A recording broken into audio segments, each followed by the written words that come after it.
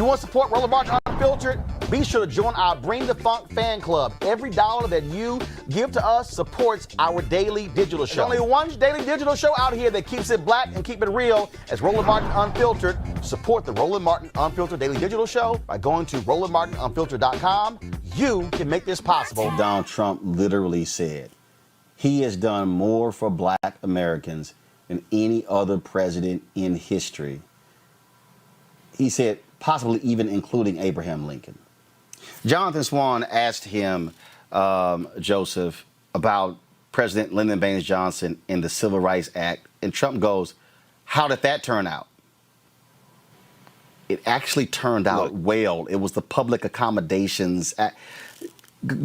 So when you hear him say he has done more for black Americans than any president in history, what do you say? I mean, I actually think it's pretty sad because quietly as it's kept, he really did have the opportunity to do a lot of good things for black America, and he simply watched the piss go by, or in some cases said that there were many fine people on both sides.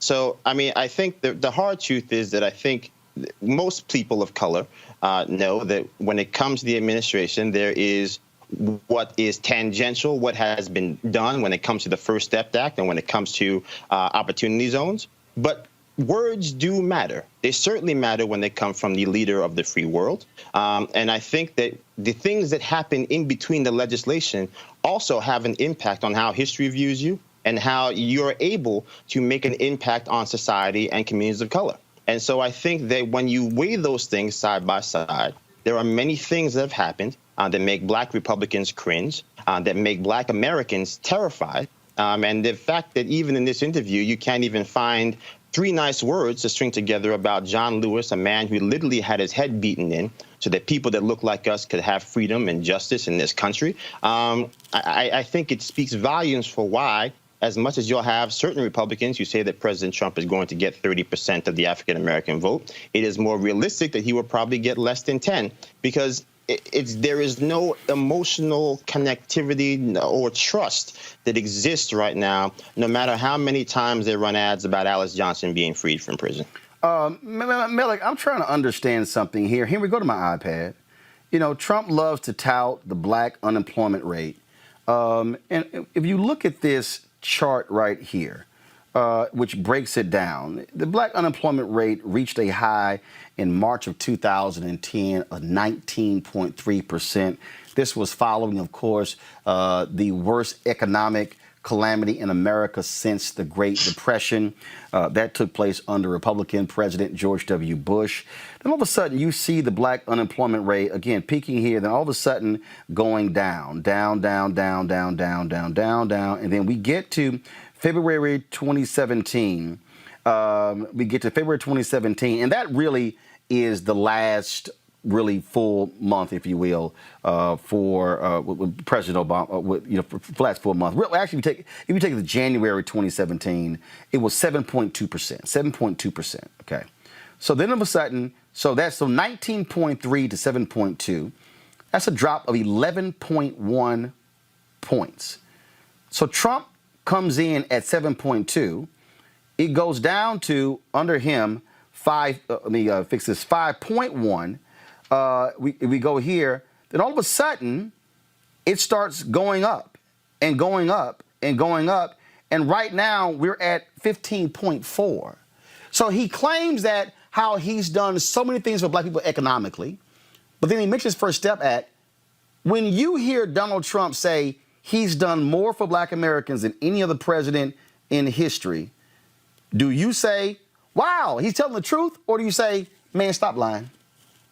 I think that's a rhetorical flourish that Donald Trump likes to use, and many Republicans as well. When you look at, and what we have to have this conversation. Is it true or false?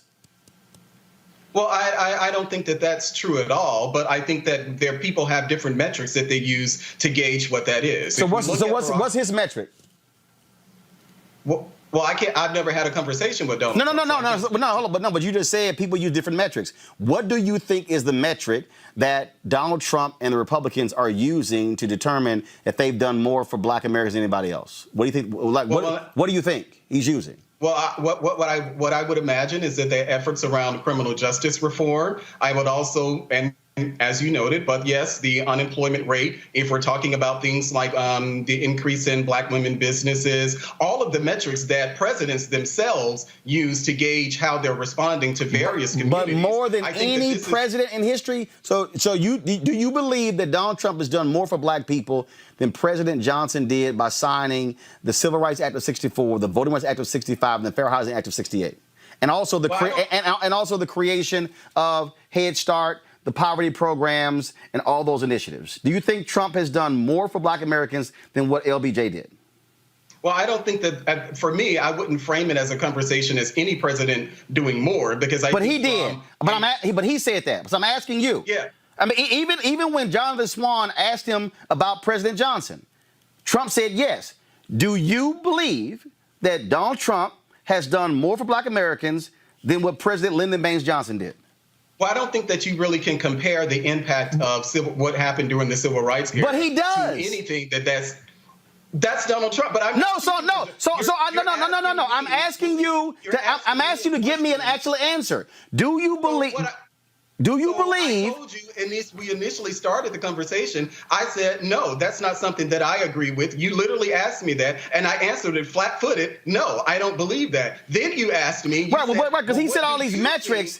He said all these metrics, and I'm not trying to understand what the metrics are. Because, I mean, if you look at the metrics. And so what your question it's like two of them. Well, Malik, what do you think that Republicans or Donald Trump are talking about? You're not asking me what I think. You're asking me to think what Republicans and Donald Trump think. Aren't you? Hold up. Aren't you a Republican? Aren't you a Republican? Aren't you a Republican? To answer your question again, no, I don't think. Melik, are you a Republican? Has been more impactful than Lyndon Baines Johnson. No, I do not believe that. But you don't have anyone on the show who's pushing that. This is an argument, I guess, that you want to have. No. Actually, no, it's not an argument I want to have. The answer is no. I'll say it again. No. I just find it interesting. I don't believe it. I just find it interesting, Kelly, to listen to this dude throw this out. I had to smack Herschel Walker's son the other day on Twitter, who said that Donald Trump has provided more job opportunities for minorities than any other president in history, and that's just a flat-out lie. And again, these are the lies they toss out, and he tosses this stuff out. He's just lying. Kelly? I mean, but he's been doing that for the past 5 years now, and I don't anticipate that changing anytime soon. When he talks about the things that he has done for black people and people of color, with the exception of giving HBCUs money that they already deserve and letting people out of prison that weren't supposed to be there in the first place, I struggle to find a point of agreement that he's done anything for this black person specifically, let alone the rest of my people. So I don't, like I don't really take what he says seriously anymore. I used to back in 2016 when, being the president actually had weight in this country. But now it is really a president who cried wolf every single day. And then not only is he crying wolf, he's trying to prove that the wolf is there. He's not just crying he's like, look at this. Here's a wolf. And it's like, Microsoft Publisher pieces of paper with big old chunks of pie graphs and bar charts that say absolutely nothing. So I don't take anything I don't take anything that our president says seriously, because I don't know if he takes himself seriously, truly, because nothing out of his mouth for the past 5 years has made sense in any context, let alone what he's done for Black people. Folks, can I just say let me, Joseph, go ahead. Joseph, wait 1 second, Malik. Malik, hold on. Joseph, then Malik. Joseph. Yeah, just quickly here. I think the reality is that I think what you're talking about, Roland, is true. But I think there is a little kernel of truth buried in what the president says, because of the simple fact that my entire adult life and parts of my youth, we sat here begging and pleading to have Black men and women released from prison for crimes they had no business being in prison for. And so the notion that we would actually basically ignore that piece of landmark legislation, I think, is disingenuous. We wouldn't ignore it from anybody else. Well, first of all, wait, hold up. Factually correct. We've never ignored it on this show. And what we also haven't ignored is that that Republicans blocked the legislation under Obama. And we also haven't ignored that initially, Trump only wanted to do prison reform. When the bill went from the House to the Senate, Dick Durbin and also Chuck Grassley, Harris, and Booker said, no. This ain't good enough. And it actually became a criminal justice reform bill in the Senate. And that's the one that got signed. But initially, Jeff Sessions was fighting it. And I had personal conversations with Jared Kushner on this. And so that's what you had. But go right ahead and finish your point. So we haven't ignored it on this show. No. Yeah, I think the crux of the matter is that the legislation got passed the same way every other legislation gets passed. You have amendments, that you have people that fight for additional things. But what ends up hurting this, and I think, again, what the real untold story is what could have been for the Trump administration. This is an individual who, whether you hate him or love him, has a certain level of clout with a robust portion of Americans that do not want to wrestle with the vestiges of our lesser angel. He could uniquely talk about the issues that have affected George Floyd and so many people of color. He has chosen not to. He could uniquely be willing to bridge the divide in this time of COVID-19 when it comes to perhaps the death of somebody like Congressman Lewis. He has chosen not to. And so I think, to me, the greater tragedy is to not necessarily say that what he is talking about is so unfounded, but the fact that there was actually a possibility that it could have been true had he only accepted the challenge. And so I think that, to me, that is kind of the silver lining, or the unfortunate outcome that too often gets ignored or lost in the flourishes. Well, I'll say this here before, Malik, you make your final point, and I got to go to a break. I'm sending a text to somebody else right now, is that actually, if you even say, has he done more than a Republican president? Richard Nixon actually did more when you look at the programs that Bob Brown put in place. Oh, yeah, that's what I'm saying. The numbers don't lie. But, Malik, go ahead with the final point. Yeah, I just wanted to say that I think what we should all acknowledge is that there's a macro and a micro discussion when we're talking about things that impact the Black community. We know as a fact that the things that directly impact us happen on the local and state level. At the presidential level, they're more macro things. So they're things like health care, the Obamacare, or Trump's criminal justice reform bill. They're things that each president comes in and they maybe add new ideas for themselves, or they piggyback on things that the previous administration administration did. We saw that with Barack Obama and George Bush. We see that now with Donald Trump and Barack Obama. But Trump wants to drop the Affordable Care Act. I'm sorry? But Trump wants to drop the Affordable Care Act. I think the Republicans, and I was listeing to the news, I think it was on yesterday, is that this was going to be a focus. I think that the Republicans Malik, that's a lie. No, that's a lie. Trump, we ran an ad just the other day. Trump has been saying, Trump actually said 2 weeks ago he was going to sign a new health care plan by July. Just Monday in news conference, he says, oh, I'm going to sign it in 2 weeks. He lying. Mitch McConnell, Republicans came out and actually said, there is no plan. We have not seen a plan. Nobody knows what the hell he's talking about. He's lying. Well, I'm thinking when I'm not just talking about Donald Trump, I'm talking about the Republican plan in general. There's no plan. The Republicans say there is no health care plan. They said it. Okay, so to start back where I was before you interrupted me, I had to give a factually correct. No, you're just cutting me off and not letting me. You mentioned the continuation. You mentioned the continuation of the Affordable Care Act. Trump wants to end the Affordable Care Act. This is something that I would like Republicans to focus on. And I believe what I've heard over the last few days is this something that the Republican caucus itself is going to start focusing on, because they realize that in 2020, when Trump is reelected, that they're going to need something to give, whether Obamacare is totally gone or not, the Republicans are going to need a plan. And there are conversations what to do in 2021. I doubt very seriously that there will be a plan before November, but I do expect in the second term of Donald Trump, Republicans' hands will be forced where they would have to deal with the issue of health care. Let me help all of y'all out. Republicans took more than 50 votes to get rid of the Affordable Care Act. In that entire time, they kept promising they had a plan. They have none. Trump has been saying when he ran for office and in the last 3.5 years that he has a replacement for the Affordable Care Act. He has never presented one. There is none. And so here's the other deal, Malik. He ain't getting reelected. All right, folks, back to our Roland Martin Unfiltered video in just one moment.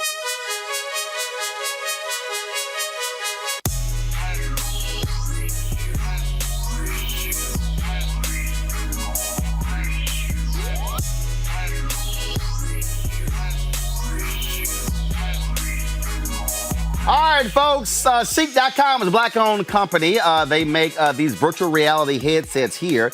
You can utilize it with their content on Seek.com. Mary Spio is a sister. She actually is the inventor of this, and so this is a great, I love the colors, black and gold, my frat colors, and also they have these great headphones, tremendous bass, 360-degree headphones, 4D as well. You can use this for gaming. You can attach a microphone to it. You can also do Bluetooth or do the power cord. And, of course, you can use this for phone conversations as well. The other day I was walking, a 2-mile walk, and so listen to music, but then have that conversation when people call my cell phone with these headphones. All you got to do is go to Seek.com, CEEK.com. Use this promo code RMVIP2020, RMVIP2020 for a discount for these products. And when you support them, you support Roland Martin Unfiltered. It's time to be smart. When we control our institutions, we win. This is the most important news show on television of any racial background. Y'all put $2, $3, $4, $5, $10, $15, $20, $30 on this and keep this going. What you've done, Roland, since this crisis came out in full bloom. Anybody watching this, tell your friends. Go back and look at the last 2 weeks, especially of Roland Martin Unfiltered. I mean, hell, go back and look at the last 2 days. You've had sitting United States senators today, Klobuchar and Harris. Whatever you have that you can bring to Roland Martin Unfiltered to support it, please do, because this information may literally save your life. Watch Roland Martin Unfiltered daily at 6 p.m. Eastern on YouTube, Facebook, or Periscope, or go to RolandMartinUnfiltered.com. Support the Roland Martin Unfiltered Daily Digital Show by going to RolandMartinUnfiltered.com. Our goal is to get 20,000 of our fans contributing $50 each for the whole year. You can make this possible. RolandMartinUnfiltered.com. You want to support Roland Martin Unfiltered? Be sure to join our Bring the Funk fan club. Every dollar that you give to us supports our daily digital show. There's only one daily digital show out here that keeps it black and keep it real as Roland Martin Unfiltered. Support the Roland Martin Unfiltered Daily Digital Show by going to RolandMartinUnfiltered.com. You can make this possible. Folks, earlier this evening, the Poor People's Campaign launched a Moral Monday digital march to stop Mitch McConnell's misery, meanness, and mayhem. We live streamed that, got about 165,000 views on our platform. Reverend Dr. William J. Barber, of course, leader of the Poor People's Campaign, tweeted, "McConnell is too comfortable with the thousands of deaths and untold suffering from the pandemics of COVID-19, systemic racism, and poverty. In this urgent crisis of leadership, we must come together to demand a full and just relief package that lifts from the bottom."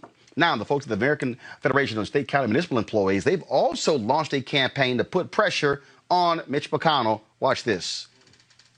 The coronavirus is wrecking state and local budgets. If the Senate doesn't act, it will mean painful cuts to essential public services across America.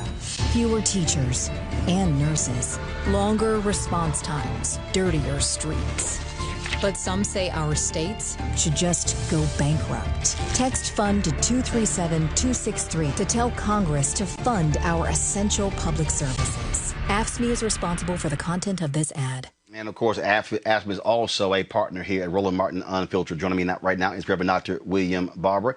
Dr. Barber, always a pleasure to have you here. Bottom line is this here, and while you're talking, we got you on the phone while you're talking, I'm going to roll some of the video from earlier from the live stream. Bottom line is this here. What did you want to achieve with targeting Mitch McConnell? Well, first of all, thank you, Roland. Thank you so much. You know, we have to triangulate people. We have to have targets. And one of the things that has happened in all of this is Trump is getting all the attention. McConnell has not been getting attention, and McConnell is doing more damage in some ways than Trump because of what he's holding back and because of what he's passing. That cannot happen. Not only in this election must we have a transformation at the top, we've got to have a real transformation of the Senate. And that's why I asked me, my brother, President Lee Sanders, and I, and the Poor People's Campaign, we're together. Because they're even trying to play this other game. They're saying, okay, we may do something for state and municipal workers, but we're not going to do anything for unemployed workers. And they're trying to pit it. And we're saying, that's not going to work. Mitch McConnell's policy is legislative evil. Let's hear me on this. We had folk on Kentucky that laid it out. Mitch McConnell is dangerous and has been dangerous. Mitch McConnell has held up fixing the Voting Rights Act for over 7 years. Mitch McConnell is, because of what he has done, is the reason we don't have universal health care and the reason people are dying. Mitch McConnell has refused to deal with living wages. And what he just did, but now understand how powerful this man is technically. Roland, and we've talked about this. When the corporations said they wanted $3-4 trillion, they got everything they wanted. It was, but he made sure that the first 3 bills gave 83% of all the money to banks and corporations. That's McConnell's work. He's the one stacking these federal courts with people who don't even believe that Brown versus Board of Education is settled law. And as of Saturday, when we look at this, 30 million plus workers who were receiving $600 a week were cut off. 50 million people have applied for unemployment. 27 million people have lost their insurance, added to the 87 million people that already were underinsured or uninsured. That's 114 million people. This is directly a result of Mitch McConnell. 10 to 20 million people are at risk of being homeless. 50 million people and families are going hungry and will go hungry. And he told us what he was going to do from the beginning. He said, I'm not going to pass anything unless it guarantees legal immunity to corporations who hire workers in unsafe conditions. If they are not protected from being sued, I'm not going to pass anything. And what he's also negotiating for, finally, he wants $250 billion more of tax cuts in this bill to the wealthy. He wants $28 billion for the military they haven't even asked for. And we know now, Roland, that wealthy, greedy folk have made $755 billion off of this pandemic. So as my good friend, Reverend Dr. Jeremiah Wright says, the pandemic has exposed the pandemonic. And so what we're doing is we're going straight. We can't be in the street right now to go in it where we can't get into offices.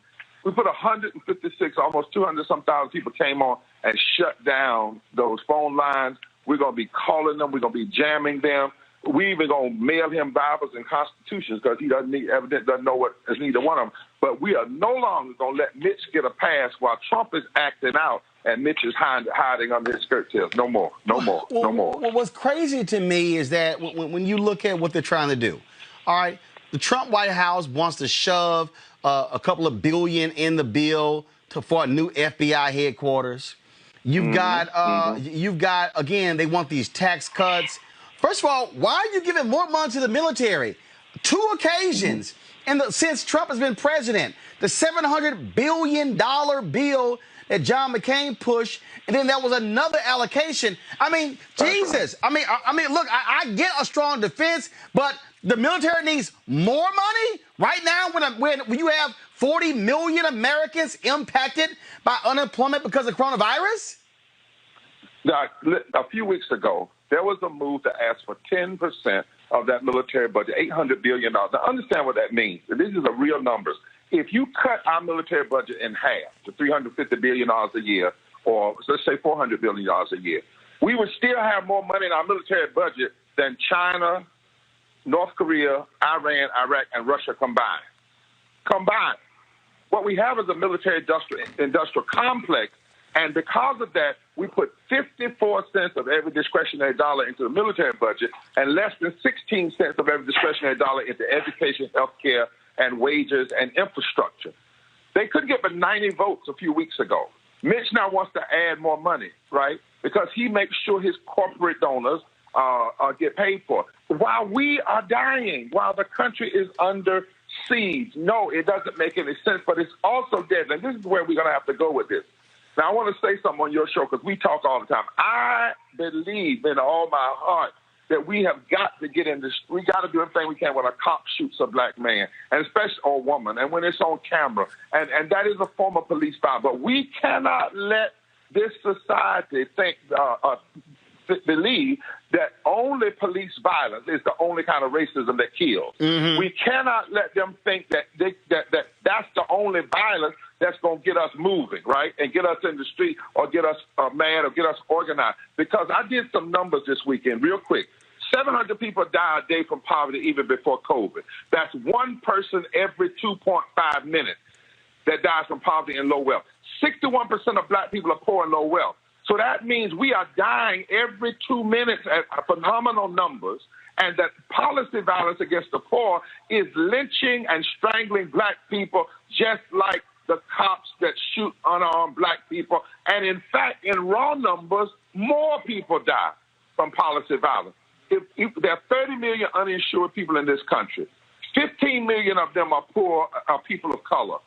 5,600 people die every year from the lack of health insurance. That's 1 million people, 5,600 people die for every 1 million uninsured. That means, Roland, that every 6.25 minutes, a person of color dies from the lack of health care. And Mitch McConnell blocks health care. So he is just as guilty of our folk dying as a cop that gets filmed on camera. We just don't see the results of it on camera.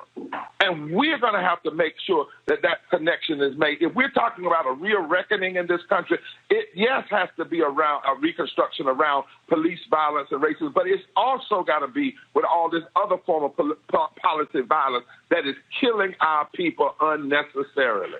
And this is also where you make the point, the millions of poor people who have not been voting, they can actually not only make the difference, they could, if they vote with their numbers, they could absolutely, as I'll keep saying that in the movie Remember the Titans, when my man said, Herman, leave no doubt.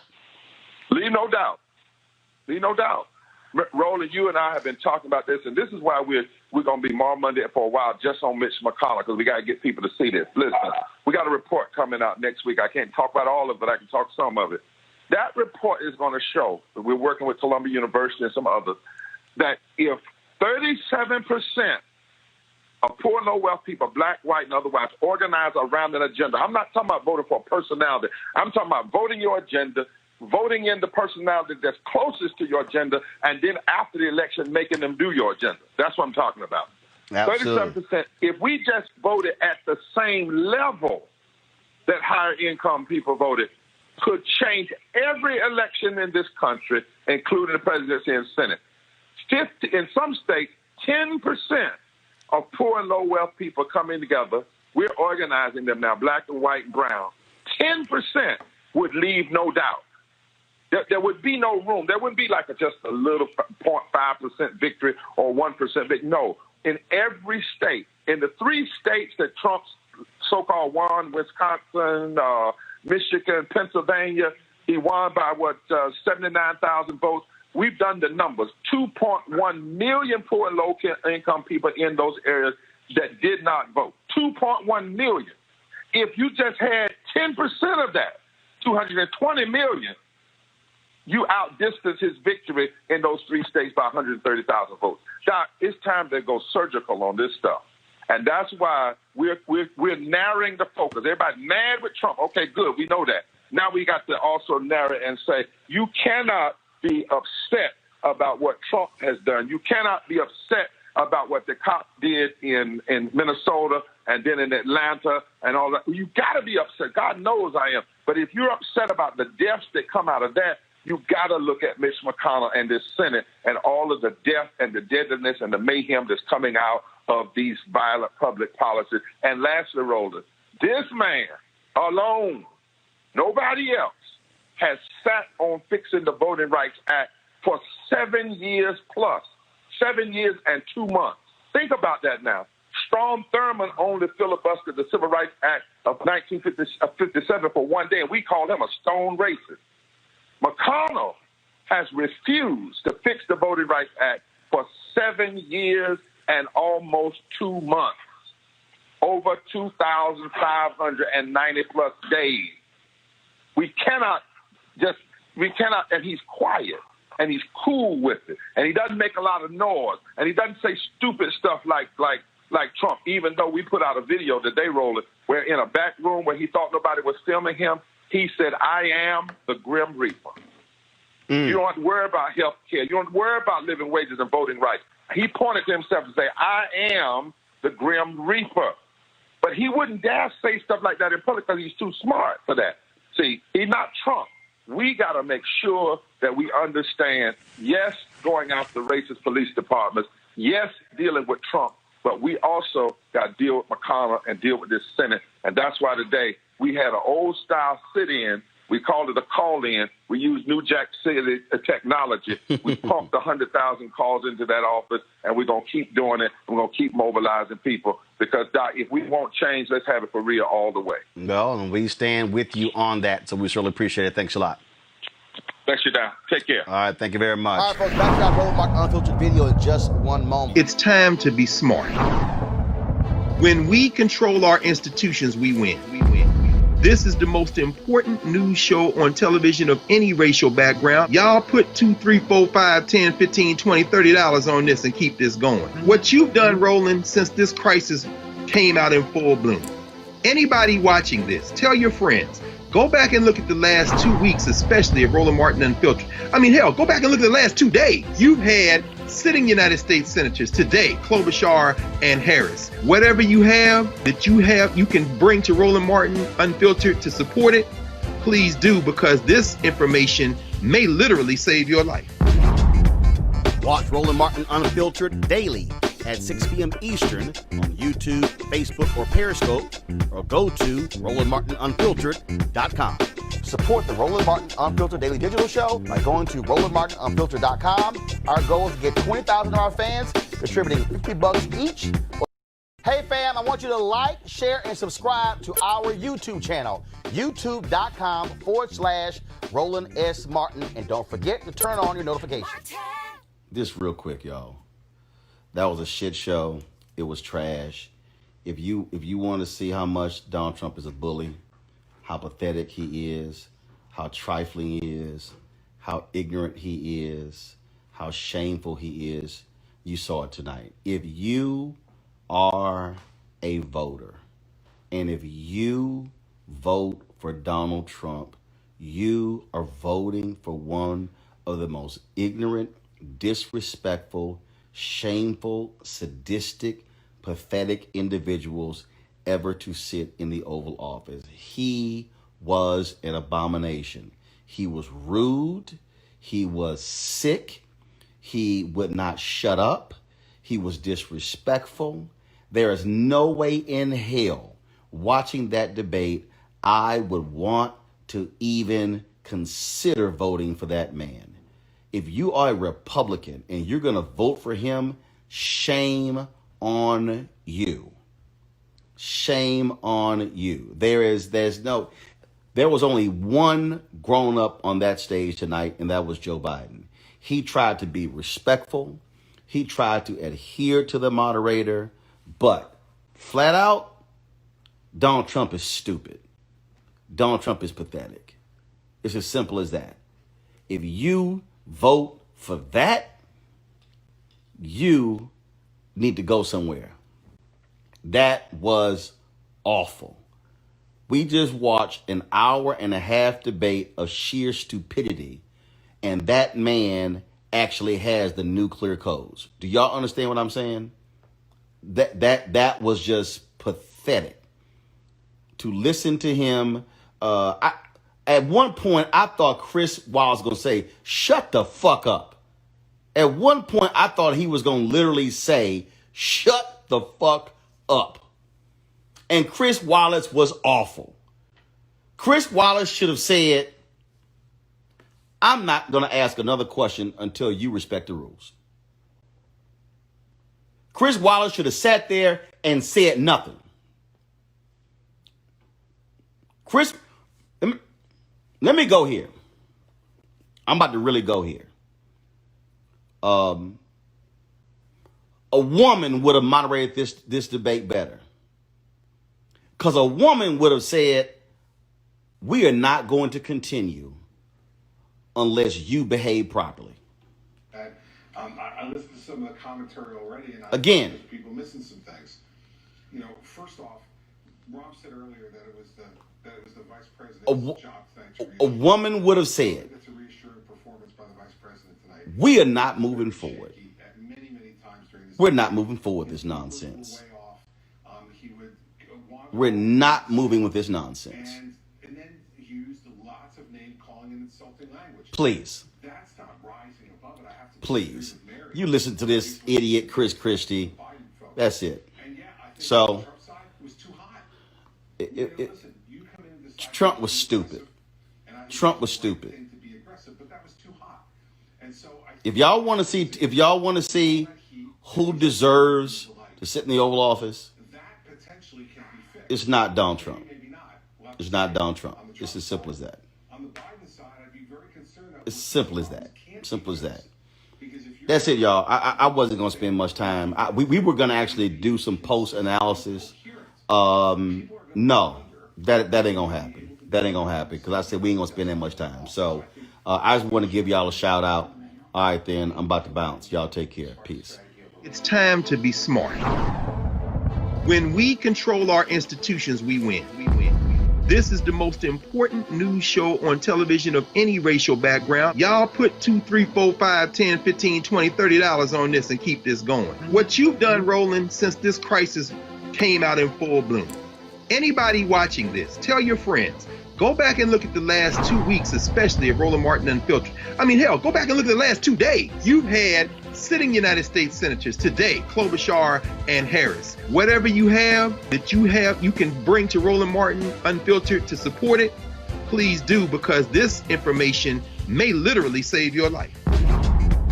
Watch Roland Martin Unfiltered daily at 6 p.m. Eastern on YouTube, Facebook, or Periscope, or go to RolandMartinUnfiltered.com. Support the Roland Martin Unfiltered Daily Digital Show by going to RolandMartinUnfiltered.com. Our goal is to get 20,000 of our fans contributing $50 each for the whole year. You can make this possible. RolandMartinUnfiltered.com. In America, everyone counts, and the 2020 census is how that great promise is kept. Respond today online, by phone, or by mail, and help inform hundreds of billions in funding for education, health programs, and more. Shape your future. Start at 2020census.gov. Well, folks, Donald Trump was in Atlanta today unveiling his plan for Black America. It is called the Platinum Plan. Quite interesting. He presented this in front of a group of African Americans. He designates the KKK and Antifa as terrorist organizations, called for making lynching a national hate crime, and also they want to make Juneteenth a national holiday. Now, according to the plan, according to the campaign, the plan will increase access to capital in Black communities by almost $500 billion and create 500,000 new Black-owned businesses. Here's Donald Trump talking to y'all. And then, of course, when he's done, I will deconstruct this entire plan. And I'm here today to announce a brand new plan to deliver more opportunity, more security, more fairness, and more prosperity to black communities. We call it the Platinum Plan. Platinum Plan. And that's a contract with black Americans, and it's going to be something that people talk about for a long time to come. If you vote Republican over the next 4 years, we will create 3 million new jobs for the black community. Open 500,000 new black-owned businesses. Increase access to capital in black communities by $500 billion. And this includes investing in community development, financial institutions, and minority depository institutions. Build up peaceful and safer urban neighborhoods with the highest standards of, and you know this, of policing. We want the highest standards. We have to have highest standards of policing. Bring even greater fairness to the justice system. We did criminal justice reform. We remember that. Even greater, we will create a national clemency project to right wrongful prosecutions and to pardon individuals who have reformed their life. You saw Alice, right? We love Alice. She had another 24 years to go. Can you believe it? She served 22 years. She had another 24 years to go. It was ridiculous. And she is a great woman. Create a ladder of opportunity for African American children by delivering school choice to every parent in America. So important. Give black churches the ability to compete for federal resources for their communities. Bring better and tailored health care to address the historic disparities that we've had for so many years. You know that. This includes investing in treatments for kidney disease, diabetes, high blood pressure, sickle cell disease, and maternal mortality. Advance home ownership and wealth building in the black community. Bring more manufacturing back to the USA, which we're doing anyway. And back to the inner cities, which have been largely forgotten, although not so much in the last 3 years when you get right down to it. Thank you. And Democrat policies that import low-wage foreign workers from overseas to replace black workers in our inner cities. Joe Biden cares more about the citizens of foreign countries than he does about black Americans living in our own country. I will always put Americans first, and that includes, very, very importantly, black Americans. And there's much more in our plan, which we're releasing today, so we'll get everyone a copy, and it's actually been very well received, and we appreciate that. The Platinum Plan is a bold vision that we can and really will achieve over the next 4 years, and we'll be able to do it, if not sooner. Unlike my opponent, I'm not a career politician, thank goodness. I get results, and I keep my promises. Now, in the same thing, in the same deal, he talked about, how he has led this record investment that guarantees funding for HBCUs. All week, I used to be seeing me rocking HBCU gear. Today, I'm representing Harris Stowe out of St. Louis. So, is he lying? Yeah, let's talk about this. First of all, let's talk about it with Dr. William Spriggs. He's the economist at Howard University, and Walter Kimbrough, president of Dillard University. Walter, I'm going to start with you. Okay, Donald Trump keeps touting how he has saved HBCUs, how he has made funding permanent for HBCUs so they don't have to keep coming back to Congress every year for asking money. You have been tweeting about this. You are an actual HBCU president. So I would think you probably have a good idea if this funding is permanent. Is what Donald Trump is saying false? Is it true? Is it false? Is it a flat out lie? What is it? Flat out lie. And it just drives me crazy because particularly for the program that got funded, there are over half a dozen federally funded programs for HBCUs. He's talking about this one program that started as a pilot program by George W. Bush for 2 years. That program died when President Obama got to office, and everybody beat him up to say, look, you need to keep this money. So then President Obama comes back like, all right, I hear y'all. I'm going to make it a 10-year program. So it's a 10-year program. Hold on. So hold on 1 second. That's first. It was a 2-year pilot program. You say it died, meaning it was over, meaning Congress had to reauthorize it. Okay. Right. First of all, that program, what is it and how much money are we talking about? So it was a 2-year program for $85 million a year for HBCUs. So $85 million that was shared with multiple HBCUs. 85 million. 85 million. Okay, go ahead. 85 million. So then President Obama took that and made it a 10-year program, $85 million a year. And it also is additional money for minority serving institutions. So you'll hear some people say it's $200 million a year, but that includes the Hispanic serving and Asian Pacific and all of that. So it's a 10-year program.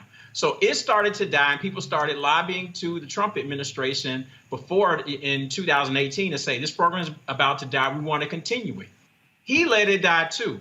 Alma Adams came back and wrote the new bill called the Future Act, which made it another 10-year program, and then wrestling with some of the Republicans, it ended up becoming a permanent bill, but they can still only fund it out for 10 years. So we'll wait to see what happens in 10 years. But as he said today, it's a 10-year program, $85 million a year, which is exactly the same thing that we had under President Obama. So let's be clear. Again, I had Congressman Alma Adams on this show. This was not a plan that originated from the White House. No, not at all. It was not. Congressman Alma Adams, who also got with Republican Mark Walter from North Carolina, whose wife is a Winston-Salem State graduate. They were the co-chairs of the HBCU Congressional Caucus, drove that thing through. So when Trump is saying, I made it permanent, he's talking about a single program that's $85 million a year. Exactly. That's all he's talking about. And when he takes credit for it, people will defend him and say he signed it. But this bill passed both the House and the Senate with a veto-proof majority. His signature was performative. Let's just call it what it is, because there was no way he was going to veto something that was already veto-proof. So he didn't do anything. He never even tweeted about it saying, hey, let's support this. But after it passed, he's like thanking Lamar Alexander. He's thanking Ivanka, who's I don't think ever been to an HBCU function, and didn't even mention Alma Adams, which is the height of disrespect that he treats black people with. And in fact, it passed the House. It was held up in the Senate by Lamar Alexander, and Congressman Alma Adams was putting pressure. Why? Because she came on this show talking about that very issue. Now, when he says record funding, I've increased HBCU fundings than what Obama did. True or false? Also a lie. Funding has increased, but if you look at his budgets, which they call the skinny budget, which comes out the beginning of each year, every year his budget has either been flat for HBCUs, or the year when he cut out the $85 million, it was actually a cut. So he can't say I've even asked for more money. But his first year, he blew up everything because he had to have his military stuff. So he went in and they added to the budget like a 20% increase. That's when Rand Paul went on the floor of the Senate and raised hell saying, look, when Democrats are in control, the Republicans are the conservatives. But when Republicans are in control, there are no conservatives. He was pissed because now they're going to spend all this money. So when they increased the budget, Kamala Harris and Doug Jones came back to say, y'all got this new money. Let's give the HBCUs more money, which is a 14% increase. So when you hear people say he increased HBCU funding the first year by 14%, I can show you the letter where Kamala Harris and Doug Jones asked for that money. He didn't ask for it. If you look at his budget, it's zero increase. So he's taking credit for other people's work. And every year he comes back. Flat budget for these programs, for the 2 Title III programs, for the minority, for the HBCU graduate programs, for the HBCU master's programs. They're always flat. And then the money goes up because Democrats come in and work with Republicans and increase the funding. And then he says, look what I did. I did all this for you. So all of that is a lie. None of his budgets support what he's saying now. Yes, the money went up, but he didn't ask for it. Last point for you. I've had people who, oh, my goodness, Kimbrough's making it up. There's a photo. You were one of the HBCU presidents who was here in D.C. when they took photos in the Oval Office. So it's not like you were not in the room. Right, there is one photo that has me in it. Now, I'm not in most of them because when it went down and Omarosa said, we are going into the Oval Office, right then and there, I knew this is a setup. This is not good for us. And so I am actually in the back of the room next to the picture of Andrew Jackson. So in 90% of the pictures, you will not see me. I can show you a picture that shows that I was there, but I wasn't trying to be in those because now anytime there's a story and it's bad for black people, that's one of the pictures that they use. So But the point I'm making is you were there. You know what was said. You were sitting there listening to it. And so when somebody says, that's just sour grapes, and also for the MAGA people, how long have you been an HBCU president? I'm in my 16th year. At 2 different institutions. 2 institutions. As president. So that's for all the folks who say he don't know what he's talking about. He's sort of making this whole thing up. Anything else our audience needs to know about the truth about Donald Trump and HBCUs?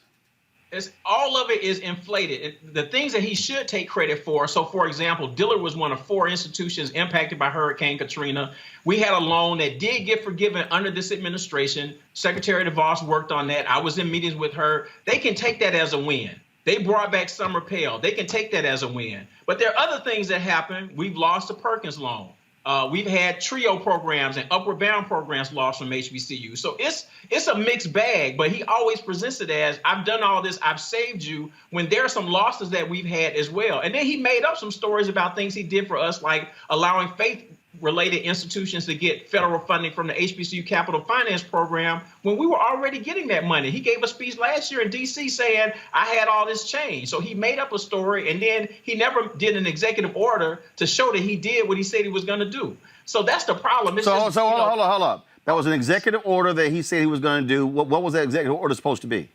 It was supposed to make sure that faith-based religious institutions affiliated HBCUs would be able to have access to the HBCU Capital Finance Program. But we already have access to that program. We're actually getting that money now. So when I heard the speech, I was like, what are you talking about? We already have access to this money. And so he says, I've done this for you, but then he doesn't go back and create an executive order to do what he said he was going to do anyway. So he made it up, and then he didn't follow through with a made-up executive order to fix the made-up problem. Walter Kimbrough, President, Dillard University. We certainly appreciate it. Thanks a lot. Yep. All right, folks, we're going to further continue our deconstruction of this platinum plan with economist Dr. William Spriggs, of course, economist with the AFL-CIO, also Howard University. All right, Bill, so let's, first of all, it's an insult, the name of this, the Platinum Plan.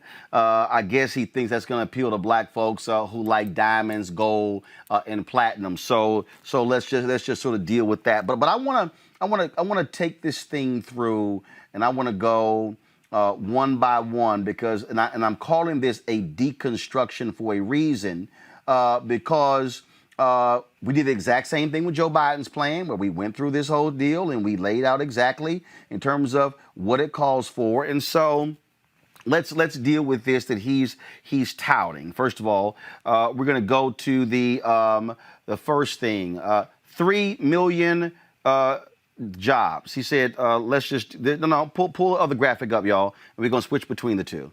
So go there. First, 3 million new jobs for the black community. Did he say how that's going to happen? No, he didn't. But let's remember he's in the hole because we have fewer jobs than when he took office right now. He took office, black unemployment was 7.5%. It drops down to what, 5.1% in late 2019. Right now, black unemployment is what, 13%? Yes. I don't count the drop because what counts is what's the score. Right. So the point is, I don't care that you tell me at halftime we were ahead. Right. So it was 7.5% when you came in. It was here. Now it's 13%. So when you say, I'm going to add 3 million new jobs, all you doing is talking about I'm going to replace what we've lost. What he lost. What he lost, right. Since he want to claim everything. All right, next one. He says, create 500,000 new black-owned businesses. How? He doesn't say how he's going to do it. if he doesn't address discrimination in lending, he can't. And we saw what his Treasury Department did.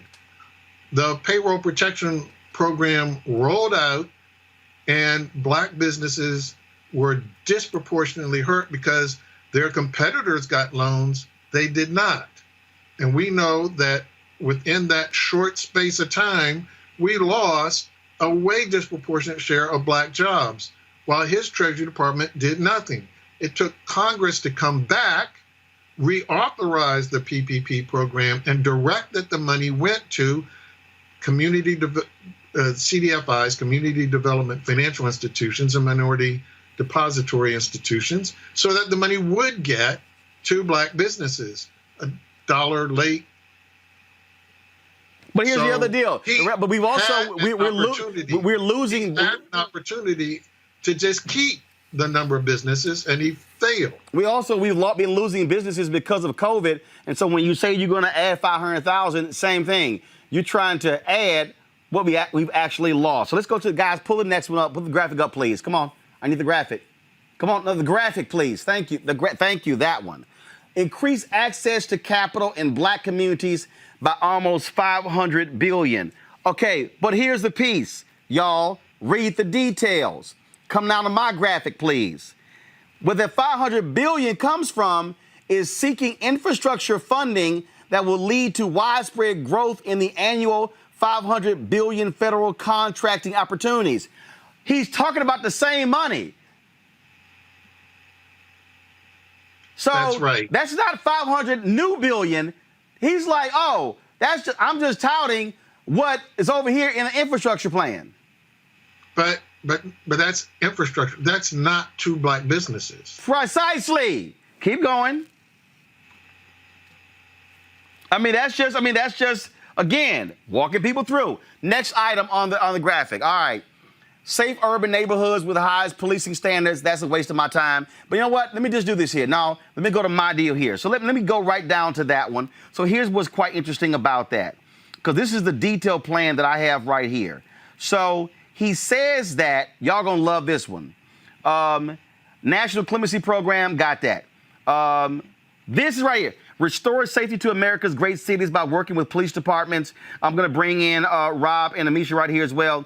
And accountable models of policing, including diversity training and accreditation standards. Rob, how can you say you're going to have diversity training for cops when you just got rid of diversity training on the federal level?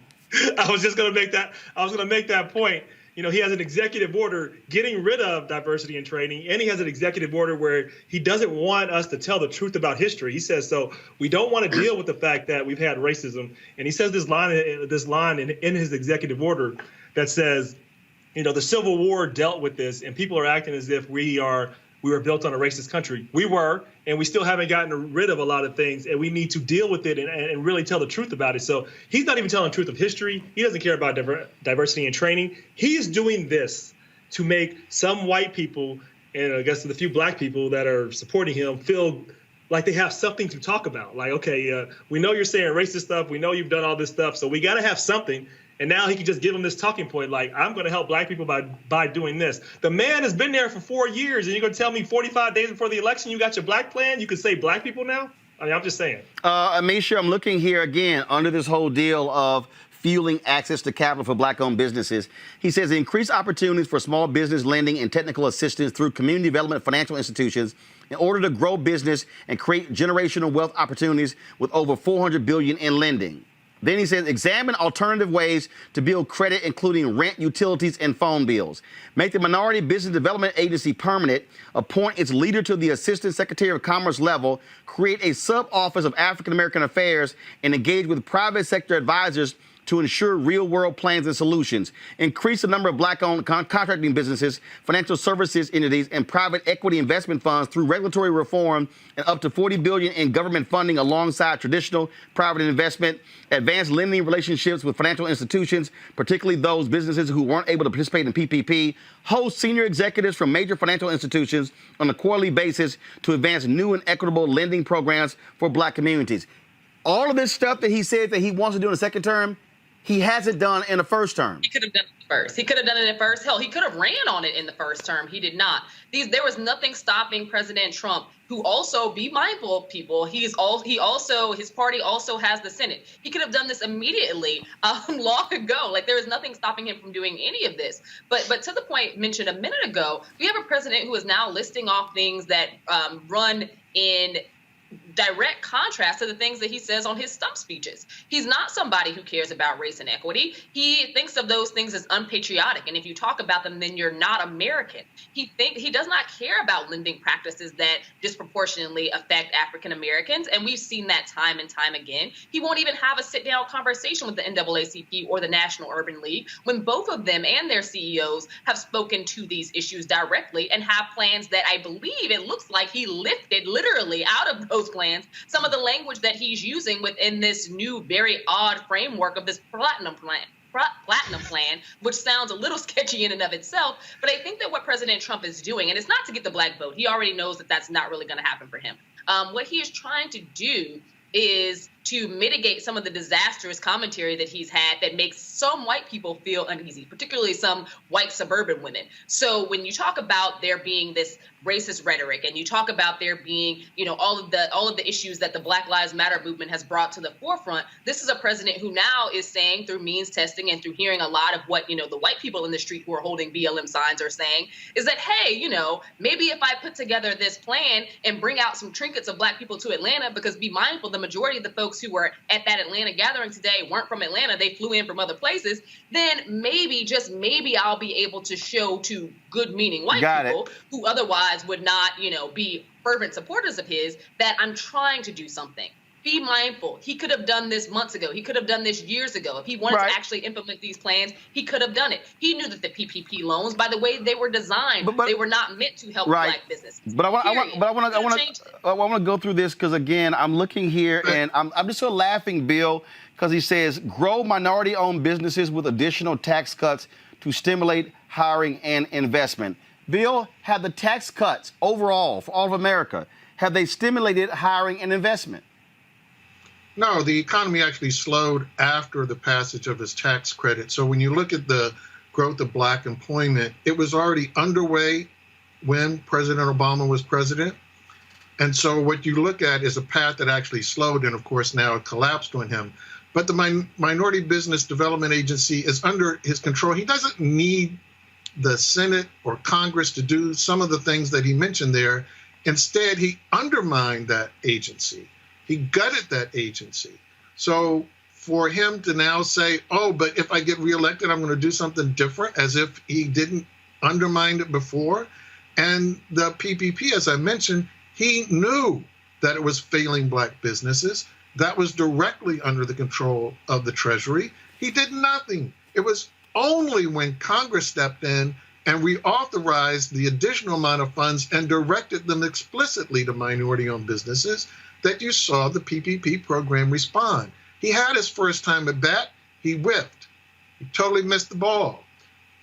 The more damaging thing, he says, is later in this plan when it comes to black home ownership. No, hold on, wait. Hold on, wait. I'm going to get to that. Hold on. I'm going to take it by section. In his plan, he says, encourage onshoring and development of domestic manufacturing to increase supply chain, business development, and employment. Sounds great. Has manufacturing jobs, have they increased or decreased under Trump?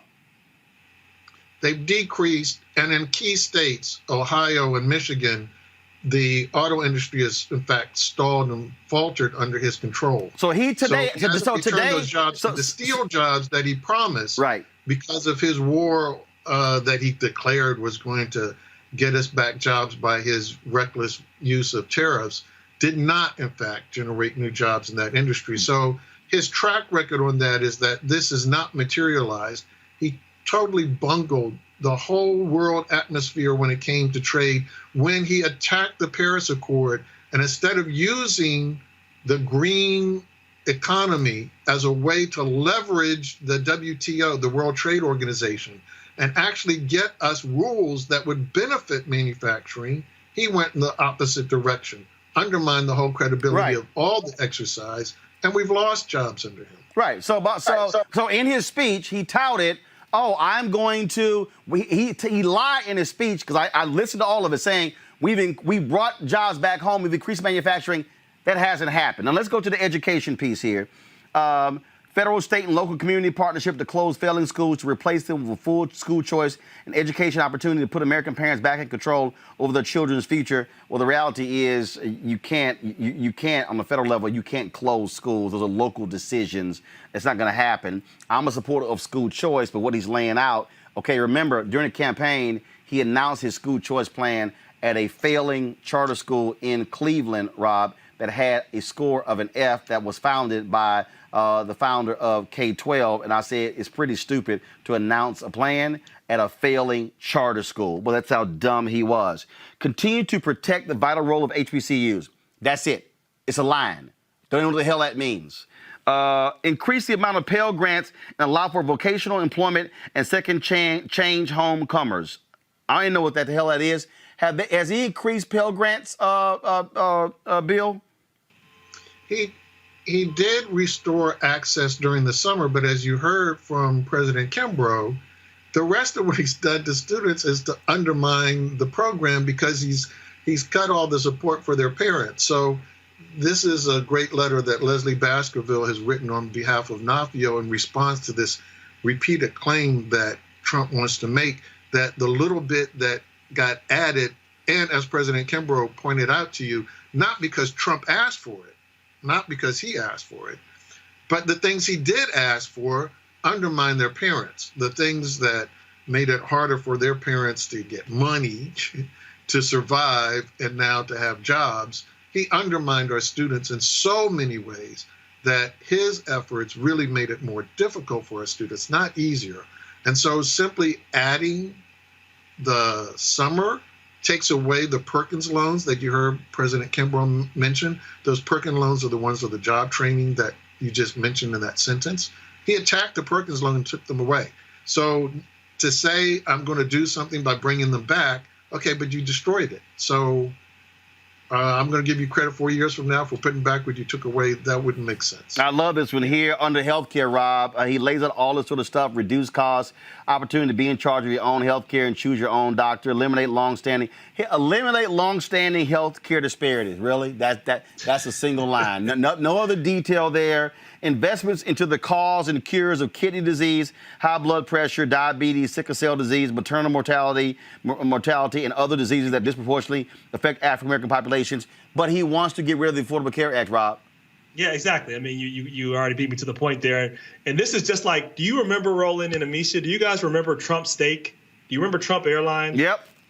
Okay, well, most people won't, and that's because none of it worked. It all crashed, and it was all bullshit. This is what this is. So I'll just sum up what this plan is. It's Trump's way of just making it seem like he's doing something to not be racist, that he actually cares about black people, to make some white people in swing states feel as if they can be justified in voting for him. And maybe he's not a racist. No, he definitely is a racist. He's a con man. He's the same person he's been. So don't fall for it. There's nothing here. It's a nothing burger. Now we're getting to the end of it. Prosperous black communities. And Bill, we'll go here. Champion federal policy reforms to advance home ownership initiatives. In his speech, Bill, he talked about how African Americans enjoyed the most prosperous moments in history under him. He said black home ownership was at its highest rates. No, that was under Bill Clinton. He talked about the same thing when it came to black wealth. No, it hasn't been under him as well. What the hell have they done with home ownership in the last 3.5 years? I've seen nothing. No, but worse than that, the number one reason we don't own homes is because of discrimination in the housing market. And he undermined the Fair Housing Act. He took as many steps as possible within the time he's been in office to fulfill that other thing he's been saying to that other crowd. Remember how he told everybody, if you get Joe Biden, you're going to have Cory Booker as a neighbor. That was his signal that I am going to continue the policies I have been pursuing to resegregate, intensify the segregation of American housing. And that is what I'm going to deliver to you suburban voters. So his real actions stand in the direct way. It's the wall that keeps us from being able to own homes. He's making that wall taller. He's not tearing down the wall. Amisha, he says here, go to my iPad, make Juneteenth a national holiday. Do you recall when that could have been done in July, and it was Senator Ron Johnson of Wisconsin who refused to allow unanimous consent to make it a federal holiday? I don't recall Donald Trump saying, stand down, Senator Johnson. I don't recall a single tweet by saying, make this happen. Again, this is bullshit.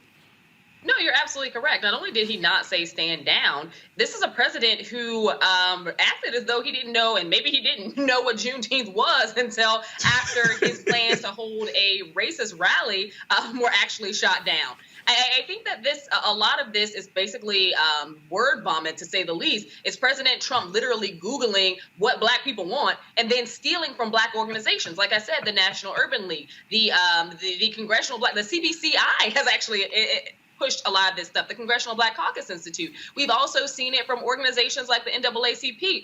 But if you do a quick Google search of the top things that matter to Black people, basically all he did was threw in these benchmarks that don't have any full or inclusive plan of actually how to get them done. He's not being informed by actual African Americans who are leaders in education, who are leaders in healthcare, who are leaders in housing, people who are actually fighting the good fight out here and have some very specific means of trying to make things better for African Americans across this country. None of this is informed rhetoric. These are empty promises, again, that he's not using or even directing towards Black people. He's directing this towards white people in swing states because he assumes that because there are so many white people who locked arms with Black people during the Black Lives Matter protests and the George Floyd protests, that now he has to say something because in those states, things are very tight for him. That's what he's doing. This is a last-ditch effort. There isn't a single thing on this list that he couldn't have done years ago if he wanted to do it. Rob, prosecute the KKK and Antifa as terrorist organizations and make lynching a national hate crime. First, the FBI director, Christopher Wray, just testified the other day that Antifa is not an organization, it's an ideology. Two, make lynching a national hate crime. I'm sorry, do you recall Donald Trump telling Senator Rand Paul to stand down, who was blocking, again, lynching from a national hate crime, a bill that Senator Tim Scott co-sponsored with Booker and Harris? I don't recall Donald Trump saying jack. So when it could have been made a national hate crime, where was Trump? He was doing what Trump does, saying some other bullshit that doesn't matter. I mean, this is what the man does. I mean, he figures out what to do with the moment and what can I say at this moment to make some people believe me and hope that it works. I think Misha said it best. This word vomit. He's just throw some shit up against the wall, see if it sticks. I mean, this is what he's doing, right? And he's just taking some ideas and then letting people go with these talking points to say, see, I'm not racist. You can talk about these things. Never mind all the things that I've said. Never mind the fact that I encourage somebody to go out and kill some people again in Wisconsin. We're not going to forget that. That's one example out of many. Never mind that he called African countries shithole countries. Never mind. We can go through. I can be here all day. I mean, but it would take all the time in your show. I mean, the man is as divisive as they come. He's toxic. He's racist. He's a horrible leader, and there's nothing he can do to change that. Only we can change that. And Bill, this is interesting.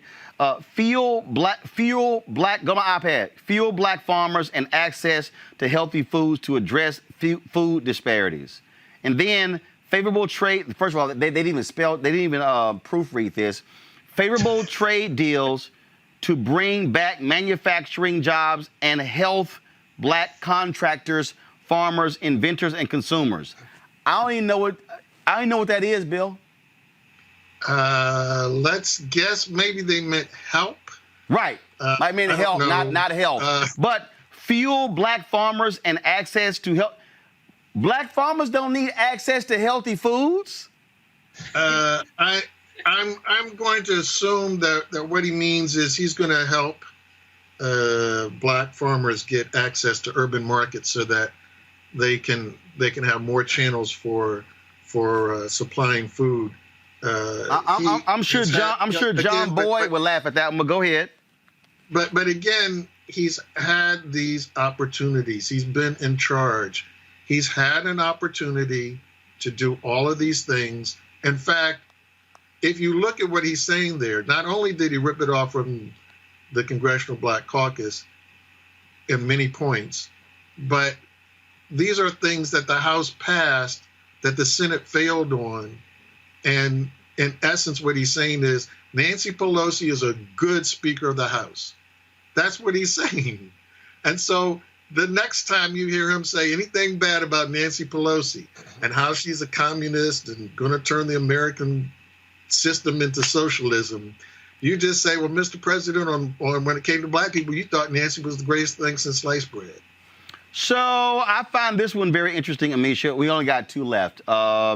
Defend religious liberty and African-American churches that lift the conscience of our nation. Really? The man don't even go to church.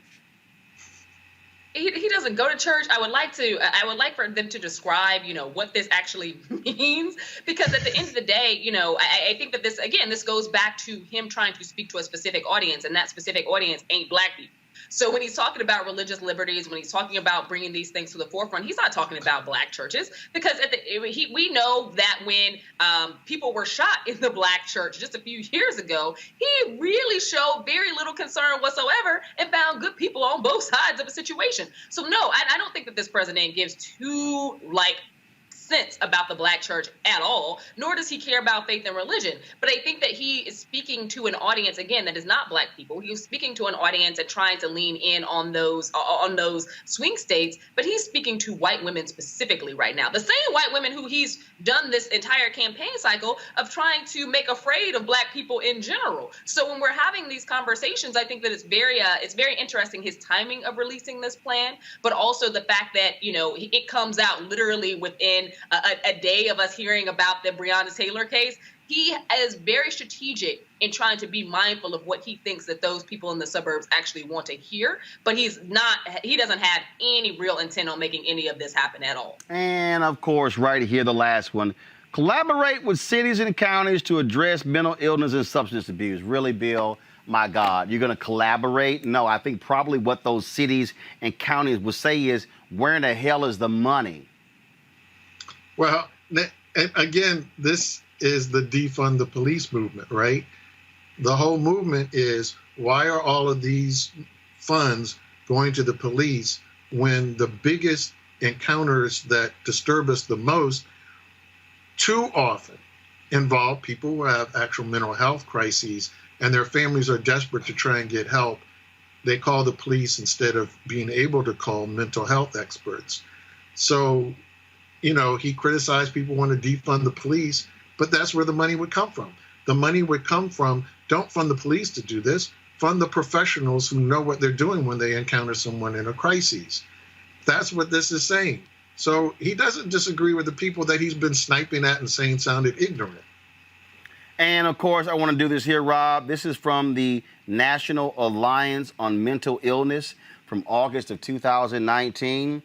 That they lay out here that Donald Trump actually was going to be slashing funds for mental health care. Yeah, I mean, you're talking about what, facts and things that actually he's doing, not words that he's saying. These things rarely align when it comes to Donald Trump. So yes, he doesn't care about mental health funding. He doesn't care about black businesses. He cares about getting reelected, keeping power, and making those who have supported him have something to talk about. They have nothing to talk about other than a horrible record of leadership and I'm sure the most divisive president we've ever seen. Folks, I did reach out to the Trump campaign, sent an email to two individuals asking, did any of them, they make anyone available to come on this show to actually discuss and defend this plan? No response. Bill Spriggs, I appreciate it, man. Thanks a lot. All right, folks, back to our Roland Martin Unfiltered video in just 1 minute. As our community comes together to support the fight against racial injustice, I want to take a second to talk about one thing we can do to ensure our voices are heard. Not tomorrow, but now. Have your voices heard in terms of what kind of future we want by taking the 2020 census today at 2020census.gov? Now, folks, let me help you out. The census is a count of everyone living in the country. It happens once every 10 years. It is mandated by the U.S. Constitution.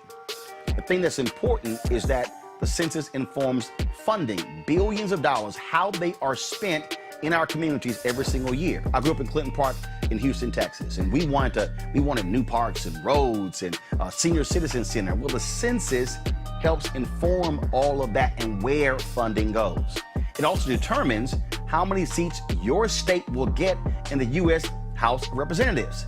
Young black men and young children of color are historically undercounted, which means a potential loss of funding for services that helps our community. Folks, we have the power to change that. We have the power to help determine where hundreds of billions in federal funding go each year for the next 10 years. Funding that can impact our community, our neighborhoods, and our families and friends. Folks, responses are 100% confidential and can't be shared with your landlord, law enforcement, or any government agency. So please, take the 2020 census today. Shape your future. Start at 2020census.gov. Malik, I'll start with you. Do you consider your fellow Republicans to be hypocritical when you listen to what Mitch McConnell said in 2016, Lindsey Graham said in 2016, Chuck Grassley, what he had to say as well? All these Republicans who said, oh no, there should not be a Supreme Court pick in a presidential year. Scalia died. It was 9 to 10 months before the election took place. Here we are, less than 50 days. And so are Republicans not being extremely hypocritical what they're saying in 2020 compared to 2016? I think both sides are being hypocritical. If you look at the positions held by Democrats in 2016, and you look at the positions that Republicans had in 2016, they're polar opposites than the positions that they have now. So the idea that there are hypocrites in politics, that really doesn't surprise me, but I'm willing to call out Republicans for being hypocrites, and I encourage Democrats to call out Democrats for being hypocrites, because the position that they had in 2016 about a president's authority to not just appoint or nominate justice, but for that person to come up for a hearing and get a vote and ultimately be confirmed is different than the position that they have now. So hypocrites in politics, absolutely, on the Republican and Democratic of course, side. and then but you have Republicans who now want to change the rules by saying, oh, no. What we really meant was in 2016, since we control the Senate and the opposite party is in the White House, then that's different. But when you have Republicans who control the White House and the Senate, that's the difference. Then, of course, you got Lindsey Graham, who's an absolute liar, who said after the Kavanaugh hearings, oh, no, that if Trump, if a nominee position opens up right before the election, no, it should not be voted upon until the next president. Then he was like, oh, no, but my feelings were hurt with Kavanaugh, so that's the difference. It's like, come on, Lindsey, we know exactly what you said. Then he was so arrogant to say, oh, use the tape against me.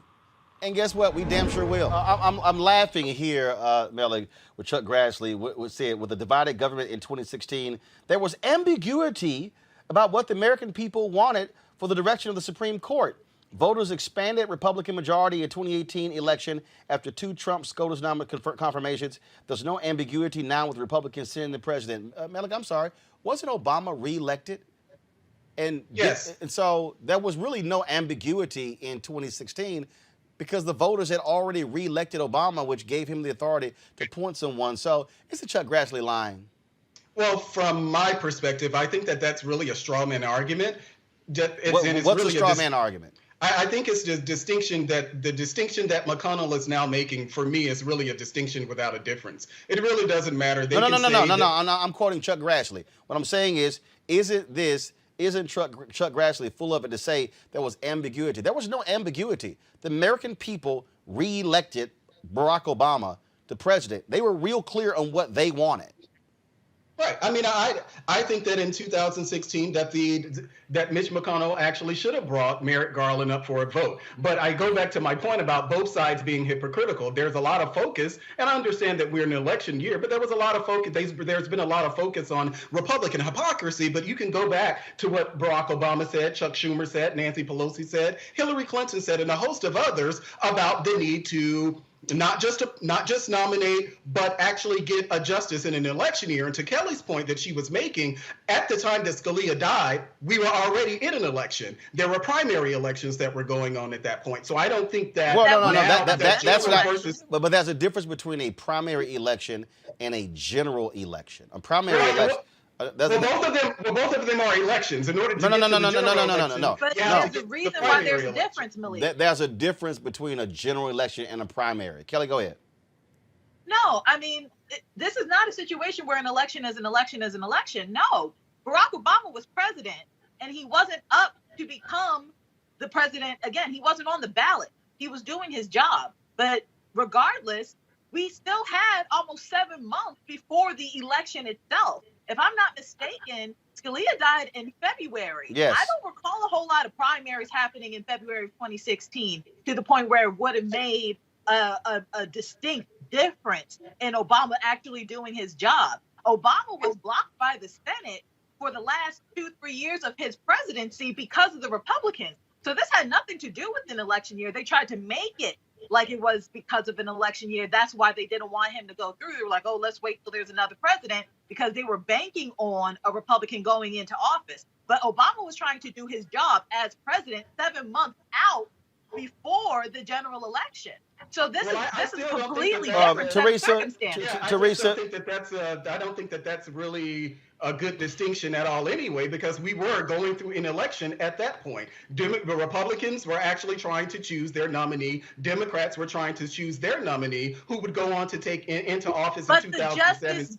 But again, as I said at the beginning, I don't have a problem calling out Republicans as hypocrites. It seems as if there's an issue with Democrats calling out the Democratic side for being hypocrites. I can acknowledge both sides are being hypocrites here. I don't gain anything or lose anything by saying that Republicans are being hypocrites, but it seems that there's a hesitance or a resistance, or at least justifications made for why it's okay for Democrats to be hypocrites. Both of them are being hypocrites. But Teresa, the Democrats are being hypocritical in this situation. Had Mitch McConnell and Lindsey Graham not said that stuff back in 2016, this would not be an issue. Because Obama would have done the same thing in 2016, nominating and getting his choice appointed to the bench. Teresa, so it wouldn't have been hypocritical had the Republicans not opened their mouths and tried to block a president from doing his job in the first place. Here's the deal. We're trying to follow a rule that the Republicans laid down, and now the Republicans are shifting the bar. And then that one second, and Teresa, they don't want anybody else in power except Donald Trump. Teresa, and that's why what Democrats have to do, Teresa, is understand. If the opposition, if they're not going to follow rules, then what you do is you don't follow rules.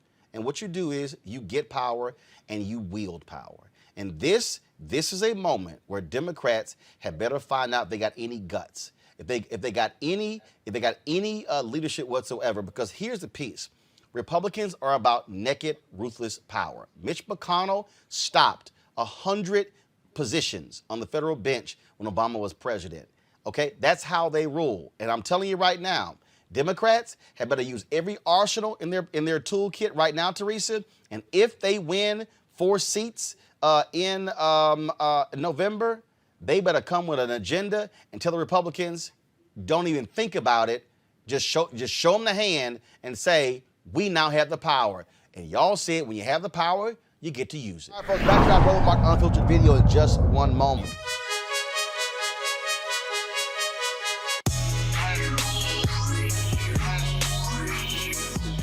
Hold on.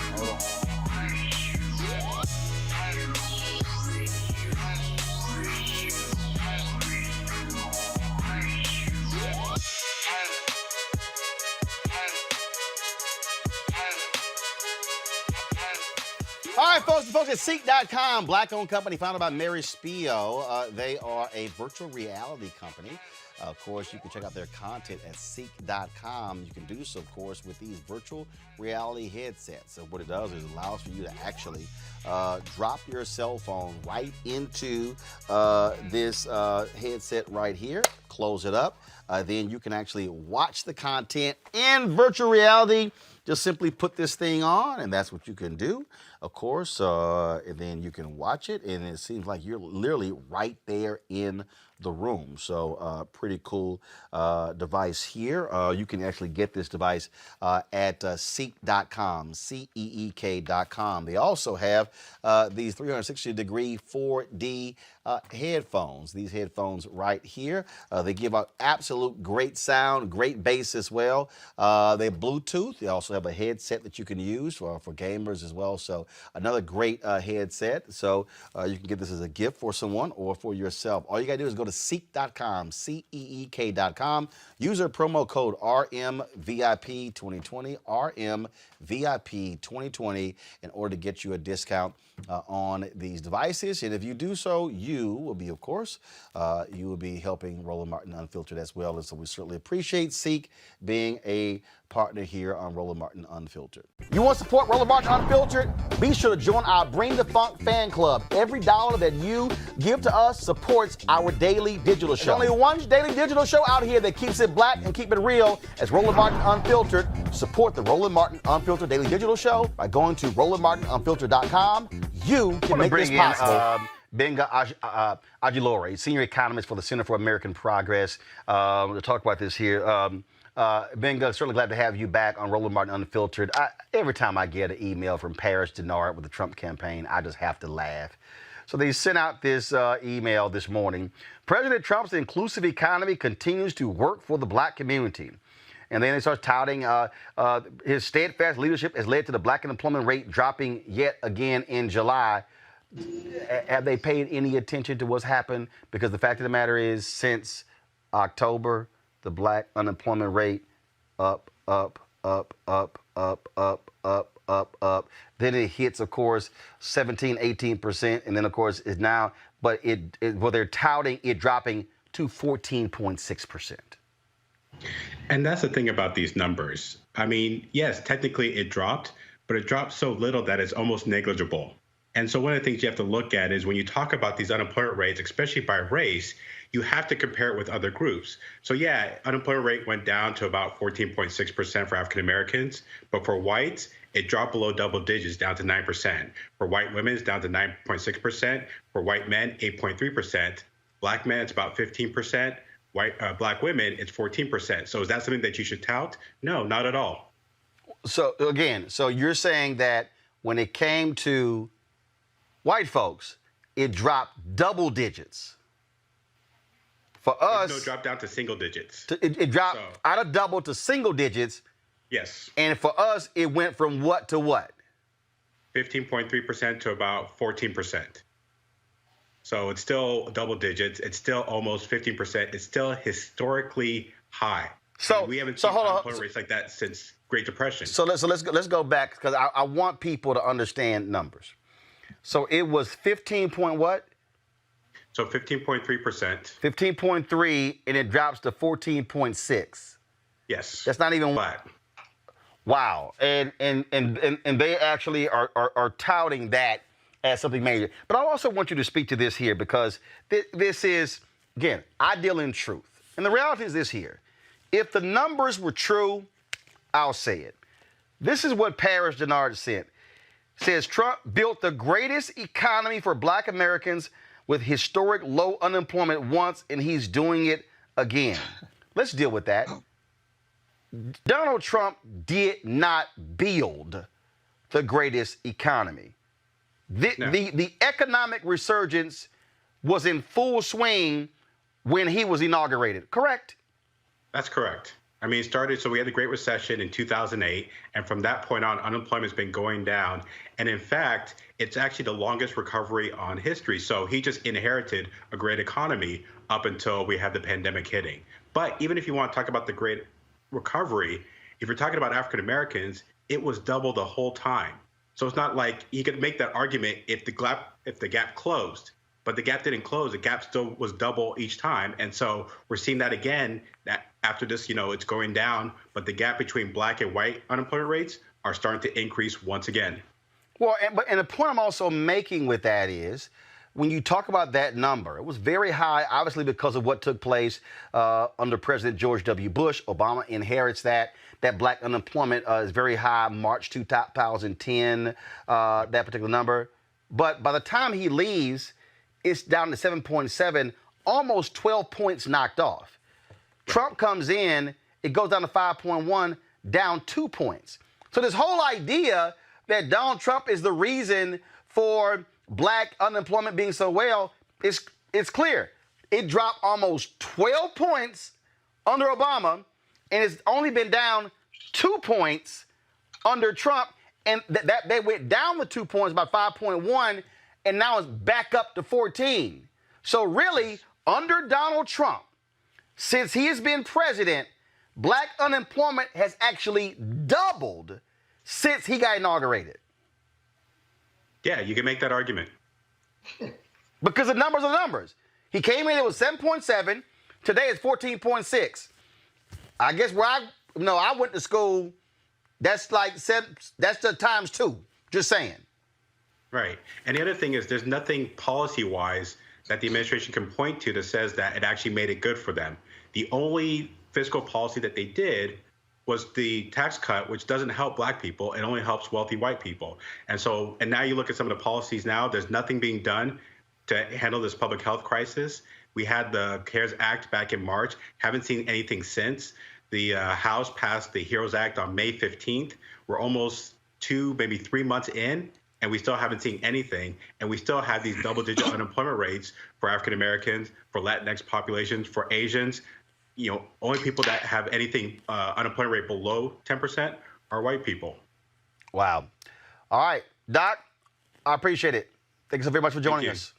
Go back to my panel here. So, Derek, when you hear again Paris sent out these statements, how Trump built this economy, even you know that's BS. He did not build. He was literally handed an economy that was surging for a number of months before he even got in. Roland, I just want to ask a question. At what point, because I just pulled up an article while he was talking, and it was from NBC, and it was from 2019. Right. And it said the lowest unemployment rate ever in history for African Americans. Right. It was down to 5.5%. Right. Lowest in history. So I guess my question is, this man was elected, Trump, in 2016. Right. This article was published in 2019. Right. 3 years after he's been in office. At what point does he get credit in his administration for the economy? Here's my question. What was it when he came in? What do you mean, where was he coming in? What was the black unemployment rate when he got inaugurated? Oh, I didn't look at those numbers. I just pulled that number right there. No. But I think it said 7.7. Yes, it was 7.7. 7.7. And it went down to what? To 5.5. Which is a drop of 2 points, correct? Correct. Okay. And that still means that black unemployment rate was still that much higher than that of whites, correct? Yeah. So no. But here's my whole point. He inherited one that was at 7.7 for black people. It goes down to 5.5. Who gave him the surging economy? What do you mean who gave him the surging economy? No. It's my question. Did the economy just start improving when he came in, or had it been improving for 6 years? My question is, at what point does he get credit for his administration? No.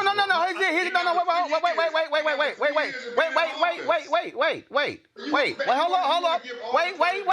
Wait. 1 second. Did the unemployment rate go down to the lowest documented in history under Trump? Did that happen? That is correct. What is it now? It's at 14. The dude just said it's at 14, 13%. It's at 14.6%. So if he came in at 7.7 and it's now at 14%, does he also get the blame for it doubling? Yeah, let's give him. Hold on, Rob. 1 second, Derek. Does he get the blame? It's the economy. Does he get the blame for it doubling? Absolutely. Okay, Rob, go ahead. No, that was my point. I was going to give Trump all the credit. He inherited a good economy and has managed to destroy it. So yes, I give him the credit. This is his economy. He's running away with it. I don't think it's a right statement to say he destroyed it. He destroyed it. He definitely did. Hold on, I'm going to tell you why he did. Because he decided to deal with the COVID-19 as something that wasn't real. He didn't have a coordinated response. He didn't have a strong response in terms of actually focusing on making sure we were supporting people, supporting workers. All of it was a game to him. And so a lot of damage happened. So yes, he is the leader.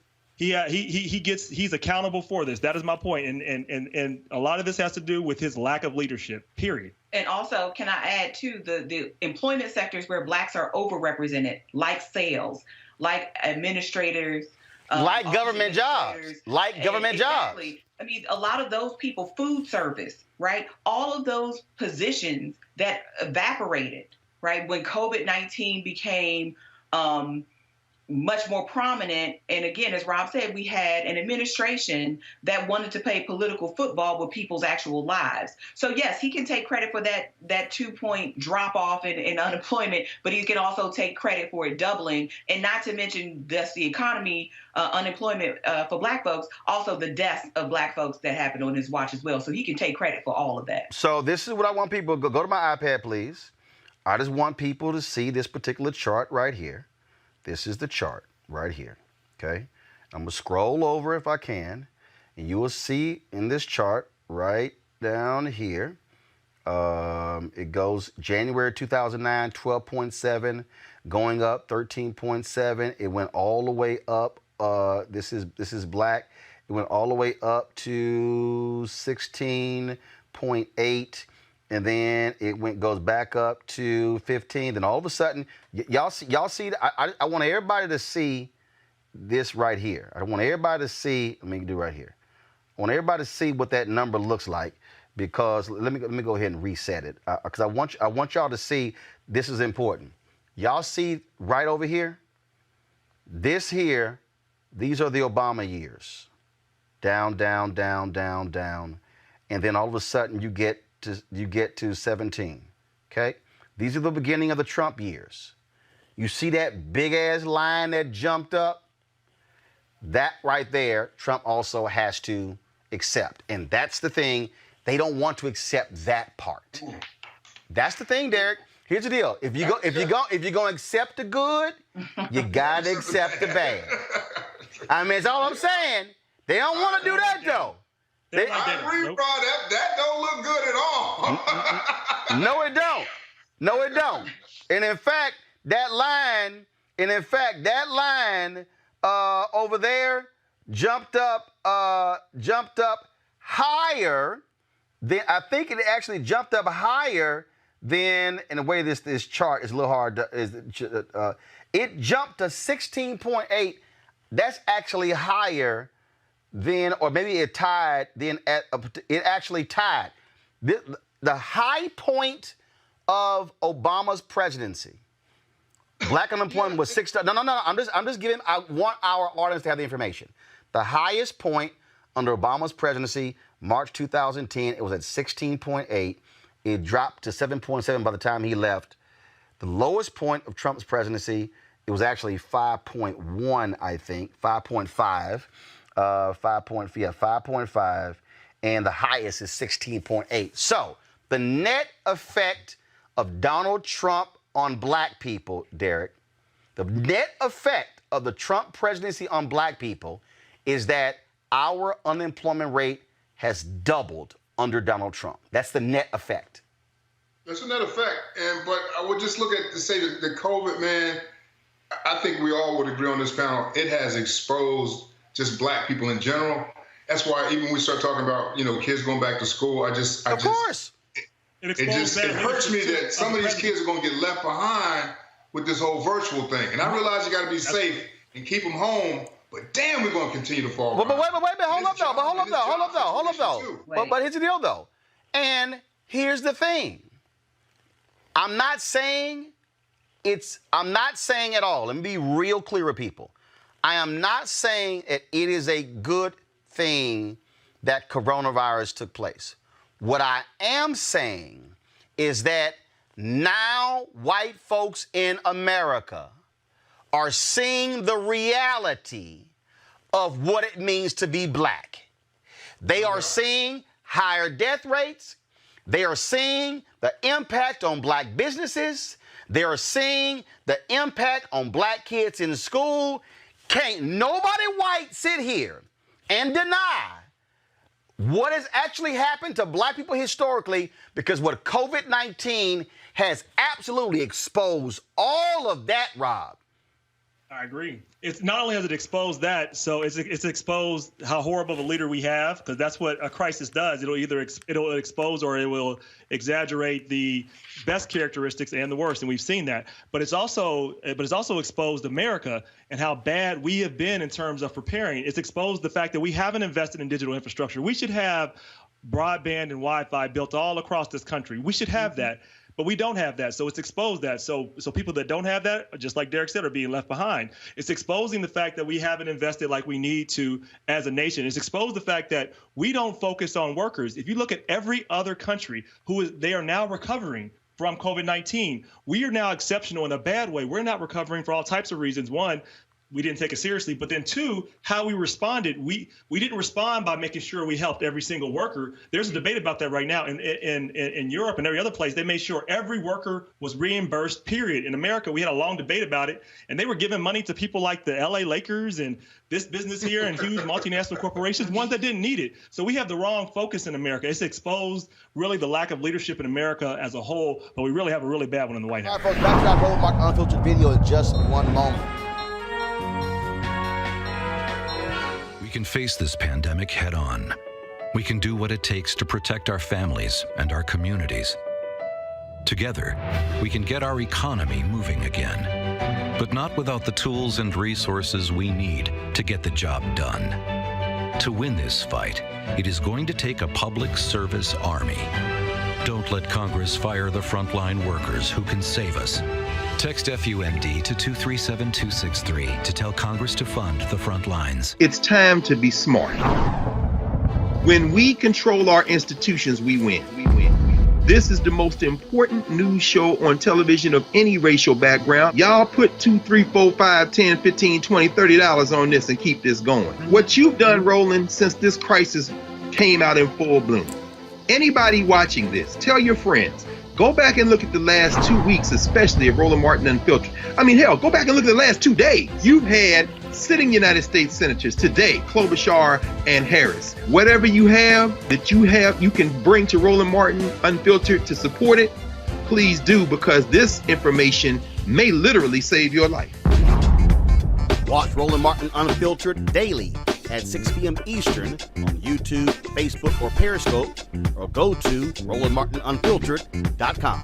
Support the Roland Martin Unfiltered Daily Digital Show by going to RolandMartinUnfiltered.com. Our goal is to get 20,000 of our fans contributing $50 each for the whole year. You can make this possible. RolandMartinUnfiltered.com. In America, everyone counts, and the 2020 census is how that great promise is kept. Respond today online, by phone, or by mail, and help inform hundreds of billions in funding for education, health programs, and more. Shape your future. Start at 2020census.gov. We have crossed the 200,000 death threshold in this country. More than 7 million people have been infected as a result. The Trump administration pretty much wants to say, y'all, this is all good. These things are just moving along. The majority of our deaths have occurred within the 3 months. On average, over 1,000 people died every single day. Now, nearly 4 months later, the country has doubled that figure. As of Sunday evening, again, the official death toll has surpassed 200,000, the highest death toll in the world. Some experts think the numbers could double before the end of the year, bringing the death toll up to 600,000. Joining us right now is virologist Dr. Cindy Duke. Dr. Duke, I'm sitting here looking at, again, a lot of the people, these critics out here, people who say we're hyping this thing up, who say, oh, this thing is leveling off, that it's dissipating and disappearing. As a virologist, are you seeing that? Unfortunately, no, we're not seeing that. We're seeing in some pockets of the United States where people have taken their precautions seriously, where people are wearing masks, where people are following those guidelines, we are seeing things plateau. But we're still seeing really high numbers in many other places where people are being very complacent, with their strategies for protection, wearing masks when they feel like it or not at all. People are taking unnecessary and undue risks at this point in many parts of the country. And unfortunately, what we're seeing is, yes, the United States now accounts for greater than almost 25% of the deaths from COVID-19 globally. One country of almost 200 countries in the world, this one country accounts for 1/4 of the deaths. So, again, so the people who say, "Hey, look, it's no big deal," we also are about to go into winter. What must we be preparing for with that? Because now you're talking about mixing COVID and flu, mixing COVID and pneumonia. Please talk about that. We are entering what is traditionally our respiratory virus season. And so that means now things are getting even murkier in the sense of when someone starts having symptoms, what is it that they're having symptoms of? Is it COVID? Is it influenza? If it's a child, is it, RSV? What are we coping with here? And so, the first thing to tell everyone is really, we should be wearing a mask. And this isn't something that's up for debate anymore. It's very well proven, very well established that masks save lives. And I know some people are going to say, well, I know the one person who wore a mask and still got COVID. Sure, one person. But you know what? If we don't all wear a mask, hundreds, thousands of us will become positive and spread it to even more people. Now, that said, I would also like to encourage everyone to get their flu shot. This year, more than ever, we need to get our flu shots. The big issue about, flu season coming and why everyone's so worried, particularly healthcare providers like myself, is our hospitals are still overwhelmed with COVID-19 and all the other things that people go to the hospital for. With flu season comes a surge and a need for the same resources that COVID-19 patients also have to use at the hospitals. And so the fewer people who have the flu who end up sick and need to go to the hospital, the better. And so it's really important that everyone out there take these steps and take it seriously, right? And in the communities of color across the nation, it's especially important that we have our children vaccinated, that our teenagers are vaccinated, our elderly are vaccinated. We need flu vaccine drives just as much as we're doing drives to get people tested, to encourage people to wear masks when it comes to COVID-19. We need them to get their flu shots as well. All right, then. Well, Dr. Cindy Duke, look, we certainly hope people take that advice. Take this thing seriously. It is still real. We want them to understand that. So we certainly appreciate it. Thanks a lot. Thank you so much. All right, then. All right, folks, back to our Roland Martin Unfiltered video in just one moment. As our community comes together to support the fight against racial injustice, I want to take a second to talk about one thing we can do to ensure our voices are heard. Not tomorrow, but now. Have your voices heard in terms of what kind of future we want by taking the 2020 census today at 2020census.gov? Now, folks, let me help you out. The census is a count of everyone living in the country. It happens once every 10 years. It is mandated by the U.S. Constitution.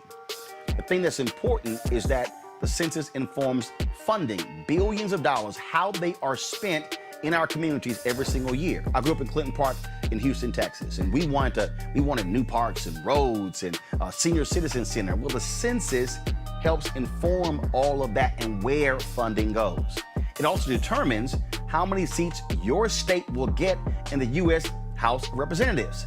Young black men and young children of color are historically undercounted, which means a potential loss of funding for services that helps our community. Folks, we have the power to change that.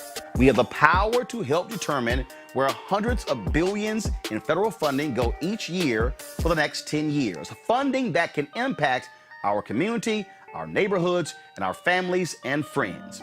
Folks, responses are 100% confidential and can't be shared with your landlord, law enforcement, or any government agency. So please take the 2020 census today. Shape your future. Start at 2020census.gov. CDC.gov. You want to support Roland Martin Unfiltered? Be sure to join our Bring the Funk fan club. Every dollar that you give to us supports our daily digital show. There's only one daily digital show out here that keeps it black and keep it real. As Roland Martin Unfiltered. Support the Roland Martin Unfiltered daily digital show by going to RolandMartinUnfiltered.com. You can make this possible. The CDC has identified a case of coronavirus in Washington state. The words about a pandemic at this point? No, we're not at all, and it's going to be just fine. Whatever happens, we're totally prepared.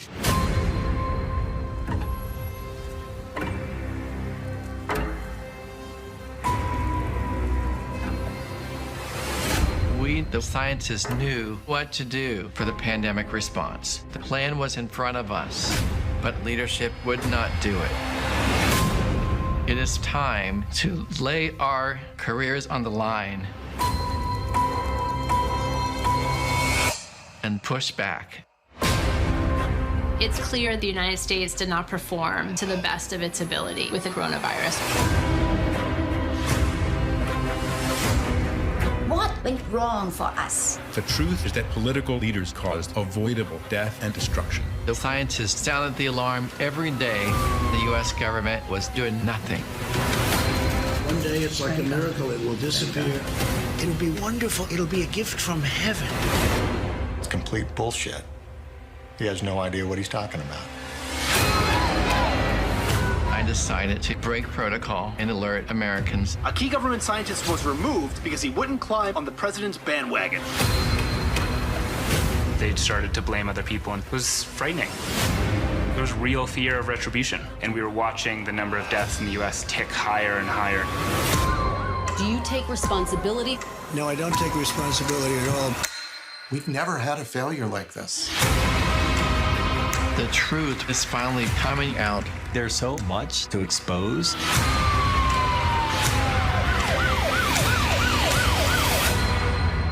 We have it totally under control.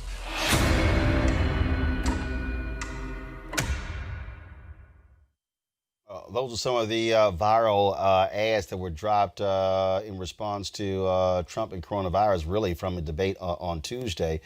Today, Joe Biden, he spoke in Grand Rapids, Michigan, where he talked about coronavirus, but also he talked about health care.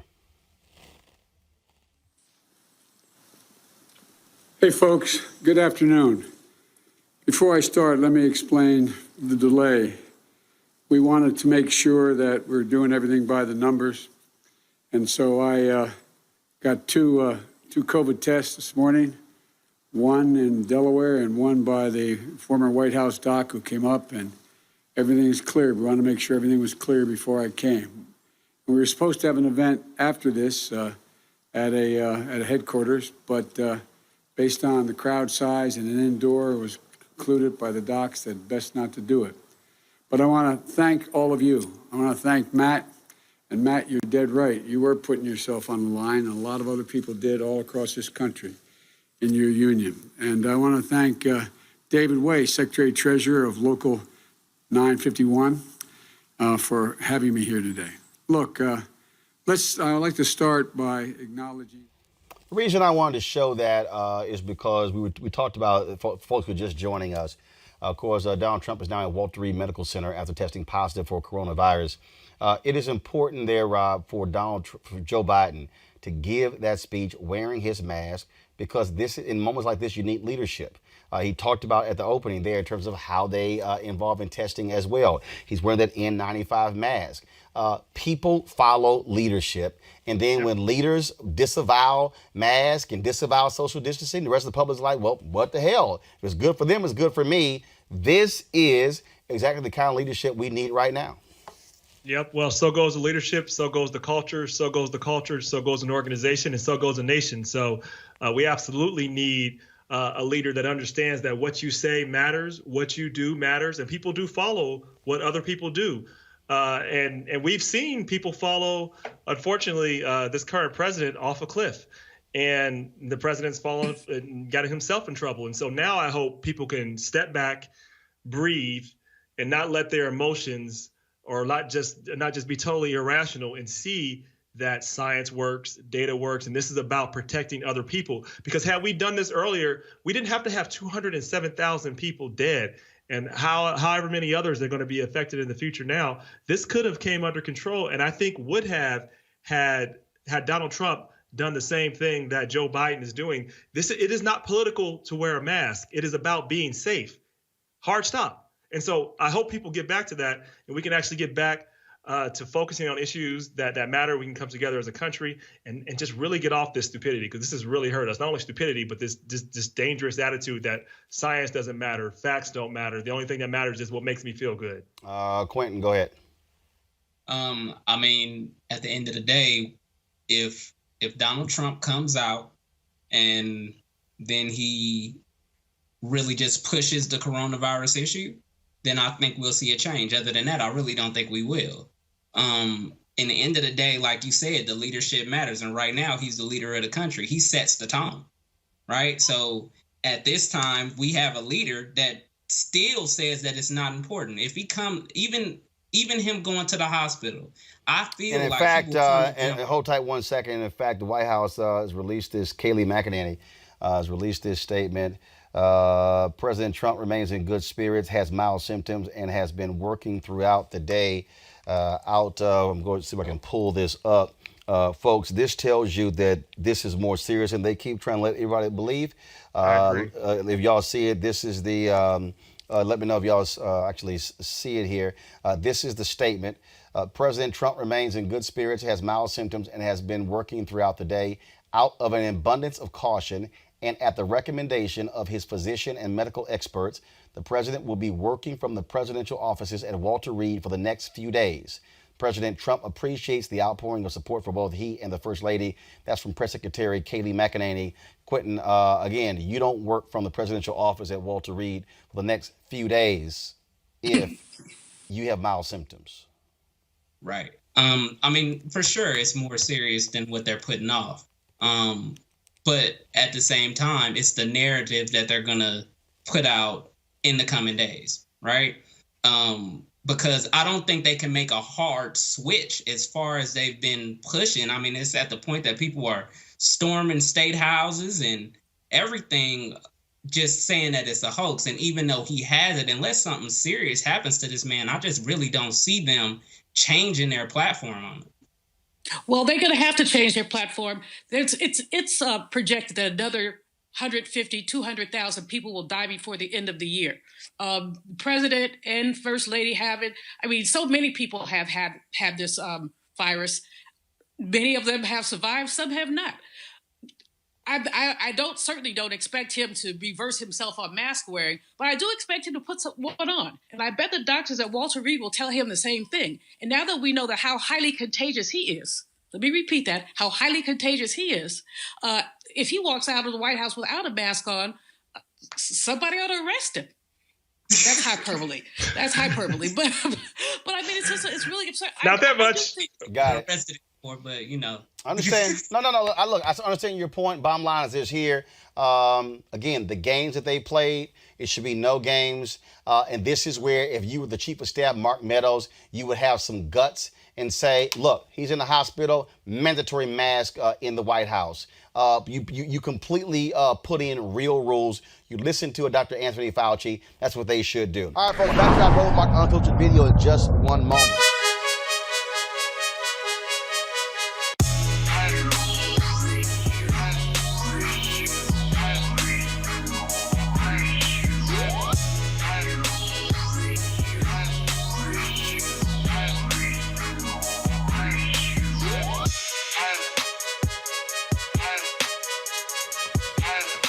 All right, folks at Seek.com, of course, they black-owned company founded by Mary Spiel. They have a couple of great products that you can actually get. This is their VR headset.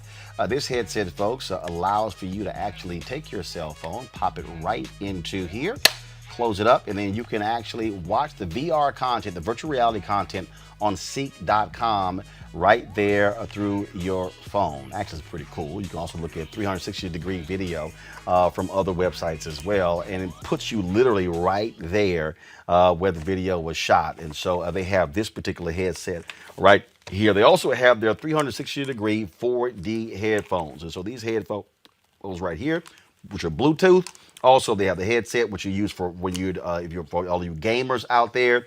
And then, of course, it has this amazing sound, really, which actually covers around. Typically, you know, just have the headphones just right here, but this actually has a sound that goes all around your head. I love these headphones. Love listening to music with them and watching videos as well. And so, all you got to do, folks, is go to Seek.com, Seek.com. Use the promo code RMVIP2020. That's RMVIP2020 to actually try these out. And so that's what we want you to do. All right, folks. So again, go to Seek.com. In America, everyone counts, and the 2020 census is how that great promise is kept. Respond today online, by phone, or by mail, and help inform hundreds of billions in funding for education, health programs, and more.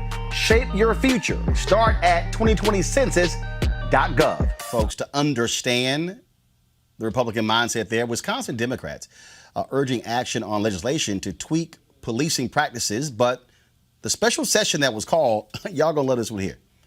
The Republican-led legislature they brought the session in, gavelled it, done after 30 seconds. 30 seconds. Really? Really? They recess until Thursday. There's no indication the Republican-led legislature is planning to take up the package of 9 bills Governor Tony Evers and Democrats are seeking anytime soon. So let's talk about this. Seriously, Kelly, like Trump, really, here's the deal. We know about what happened in Kenosha because what happened to Jacob Blake. And then Trump, with his white supremacist language, which he has been doing for the past several weeks, he's appealing to, let's be clear, white voters in Wisconsin, especially white women, with his comments about the suburbs. We're going to play later some of the crap he said in his interview with Laura Ingraham, which shows you, again, he is all about appealing to white fear in order to get reelected. This was nothing more but a photo op for him to slap law enforcement on the back when law enforcement was the one that put 7 bullets in Jacob Blake's back. Well, the reason why he's appealing to white supremacists is because that's how he got elected in the first place. I mean, the number 53% isn't going away anytime soon just because it's 2020. If anything, we need to be focused on that number and making sure that it's not such a problem as it was in 2016, or a hidden problem rather, because we all thought that, you know, people would have common sense and not vote this man into office. But you're right about him appealing to this base. It's not surprising to me at all. The fact that he's in Kenosha and didn't say anything about Jacob Blake, that would hold any weight anyway, is just peak Trump. I'm not expecting him to suddenly turn over a new leaf only less than 60 days before the election. No, this is what's working for him. This is how he would be reelected again if Democrats don't get their act together and vote him out. No, look, he goes there not actually concerned about the community or black folks there who are impacted. It's another law enforcement show. I think that the focus on law enforcement is important. I'm not sure if Donald Trump will be welcomed in the community. Is that the biggest thing? You say it's important, but is it the most important thing? Because that's what he made this out to be. The grants I mentioned, all about law enforcement. I mean, if you look at what we're talking about, this whole deal is law enforcement, law enforcement, law enforcement, not how do we get law enforcement to stop shooting folks unnecessarily.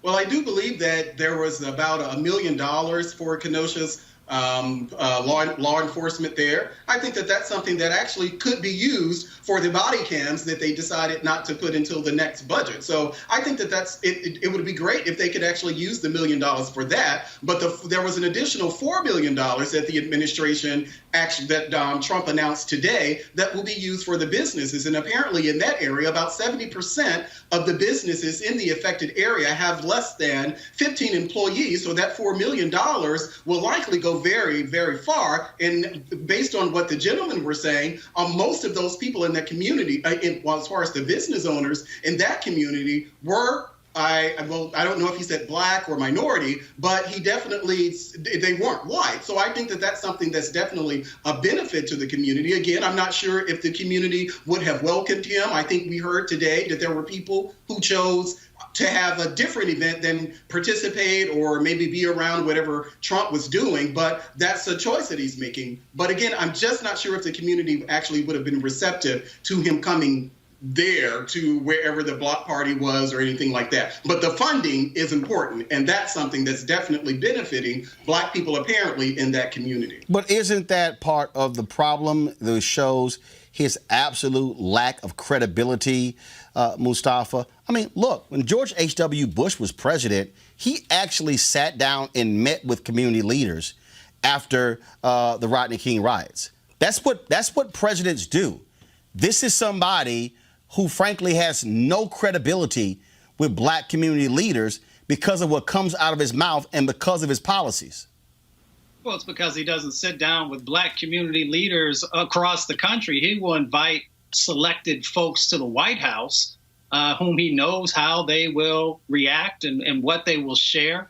You know, working at high levels in the government, I know that whether Democrats or Republicans, if they're serious about connecting with folks, they can do focus roundtables in the community, you know, where they made sure that they were talking to different folks in a controlled environment, which probably would be very important for the current leader of our country. The second part, you know, Malik, I love you, brother, but I think that we also need to really focus on the fact that we have seen through COVID-19 that many black businesses have not been able to benefit from the dollars that have flown through the federal system. So I'm sure people have a pause when they hear about these resources that are supposed to come to the city, if they will actually be able to compete for them. Will they have whatever's been set up in place? Will they be able to meet that? And then the third part is, you know, we are about these communities. This was an opportunity to try and position himself to win the state of Wisconsin. He only won the last time by, I think it's less than 1%. So he knows that he's got a whole lot of work to do, and he's willing to do that work on the backs of the black folks who are fighting for justice. Kelly. No, I agree with Mustafa here. It's really sad to see just how low this president will go in terms of pandering and basically bribing the American people for a vote. Because it's not like this money is going to come into Wisconsin tomorrow. This money will be here and not distributed anyway until after the election, just by way of how things work in the federal government. It's not exactly the quickest thing. So it's really kind of like holding a carrot in front of a horse and just trying to entice people to vote for him just for the sake of voting for him, because that's all he wants to do. It's not about government. It's not about leadership. For him, it really is about winning. And it's sad because we need a president. We need a leader, specifically because of COVID and for anything else, because we need to get healthy first before we can even think about, you know, helping the black community get better, because we're dying because of COVID as well. So we have this president who is really just pandering and at the same time ignoring us. It's really just disgusting to see. But no, I don't have any faith that this president has our best interests at heart. And we definitely need to vote him out come November. All right, folks, back to our Roland Martin Unfiltered video in just one moment. As our community comes together to support the fight against racial injustice, I want to take a second to talk about one thing we can do to ensure our voices are heard. Not tomorrow, but now. Have your voices heard in terms of what kind of future we want by taking the 2020 census today at 2020census.gov? Now, folks, let me help you out. The census is a count of everyone living in the country. It happens once every 10 years. It is mandated by the U.S. Constitution. The thing that's important is that the census informs funding, billions of dollars, how they are spent in our communities every single year. I grew up in Clinton Park in Houston, Texas, and we wanted new parks and roads and a senior citizen center. Well, the census helps inform all of that and where funding goes. It also determines how many seats your state will get in the U.S. House of Representatives. Young black men and young children of color are historically undercounted, which means a potential loss of funding for services that helps our community. Folks, we have the power to change that. We have the power to help determine where hundreds of billions in federal funding go each year for the next 10 years. Funding that can impact our community, our neighborhoods, and our families and friends. Folks, responses are 100% confidential and can't be shared with your landlord, law enforcement, or any government agency. So please, take the 2020 census today. Shape your future. Start at 2020census.gov. In America, everyone counts, and the 2020 census is how that great promise is kept. Respond today online, by phone, or by mail, and help inform hundreds of billions in funding for education, health programs, and more. Shape your future. Start at 2020census.gov. I'm going to tell you what I really think of Donald Trump. He lies practically every word that comes out of his mouth. Donald Trump is everything I taught my children not to do in kindergarten. I think he's a kook. I think he's crazy. I think he's unfit for office. Guys, we have a con artist as the front runner in the Republican Party. You know, Donald Trump the other day said that, quote, if he tells a soldier to commit a war crime, the soldier will just go do it. Aren't people eventually going to say, does the emperor have any clothes or does the emperor have a brain, frankly? For more than a decade, I was President Trump's right-hand man, fixer, and confidant. I was complicit in helping conceal the real Donald Trump. I was part of creating an illusion. Later this week, he's going to stand up and blatantly lie to you. I'm here to tell you he can't be trusted, and you shouldn't believe a word he utters. So when you watch the president this week, remember this. If he says something is huge, it's probably small. If he says something will work, it probably won't. And if he says he cares about you and your family, he certainly does not. He's going to tell you that if you re-elect him, the economy will bounce back, that only he can get us out of this economic crisis. I alone can fix it. Maybe for those like him. But if you think he cares about working class Americans, you're dead wrong. The president is going to talk to you about law and order. That's laughable. Virtually everyone who worked for his campaign has been convicted of a crime or is under indictment, myself included. So when the president gets in front of the cameras this week, remember that he thinks we're all gullible, a bunch of fools. I was a part of it, and I fell for it. You don't have to like me, but please listen to me.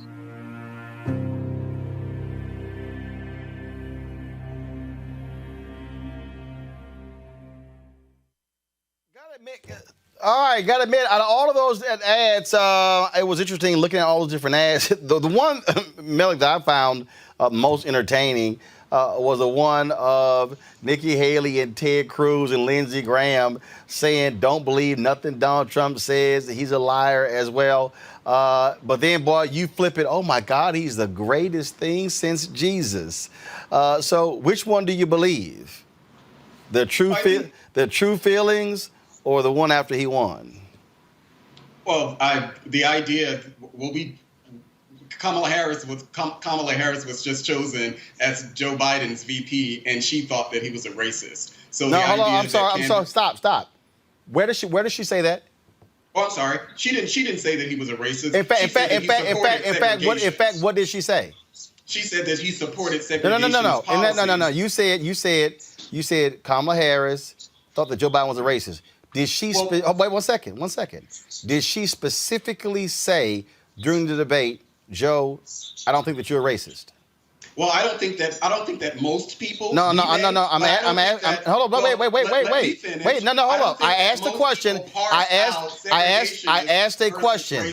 I asked a question. Can you answer the question?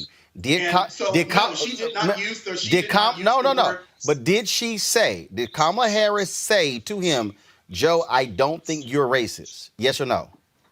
No, she did not say that he actually, was a racist. She did. What she said, what she actually alluded to was the fact that he was a segregationist. That's what she said. Now, okay. First of all, again, hold on 1 second. No.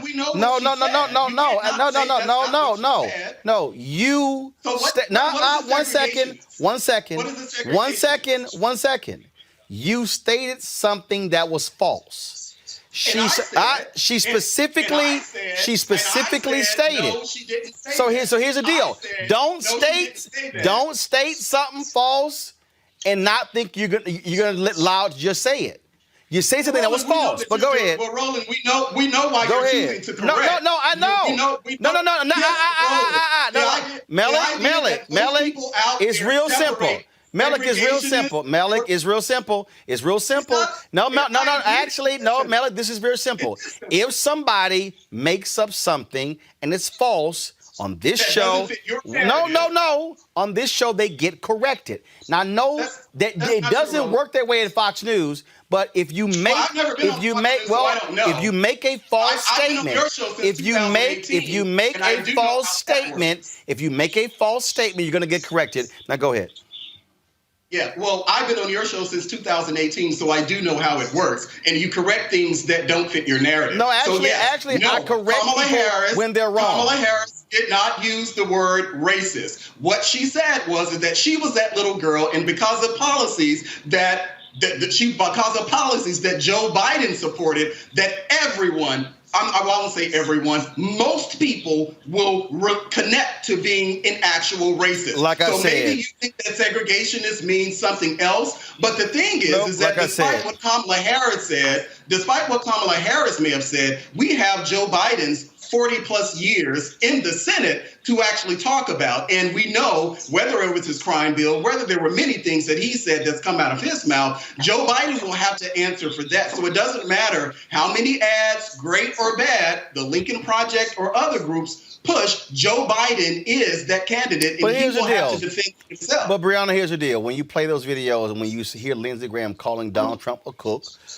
when you hear Ted Cruz saying nearly everything that Donald Trump says is a lie, when you hear Nikki Haley assailing him as well, these are people who are being really honest about Donald Trump until they decide to sell their souls. Your thoughts about that ad?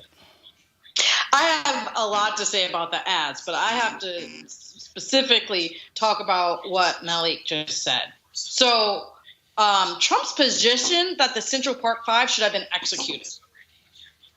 So Biden has evolved, and Trump still stands by his position. Yes, and by the way, he doubled down on that in the 2016 election, even when presented with the facts of them being exonerated. Go ahead. Yeah, and they were children. So, Trump thought black children should be put to death. So, if he has people in the party who think that's okay to argue for black children to be executed by the government, then they don't have the moral ground to stand on when it comes to talking about Biden. So you could say that Kamala tried to infer, even though, as Roland stated, she literally stated, and I was in the audience as a DNC member, she literally stated, I don't think that you're a racist, Joe. And then she went on to say other things that she felt disagreement with. However, we now have Kamala Harris as our VP, and there to protect us and try to push a lot more of our agenda and make him a better person. And so to see that or to say that about the contrast, I don't think you have a valid point for the RNC. But to focus back on the ads, I mean, most of those ads are common sense and very factual. And unfortunately, that also means Trump's base is less likely to listen to it, as we just heard a comment of, Biden and Kamala. So, I think that one thing that it does show is that Joe Biden clearly has a coalition of people of all across different political spectrums.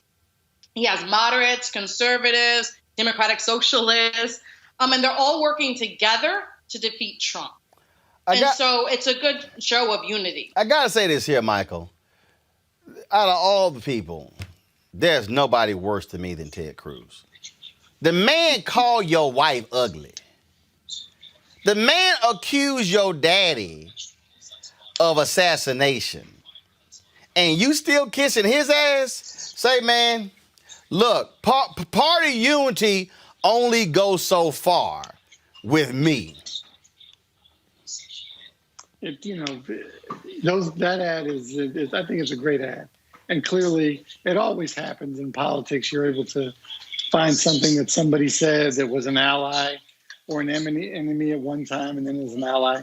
But I really enjoyed it because I had not seen it. I heard about the Michael Cohen commercial. And that was an interesting, too. I don't know if that sways anybody either because clearly all of Trump's base folks hate him. And I don't know if our folks are going to like him. But it was just an interesting commercial to lay out kind of what he saw in his last decade with 45, before he was 45, and when he was a candidate. But these commercials online have impacts. They just do.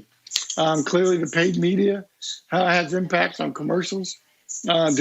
Clearly, the race is going to tighten, but we'll see what happens over the next coming weeks. All right, folks, back to our Roland Martin Unfiltered video in just one moment. As our community comes together to support the fight against racial injustice, I want to take a second to talk about one thing we can do to ensure our voices are heard. Not tomorrow, but now. Have your voices heard in terms of what kind of future we want by taking the 2020 census today at 2020census.gov? Now, folks, let me help you out. The census is a count of everyone living in the country. It happens once every 10 years. It is mandated by the U.S. Constitution. The thing that's important is that the census informs funding, billions of dollars, how they are spent in our communities every single year. I grew up in Clinton Park in Houston, Texas, and we wanted new parks and roads and a senior citizen center. Well, the census helps inform all of that and where funding goes. It also determines how many seats your state will get in the U.S. House of Representatives. Young black men and young children of color are historically undercounted, which means a potential loss of funding for services that helps our community. Folks, we have the power to change that. We have the power to help determine where hundreds of billions in federal funding go each year for the next 10 years. Funding that can impact our community, our neighborhoods, and our families and friends. Folks, responses are 100% confidential and can't be shared with your landlord, law enforcement, or any government agency. So please, take the 2020 census today. Shape your future. Start at 2020census.gov. In America, everyone counts, and the 2020 census is how that great promise is kept. Respond today online, by phone, or by mail, and help inform hundreds of billions in funding for education, health programs, and more. Shape your future. Start at 2020census.gov. All right, y'all, let's talk digital voter suppression. That is, Stop Online Violence Against Women has announced the launch of a new Stop Digital Voter Suppression project to ensure American votes will not be suppressed by online disinformation campaigns. The new project, endorsed by the National Coalition on Black Civic Participation, Black Women's Roundtable, MoveOn.org, and others, will focus on messages that use digital media to suppress the votes of targeted communities through disinformation originating from foreign or domestic sources.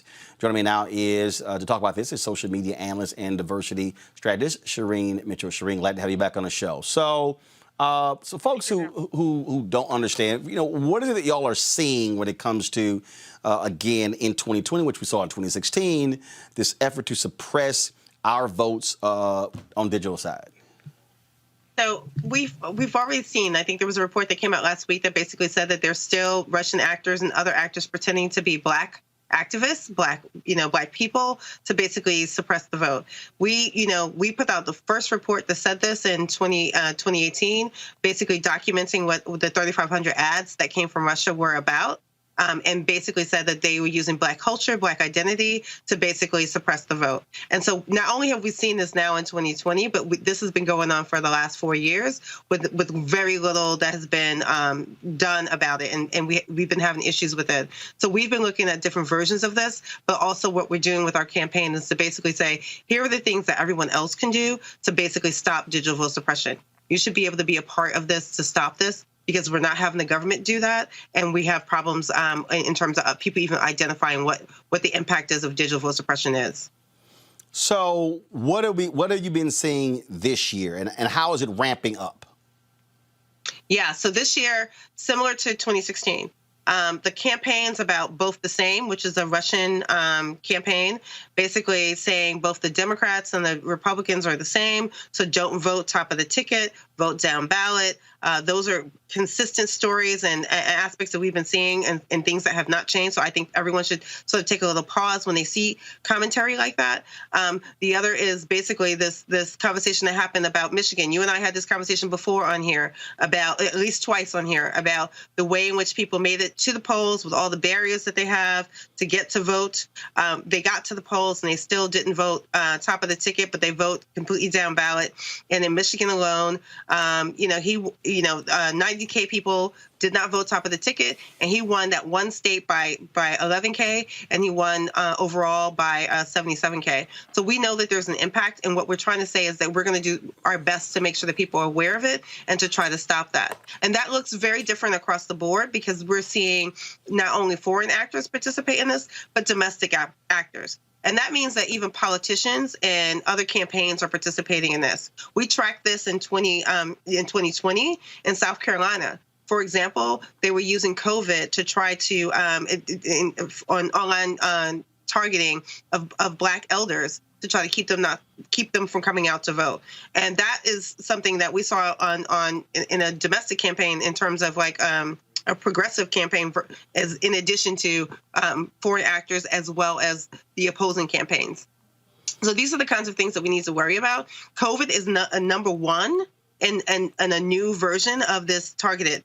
The reason why that they're targeting COVID is because it disproportionately impacts Black and brown people, i.e. they're the ones that change the vote, i.e. this is what's going on in terms of what's going on about where to vote, how to vote, and the disinformation we're seeing about the post office and other aspects of it. So in 2020, what we're seeing a little bit different is the way COVID is being used, and also the way that vote by mail is being used. Questions. Kelly, I'll start with you for Shireen Mitchell. Sure. So given that it is incredibly difficult to not only keep track, but to root out this corruption, what can we as prospective voters do to basically not be swayed or help our families and other voters to not be swayed by these tactics? Is there anything we can do? No, yeah, I do believe 100% sure we should be looking at counter narratives and ways in which people should get the right information. So some of the things that we worry about from 2016 is when people are given the wrong information about where to vote and how to vote. And so this COVID aspect and the vote and the vote by mail aspects are really key pieces. So we've been telling people, please go to your Secretary of State websites and get the real information about how you can vote, when you can vote, how early you can vote. And of course, in this moment, we're telling everyone to vote early. We're not, we're also making sure that people understand that if they have to go in to vote, that is safe if they have all the information that they need about what safety means in this environment. There's states like Texas, unfortunately, that are making it very difficult because they're basically telling people if they come in to vote, i.e. because you can't vote by mail, that you have to take your mask off for identity purposes. And that's one of the states that's very problematic in the work that we're trying to do and to deal with. But on a state-by-state basis, many states are actually doing the work necessary to basically make it possible for people to show up to vote and also to vote by mail. So what I say to people is, please check with your Secretary of States and make sure you know what your options are. But also, if your secretaries of state are being barriers, to basically say we need some changes here for those who need to vote in a certain way that can't. All right, Mustafa. So Roland had shared the coalition that's a part of this. Is there space for other organizations to be supportive as well? And hopefully there is a vetting process also even for those. Oh, absolutely. Absolutely. So we've been working with groups on the ground, have been doing this work for a couple of years. So we didn't just start this with this one campaign in this moment. What we're doing with this campaign is we basically saying all the partners that we've worked with before, please continue to join us. Yes, absolutely. We want more partners. We have a link on our website that allows more partners to join, to sign up with us. But yes, we are vetting those organizations as well. So the key ones that we still are talking to and working with are, of course, the ones have been doing this work, which is like Leadership Conference for Civil Rights, Lawyers Committee. These are people who have been doing this work for a while and understand the digital voter suppression side of this. So we are continuing to expand who understands this portion of it and working with them. Malik?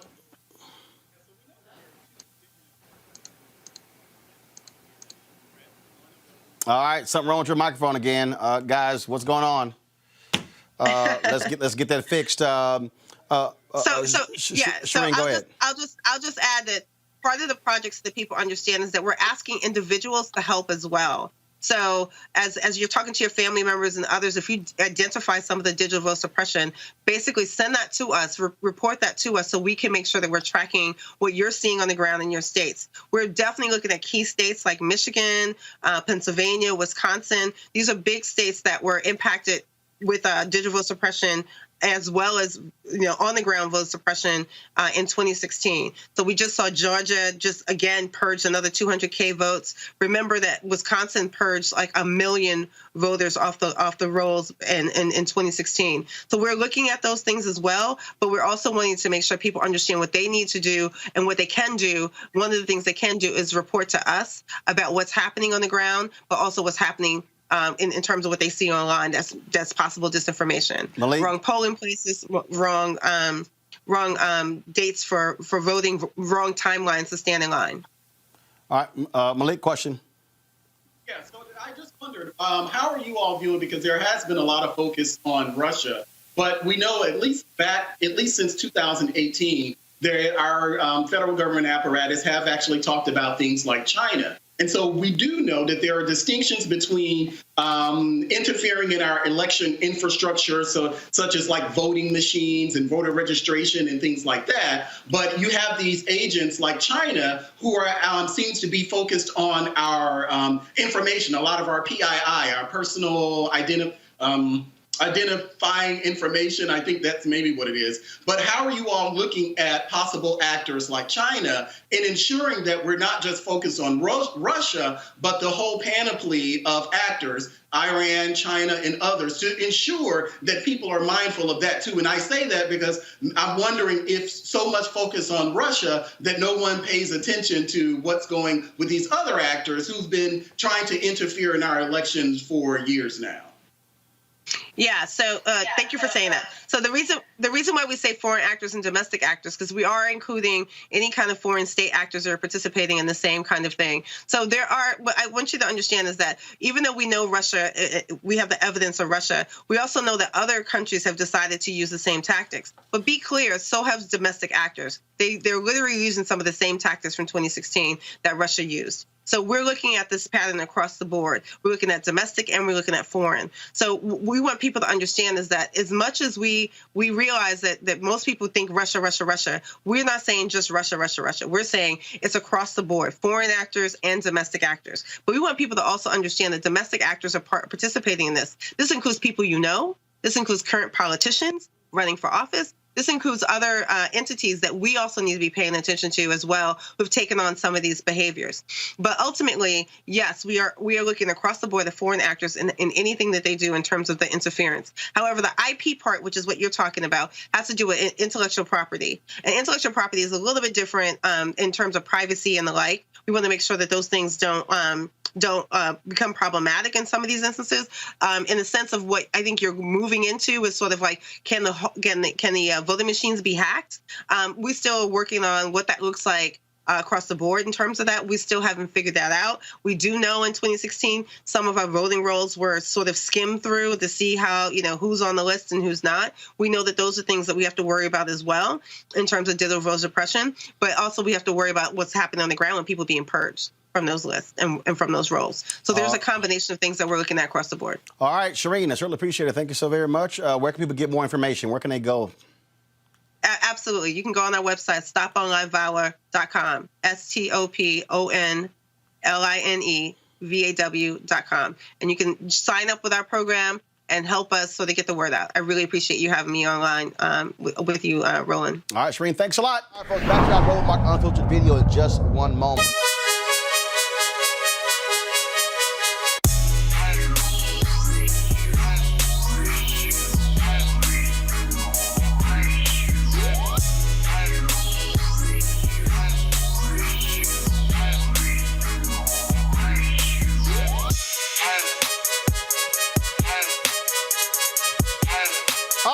Seek.com, folks, a black-owned company founded by Mary Spiel. They got a couple of great products, folks. So this is their virtual reality headset. Allows for you to actually pop this open. You drop your cell phone right into here, close it up, and then you're able to watch VR content right here with this headset. So actually it's pretty cool. So just put it on, and then this is how it looks. And so what then happens, you can watch the content that's on Seek.com, and trust me, it's pretty cool when you sit here and you feel like you're actually in the room. And so you can also watch 360-degree video on YouTube or your own video as well. So with these headsets right here, then of course they have their 360-degree 4D headphones, which are great. They have this microphone you can attach to this for gamers who want to actually use this while they're also playing. That's fell down there. Then you also have that's the headset. Then also their Bluetooth, looking to music.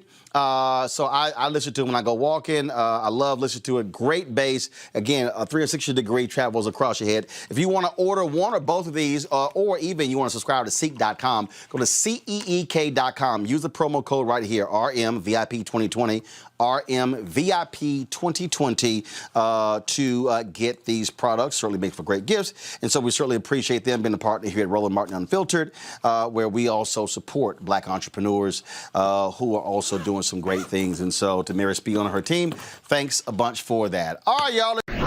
In America, everyone counts, and the 2020 census is how that great promise is kept. Respond today online, by phone, or by mail, and help inform hundreds of billions in funding for education, health programs, and more.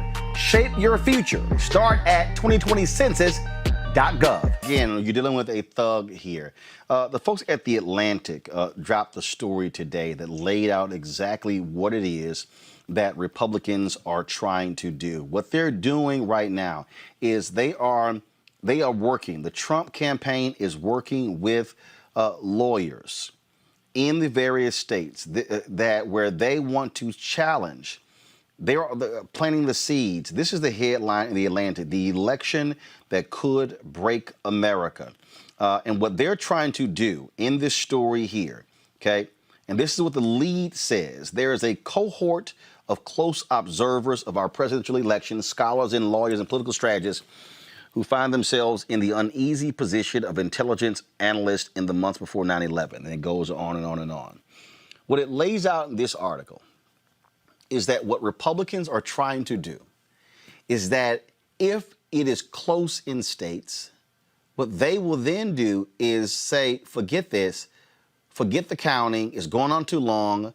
We're going to declare that we know what the will of the voters are and choose the electors ourselves. Now, let me take you back to 2000. Folks, you have to remember, in Florida actually exposed for people the first time an understanding of the Constitution. First, there is no affirmative right to vote in the United States Constitution. When you hear people say voting is a right, that's simply not true. There is nothing in the Constitution that affirms that every voter has a right to vote. Because of amendments, it does say you cannot prevent folks from voting because of race or gender. So what people didn't realize was that when looking at the laws, the way this country was set up, I keep telling y'all beforehand, this is why civics is important. The country was set up for white men who own land to control the nation. So state legislatures actually have the power to choose electors. The Electoral College was a slavery compromise. And so they wanted to be able to control who became president. So what Donald Trump is doing is they are trying to work with Republican legislatures to say that if it's close in several states, that these legislatures will simply say enough is enough, and we are going to choose the electors from the state, and we are going to discern what the voters actually wanted to happen.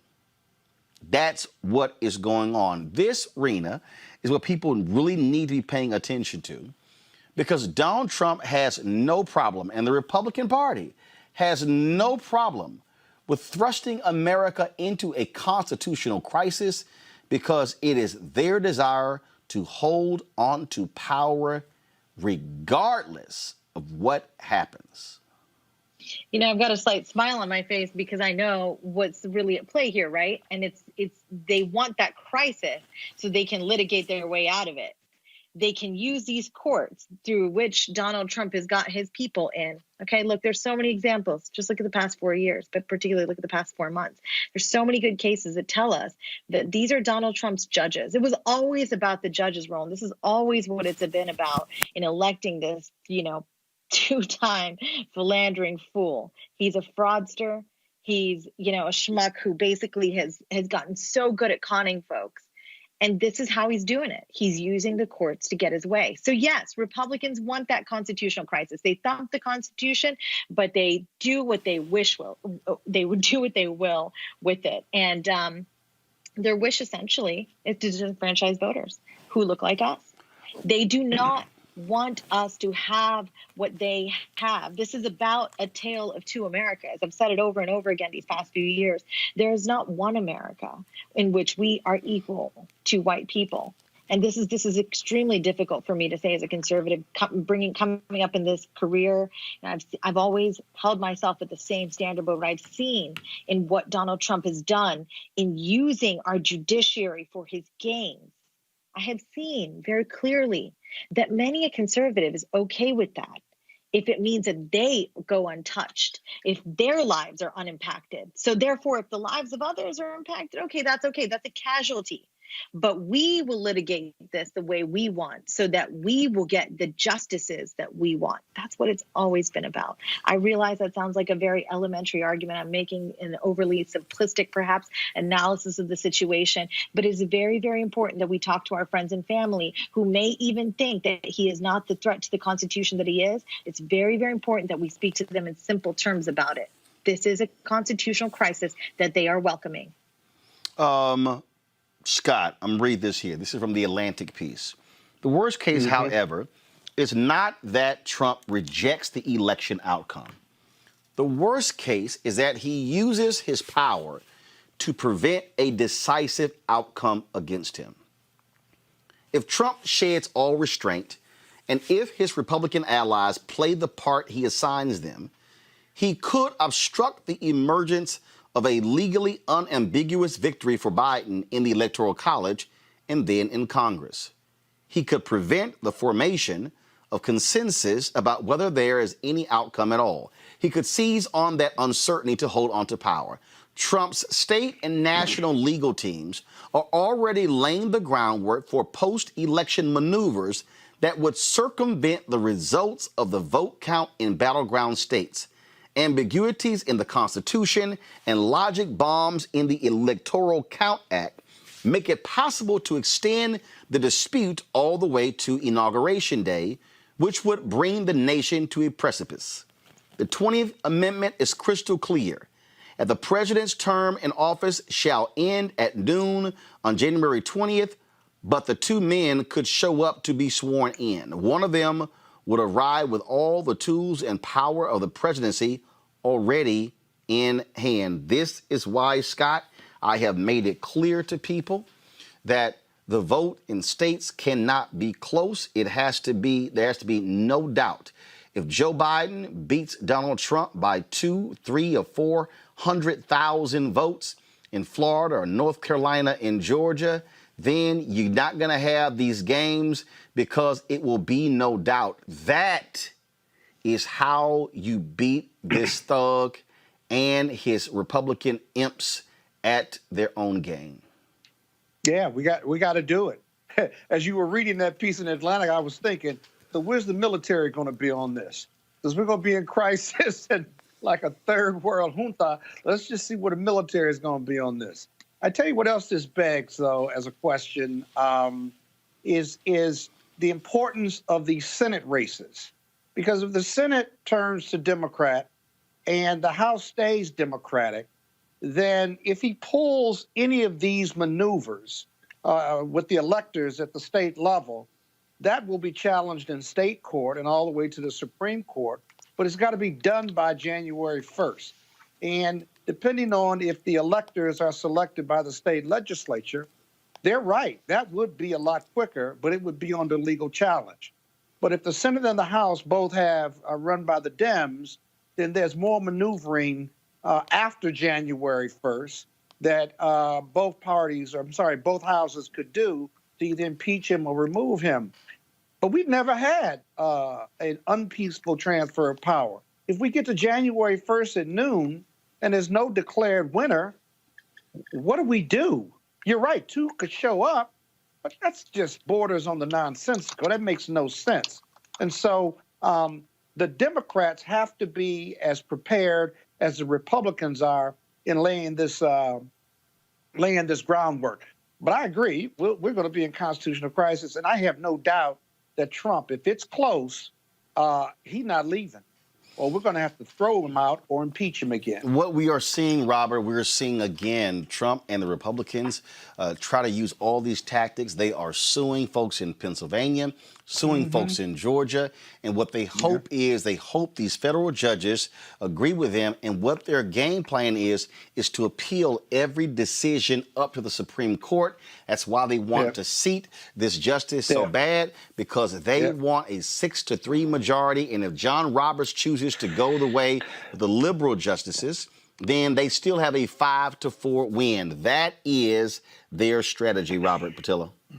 Well, you know, it's interesting because I remember being in law school and being outside picketing the Supreme Court during one of my summer internships when John Roberts was up for confirmation, because we thought he would be the most far right-wing justice on the court at the time, and here he is now the swing justice on the court. It's not because he got any more liberal during the time he's been on the court. It's because the court has gone so far to the far right that now what we used to think was a radical conservative on the court is now the moderate swing voice on the court. And let's also remember, it was just a couple months ago that Supreme Court ruled that the electors have to go along with what the state says. That you cannot have rogue electors. You cannot go against what the state has voted for, what the state has decided for you. So we're no longer, they've stripped the electors themselves of having the power to step away from what's been said and to vote their own hearts and vote their own conscience, vote their own minds. So yes, we are set up for a constitutional crisis. We're going to have back-to-back constitutional crises, one on the replacement of Justice Ginsburg on the court, which is going to be a constitutional crisis, and we're not quite certain how that battle is going to go. And then secondarily, if the election is even within sniffing distance, because last time Hillary won by 3 million votes, and there was still consternation, and we're not going to see a situation where Republicans do the honorable thing like Al Gore did and just concede, or do the honorable thing like John Kerry did and not have a recount in Ohio because it was what was in the best interest of the nation. These people are going to fight and claw because what they're fighting for is something very different than what Democrats are fighting for. Democrats want health care. We want a clean environment. We want education for our children. We want a foreign policy that is humble. We want the regular things in politics. Listen to what they were talking about at the Republican convention. Listen to Matt Gaetz. Listen to Charlie Kirk. They're talking about a fight in defense of Western civilization, that the last man standing between the mob, between the hordes, between the immigrants, between America being overrun by minorities is Donald Trump. This is the American carnage that Donald Trump talked about in his inaugural address. So we can't pretend that we're fighting the same fight and that we're fighting by the same rules. Democrats are still playing by the traditional rules of politics. The Republicans right now are fighting the battles of the Holy Roman Empire. They're fighting against the mongrel hordes and the Umayyad Caliphate. They think that they are in an existential crisis for the future of whiteness in this country, and it will be a white majority nation going forward. And because of that, they are willing to use every tool in the basket, and don't expect them to just lie down and do the right thing. All right, folks, back to our Roland Martin Unfiltered video in just one moment. As our community comes together to support the fight against racial injustice, I want to take a second to talk about one thing we can do to ensure our voices are heard. Not tomorrow, but now. Have your voices heard in terms of what kind of future we want by taking the 2020 census today at 2020census.gov? Now, folks, let me help you out. The census is a count of everyone living in the country. It happens once every 10 years. It is mandated by the U.S. Constitution. The thing that's important is that the census informs funding, billions of dollars, how they are spent in our communities every single year. I grew up in Clinton Park in Houston, Texas, and we wanted new parks and roads and a senior citizen center. Well, the census helps inform all of that and where funding goes. It also determines how many seats your state will get in the U.S. House of Representatives. Young black men and young children of color are historically undercounted, which means a potential loss of funding for services that helps our community. Folks, we have the power to change that. We have the power to help determine where hundreds of billions in federal funding go each year for the next 10 years. Funding that can impact our community, our neighborhoods, and our families and friends. Folks, responses are 100% confidential and can't be shared with your landlord, law enforcement, or any government agency. So please, take the 2020 census today. Shape your future. Start at 2020census.gov. All right, folks, back to our Roland Martin Unfiltered video in just one moment. And the black voters do indeed matter.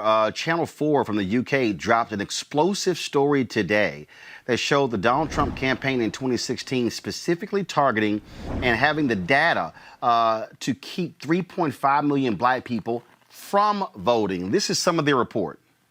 Because it disproportionately affected the poorest places. What nobody realized at the time was that by using the database, the Trump campaign could actually identify individuals on these streets who might be deterred from voting. Like other states, black voters in Wisconsin were disproportionately marked for deterrence. They made up just 5.4% of voters, but 17% of the deterrence group. More than a third of black voters in Wisconsin were classified as deterrents. Contrast that with the voters the Trump campaign thought he could win over. 75% of them were white, but less than 2% were black. We've come here because we've identified exactly how many people were marked for deterrence by the Trump campaign, and using the public voter roll, we've been able to match them and work out how many of them stayed at home. Take Ward 116. The Trump campaign was aware of 1,440 potential voters here. 80% were black.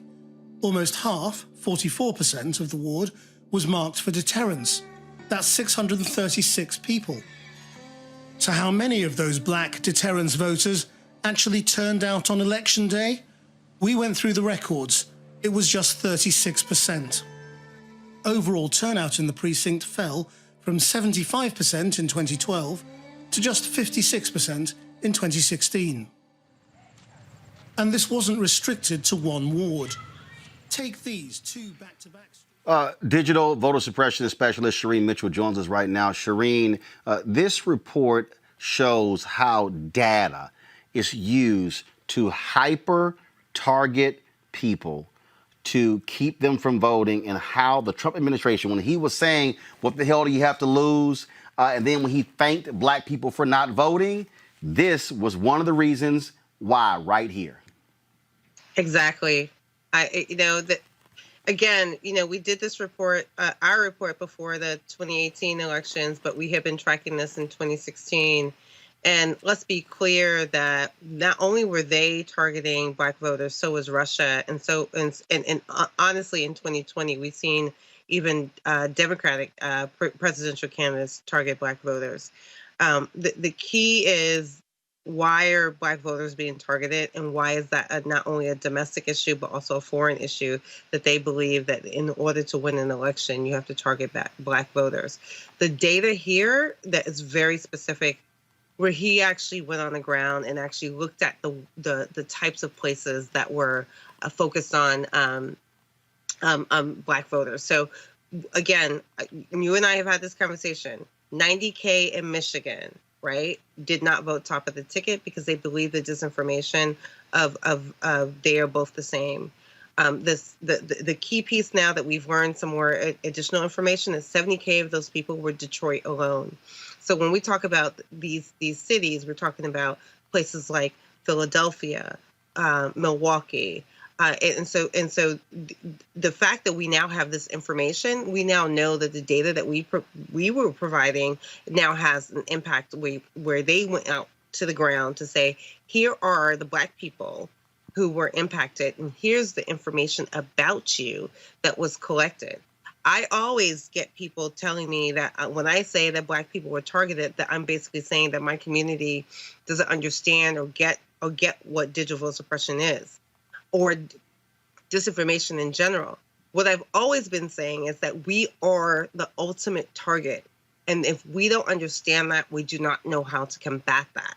And this report basically says, not only did the Trump campaign do this, but also Russia. Well, first of all, those two are linked. And the great thing, what they did is, with this report, they literally went to those doors, knocked on those doors, and people were absolutely shocked to discover how they were targeted, the kind of messaging they were targeted. And then that's also what happens in campaigns when robocalls are targeted to certain houses, trying to get them to tell them elections on a different day. Also, the targeting that took place to black people, specifically saying you could vote by text, you can vote by email, which are all lies. Absolutely, not only just lies, but that's literally digital vote suppression. So anything that tells you where you can vote when it's a lie, where you can text your vote is a lie. All those things are a part of digital vote suppression. And so they were specific targets. And I just want to make sure that we're being clear about the language that they use. They're using deterrence, and we're talking about vote suppression, i.e., in addition, digital vote suppression. They had a campaign where they had 3 targeted groups, and those targeted groups included white women who were college-bound, white liberals to some extent, but the number one was also African American. And I've seen different iterations of this, but that campaign actually talked about Project Alamo, and there's like videos out about what the team did. And so this isn't just about what Russia did. It was that Facebook participated. Why did Facebook participate? Because they had an embed in the Trump campaign in Project Alamo alongside Cambridge Analytica. Again, Cambridge Analytica was checked and shut down by European and UK stance because that's where they came from. That does not change the stuff that they did in America, and we're still sort of getting our hands wrapped around that. Yep. While we were key telling people that all of this was happening, not just Russia but also domestic. Absolutely. Shereen Mitchell, we certainly appreciate it. Thank you so very much. Thank you for having me. Rena, this is the stuff that we have to look out for. And again, the Trump campaign, they knew that if black voter turnout dropped, that helped their campaign. Trump was open about it. Oh, yeah. Well, look, this is a really big problem because there's a lot of people in communities of color who believe that algorithms and artificial intelligence, these are just phrases of the future. These are digital tools that are, far ahead in the future. And to that, I say the future is here now, my friends. I mean, these are tools Cambridge Analytica used and particularly algorithms to keep black voters from showing up. To the tune of 3.5 million Black Americans were deterred from voting in 2016. This is the most egregious, I believe, violation of the public trust. I mean, a now president, his campaign engaged in this kind of ridiculousness. He was welcoming that kind of stuff. Now, look, I just want to put a full stop right there for a second and say I've been having a lot of conversations with white American women who voted for Trump in 2016. I've been having a lot of conversations with them over the past year, trying to figure out where their heads are at for this fall, and also just trying to figure out what do they think of people like Joe Biden. And over I hear Joe Biden's just like everybody else. He's a lifelong politician. Trump tells it to us like it is. He's blunt. He's not for everyone. But guess what? He's saying it in plain speak. He's open about his intentions because he speaks them so bluntly and boldly and openly. And I just say to that, well, don't we think there's something else at play there? And now we know there are nefarious acts at play. He wanted these people to stay home, not only because the bigger picture is here. He thinks of Black and brown Americans as lesser than him, lesser than white Americans. So deter them from showing up and expressing their will through their vote. And this is what this is all about, keeping Black voters home because he believes they're lesser and do not have a place in society at the place at which white Americans do. And so that's what this is all about. I've always believed him to be a white supremacist underneath it all. And now we just know that he engaged in, things like this. This is so huge. Just data leak is just so bombastic, and it's not being covered the way it should be, Roland. I'm really frustrated by that. This should make major headlines in the U.S., and it isn't. Well, and Avis, bottom line is this here. It's called deterrence for a reason. Mm-hmm. Absolutely. I mean, how many times do we have to say on this program, and your viewers are wise enough to know this, and I'm hoping that this will just really extrapolate beyond as we sort of share your show. But here's the thing that we need to realize as Black people: if your vote didn't matter, they would not go through all of these different, very expensive and targeted efforts that they invested in to stop you from voting. And it hasn't stopped.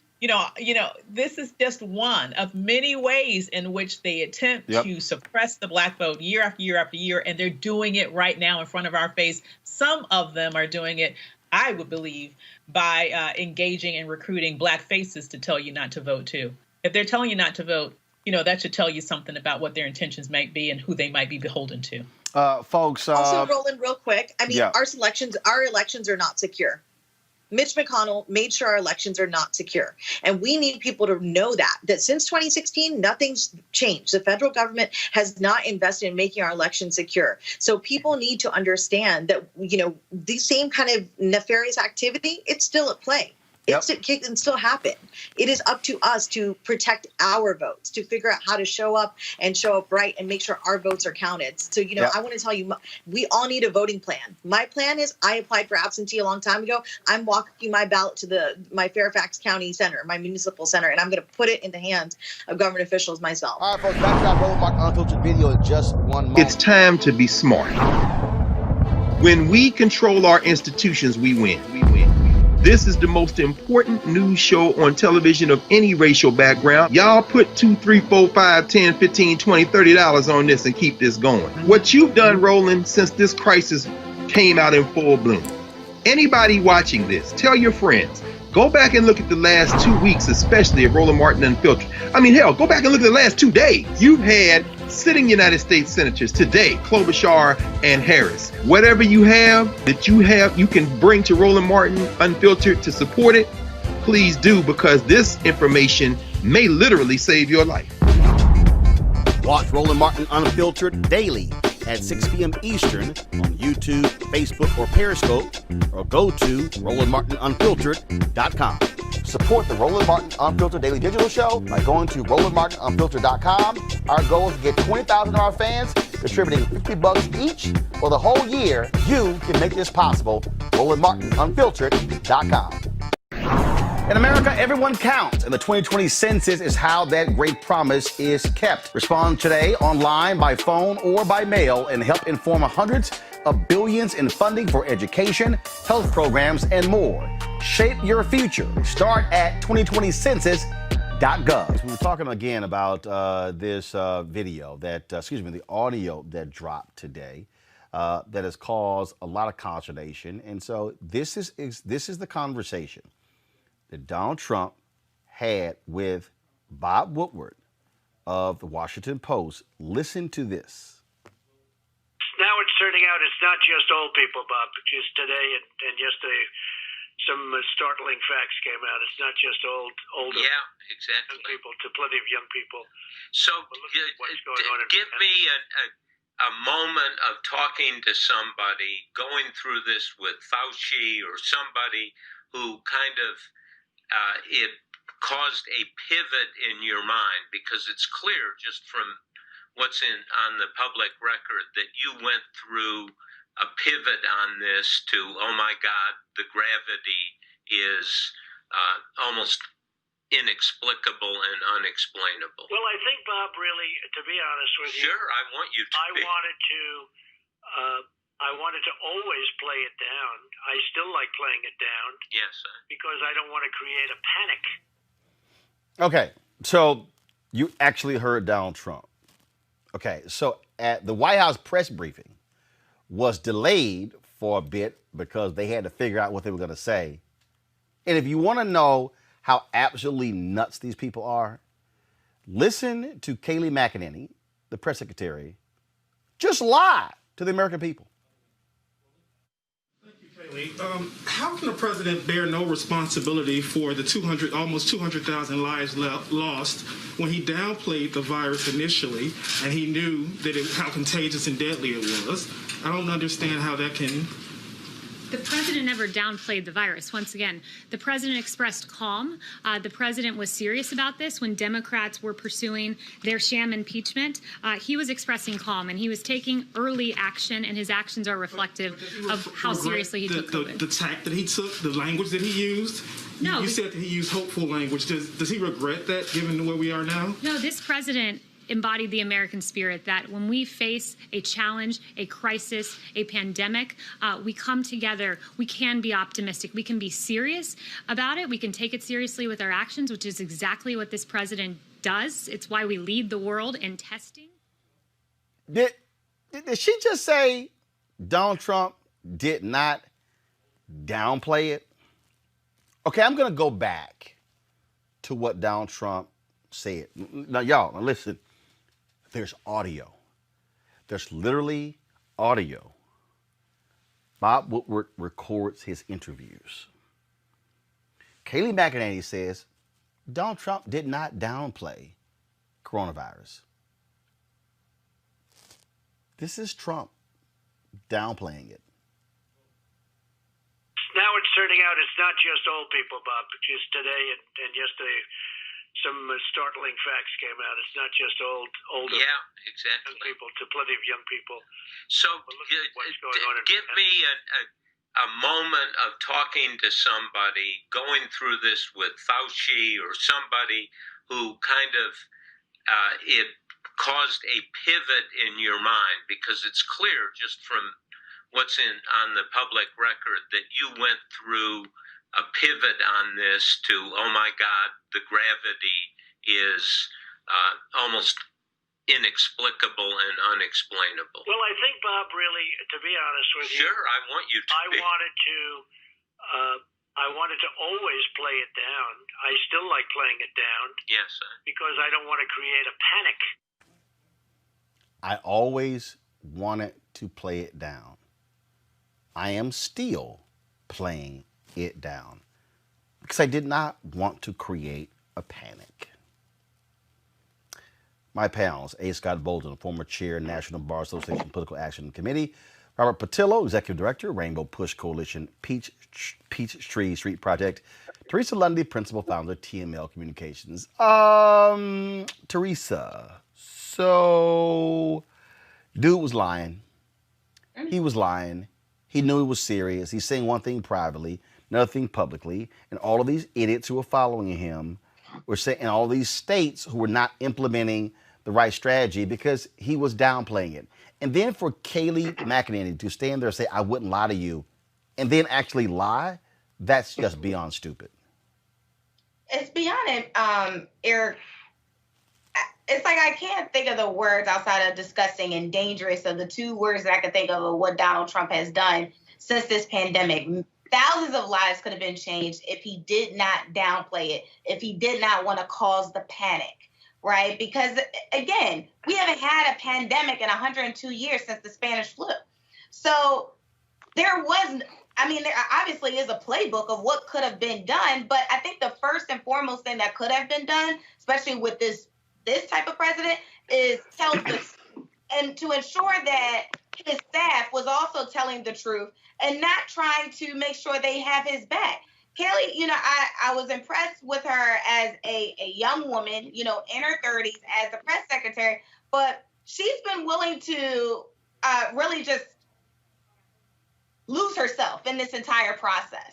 Right? There's one thing to be on the campaign, but then there's one to actually serve the White House and the American people, and she hasn't been doing that. So, but that goes for a whole stem of his team. So I'm not sure what's happening in those back rooms where, before they get to a press conference and before they are getting their daily briefings, it's how can we protect the president? But no one's protecting the American people, and that's why we have thousands of lives that are dying because of this misinformation. These folks are absolute liars, Robert. And for Trump defenders to say, oh no, he was protecting the people, he was looking out for the people, didn't want there to be a panic. Near 200,000 people are now dead. You're absolutely correct, Roland. And think about what when these first tapes took place. This was mid to early February. So this is before Donald Trump did his speech where he said that the coverage of his response was a hoax. This was before Matt Gaetz sat on the floor of Congress with a gas mask on. This is before we went back and forth for 3 months over whether or not we should be taking hydroxychloroquine. This is before we were having a full-blown culture war with rifles and rocket launchers over wearing masks. Donald Trump knew in February and March that masks were effective and that it was airborne, and just chose to say downplay the need to wear masks and cause armed conflicts over wearing masks. Think about the thousands and thousands of people who could have had their lives saved, the thousands and thousands of people who would not be infected today if we had simply taken this seriously in February instead of finding out in September what was the truth. And also for Bob Woodruff, how do you sit on this information for 6 months? I understand you want to put it into a book, you want to compile the information, but this is vital national security and health information. How do you just sit on this for 6 months and only release it when it's time for your book to come out, instead of letting the American people know months ago information going to save tens of thousands of lives? So this is just an all-around failure of our broken system. And unfortunately, Trump has become trans veracity. He's past the point of anybody caring whether or not he is lying. People assume that he is lying and then continue on from there. This week, we're talking about, did he lie about coronavirus and have it on tape? Last week, it was whether or not he called military families losers and suckers. The week before that, it was whether or not he was trying to defund the post office. The week before that, he tweeted about trying to move the election. We're doing the monster of the week thing from Power Rangers in the 90s, fighting each individualized battle instead of taking a cohesive approach of just saying that this is a nation in chaos. This is what a failed state looks like. This is what late-stage capitalism, as Werner put it, looks like, and that we are having our systems broken apart at the seams. And unless we are willing to make corrective action, it may be too late to save what we have left. A hoax. Yeah. This was one of the questions that was raised at the press briefing. Of course, Kaylee could not answer this one. Y'all, listen to this.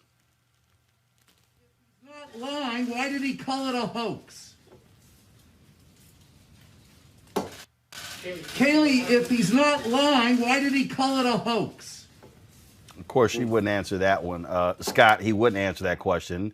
But it's legitimate. It's like he kept calling it a hoax, but she's saying, but he wasn't lying. Really? It's like you ever painted a floor or a wall and painted yourself into a corner where you don't have a response or you can't get out without stepping on the paint. That's where Kaylee was today in that press conference. It is, she's defending or trying to defend the indefensible. She has a boss that lies with no conscience whatsoever. He has no conscience. He doesn't care. He knew he was being taped. He knew this book was coming out, and he still lied. And there are no repercussions. Robert and I were talking about this earlier. There are no repercussions, so he just keeps on lying about it. That's just really, really a very bad situation for our democracy. It really is. And the other thing you got to remember here is that his lies, it's worse than the taping, by the way. He was briefed in December by his intelligence people who said this was coming. He admitted that on tape. And he was asked about that, and that's when he went into how he played it down. But him playing it down cost lives. And so, but again, it doesn't matter to his GOP and that 40%. Democrats better come out in large numbers because this president is probably the most dangerous president who's ever been in the White House. Bottom line is this here. His supporters, Teresa, they don't give a damn. They don't care if he lies. They don't. They're just going to sit here and just vote for whatever. But the bottom line here is this here. I would hope there are people who are independents. I would hope there are pissed off Democrats who are going to turn out in large numbers, because if you think that what this man has done so far is crazy, give his ass 4 more years. You know, I think people are actually waking up to what Donald Trump has been doing the last 5 years. And you know what? The way Robert literally just did the week by week scenario, that I feel like we're pretty much in a series with our president is, you know, I think people are really starting to understand why it's important to get to the polls. I don't even think we need to do any more media ad buys as it relates to getting to the polls. I think now it's just more about understanding what, you know, just what needs to happen. So, I mean, you know, there has been countless conversations, countless meetings and conferences that have been just popping up where people are really getting engaged and saying, you know what, the last couple days, weeks of the election, they are trying to figure out what needs to be done. And so they're galvanizing, they're having conversations, setting up volunteer strategies. I know commissioner's office across Pennsylvania are actually paying people to be poll workers, right? That is the first time that's actually been done outside of the party. But now the state is actually stepping in and saying, listen, we need more bodies at the polls. And so I think there's a lot of young people stepping up. I think there has been a lot of change and movement. But again, Trump's administration has lost the message when Trump started, you know, when all these revelations started to come to light. So you know, there's a huge opportunity here. Yeah, but Roland, if I may, real quick, we've got 3 opponents as Democrats, right? You've got the GOP / Donald Trump. You've got voter suppression, and you got Russian interference that Democrats are running against. He underpolls in every poll, as we know. How do the Democrats defeat that? How do the Democrats defeat that? You got to turn folks out. Simple as that. That's what you got to do. I said this. I said this here. I tweeted this here, folks. Y'all be able to see my video. Let me know if you're okay. So I said after the Bob Woodward thing came out, first thing I said is I wonder how fast the folks with the Lincoln Project are going to be able to get an ad out. That was like one of the first things that I said. And so I said, and I think the tapes came out around 11 or so. And I said, I think they'll have an ad out by 3 o'clock. Actually, they're out before 2 o'clock. So this is what they dropped that quick.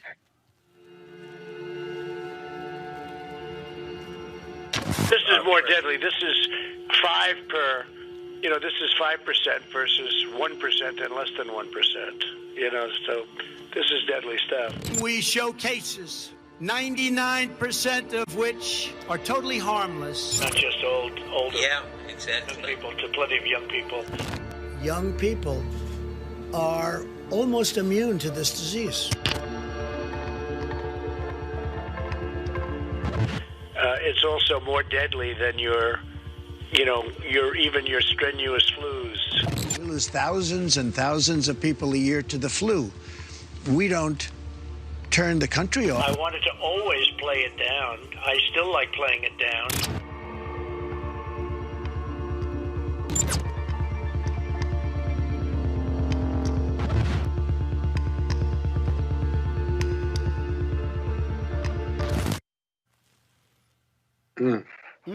What this does, Robert, Trump wanted desperately for the conversation to be about law and order. No, he did not want it to be about coronavirus. This brings it back to his Achilles heel. Yeah, of course, this is Achilles' heel, and I think the strategy that we've seen the White House roll out today, of saying it was just about trying to prevent a panic, I think that might be one of the dumbest talking points I've heard, and you can tell that this caught them completely off guard. The idea of this president not wanting to incite panic when the entire Republican convention was a return to the American Horror Story, MS-13 will be sent to the suburbs to destroy your communities and rape your wife. That is inciting panic. This idea of putting the McCloskeys on television who tried to kill protesters, tweeting about Killer Kyle and Kenosha. That is inciting violence. That is inciting discord. So this idea of wanting to keep a calm in the American people, this is almost like telling your wife that you only lied to her because you knew it would make her angry.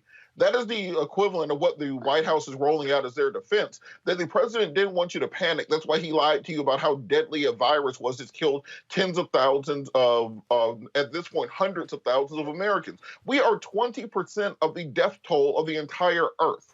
And we are not 20% of the world population. So this idea that he rolled out in his press conference today saying, well, we did a great job because millions would have died without what we did, and I only lied to you to keep you calm, I think that is a point that Democrats have to hop on. Not just the Lincoln Project, not just Republican groups, not just the media. The Democratic Party has to have a way to articulate a message and turn it around quickly and use that to motivate voters.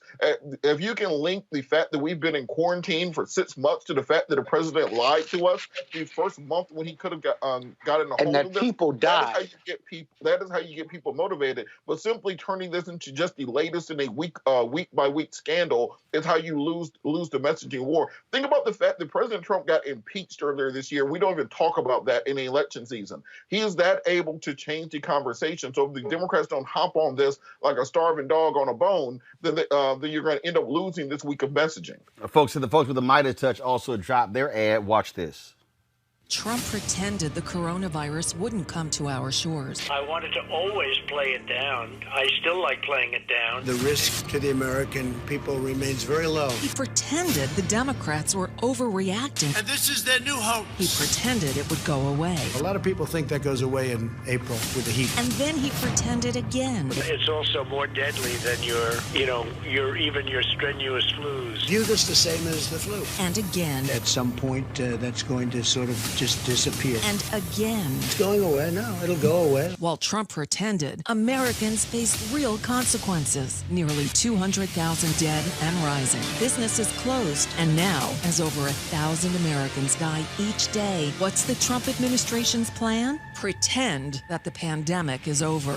In a time of crisis, Americans can't afford to have a pretend president. I wanted to always play it down. Midas Touch is responsible for the content of this advertising. I think you're going to see the hammer constantly,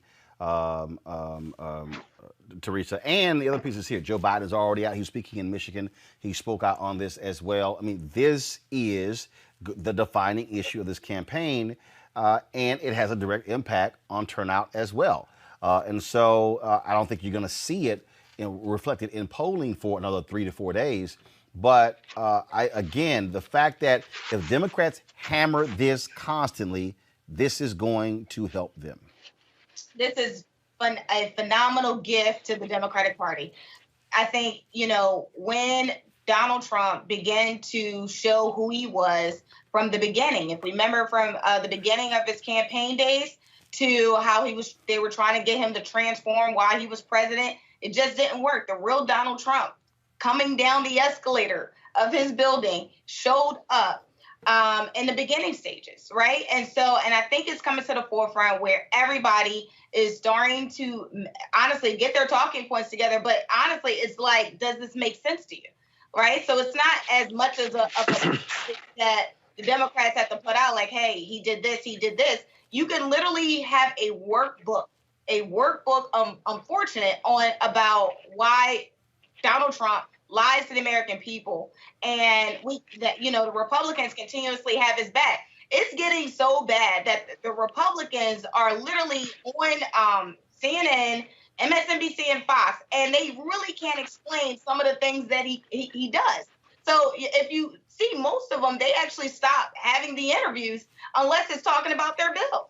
Because it's hard to defend someone where you really just don't understand it or keeping you out the loop. Donald Trump has proven to him, his team, and the American people that he doesn't care about lying, doesn't care about the lives that were lost, he doesn't care about the families, the testimonials, the police brutality. He went to Wisconsin and gave, some mayors $1 million for their police department, but said nothing to Jacobs Blake's family. I mean, if we don't have a president that is for us, and I think Democrats need to make that very clear on election day, but more so in their everyday conversations. Yep. We absolutely should be having these dialogues about what the next president of the United States looks like. And if we're not only talking about Joe Biden, we absolutely have to talk about Senator Kamala Harris. And folks, back to that Roland Martin Unfiltered video in just one moment. As our community comes together to support the fight against racial injustice, I want to take a second to talk about one thing we can do to ensure our voices are heard. Not tomorrow, but now. Have your voices heard in terms of what kind of future we want by taking the 2020 census today at 2020census.gov? Now, folks, let me help you out. The census is a count of everyone living in the country. It happens once every 10 years. It is mandated by the U.S. Constitution. The thing that's important is that the census informs funding, billions of dollars, how they are spent in our communities every single year. I grew up in Clinton Park in Houston, Texas, and we wanted new parks and roads and a senior citizen center. Well, the census helps inform all of that and where funding goes. It also determines how many seats your state will get in the U.S. House of Representatives. Young black men and young children of color are historically undercounted, which means a potential loss of funding for services that helps our community. Folks, we have the power to change that. We have the power to help determine where hundreds of billions in federal funding go each year for the next 10 years. Funding that can impact our community, our neighborhoods, and our families and friends. Folks, responses are 100% confidential and can't be shared with your landlord, law enforcement, or any government agency. So please, take the 2020 census today. Shape your future. Start at 2020census.gov. In America, everyone counts, and the 2020 census is how that great promise is kept. Respond today online, by phone, or by mail, and help inform hundreds of billions in funding for education, health programs, and more. Shape your future. Start at 2020census.gov. Folks, 42 days until Election Day, but the reality is we've already started voting. Early voting has also been taking place in various states as well. Ballots have gone out 2 weeks ago in North Carolina. We want you to please go to vote.org. I cannot implore you enough. I've had multiple people send me text messages and emails as well stating that they thought they were registered until they checked, and now they realize that they have been purged. And so please go to vote.org to check that first. If you have not registered, the deadlines are coming up. You must get registered, folks. This is huge. I'm telling you, you do not want to be waiting. Here are the deadlines. 28 days before November 3rd, Alaska, Arizona, Arkansas, Florida, Georgia, Indiana, Kentucky, Louisiana, Mississippi, New Mexico, Ohio, Rhode Island, South Carolina, Tennessee, and Texas. 20 to 27 days before the election.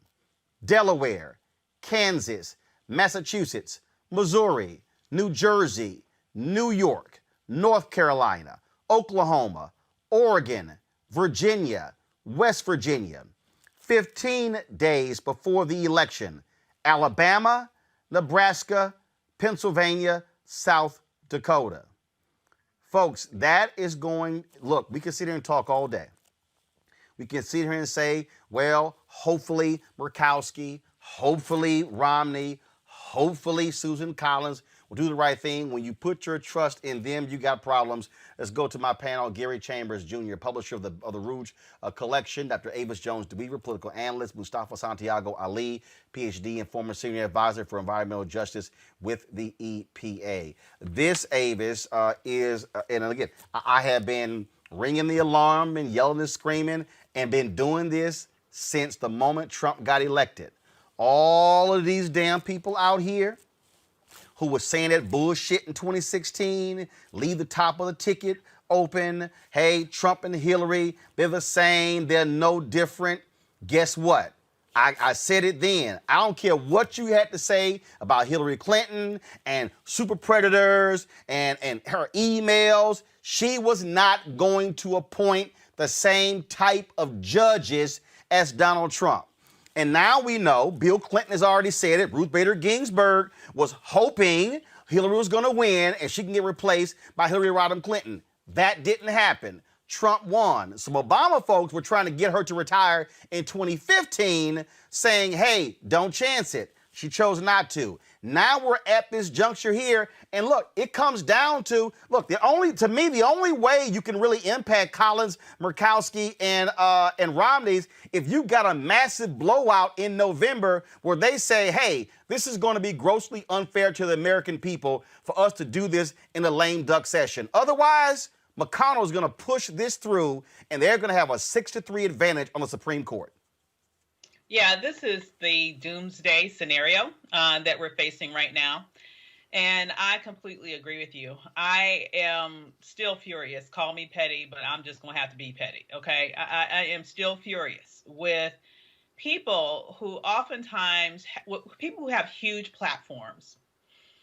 The lack of responsibility that they showed in 2016 is absolutely astounding.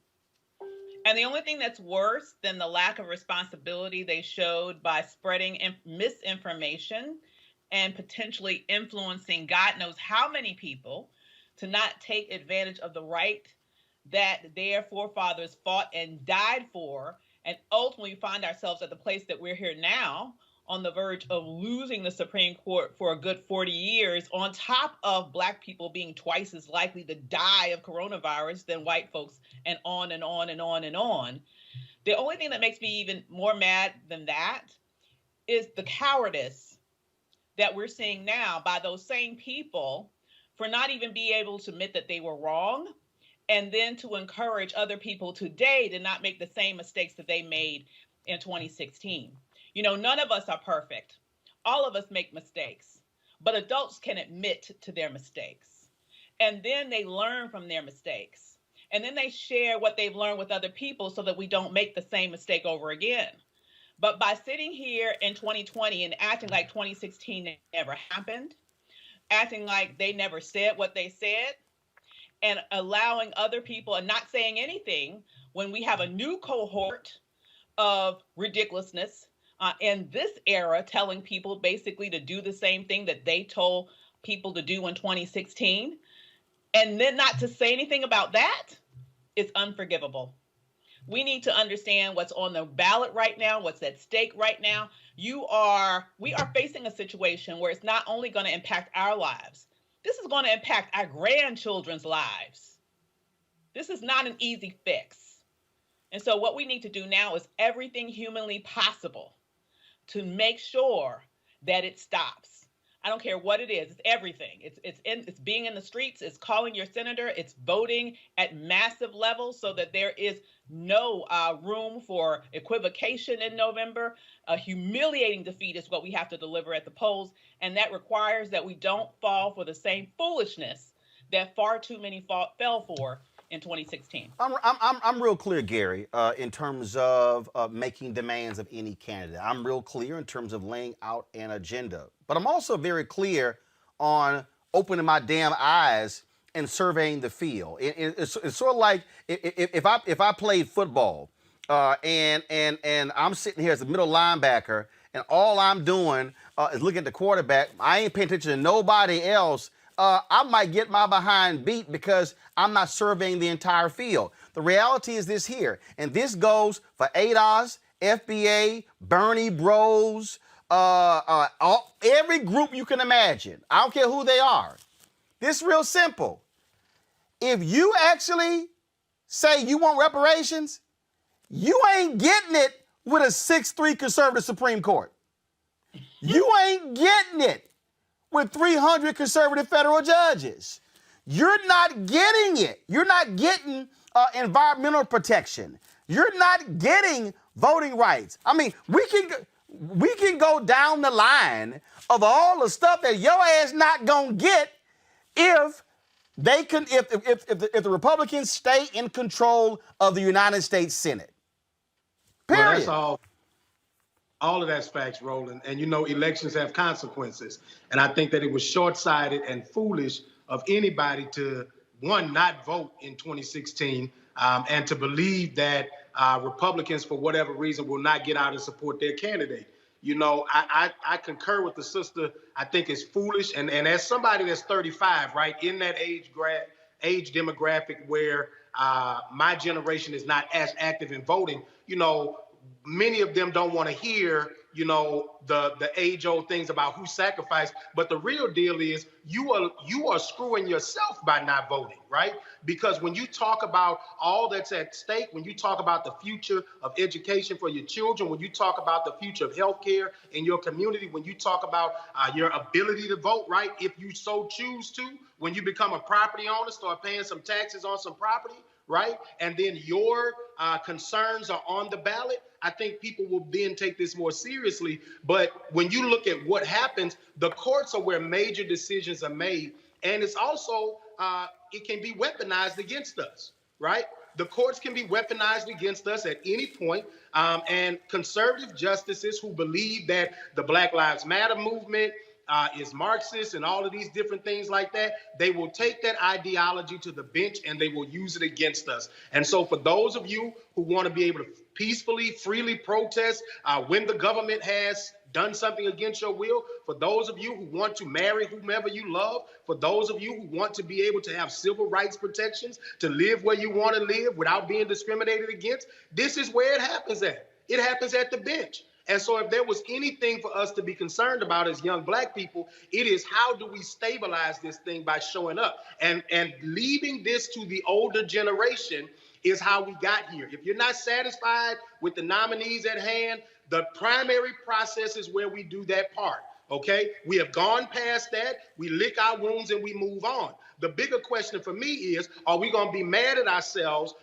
because we didn't go vote right now, or are we going to strategize and do the work over the next 4 years to ensure that we have a candidate of our choosing? It's not about, like you said, Roland, this is the long game. And so if we're going to play the long game, we got to be dedicated, we got to be organized, and we got to strategize for the long game. And you don't just pick your toys up and go home because you didn't win in the primary. We got work to do.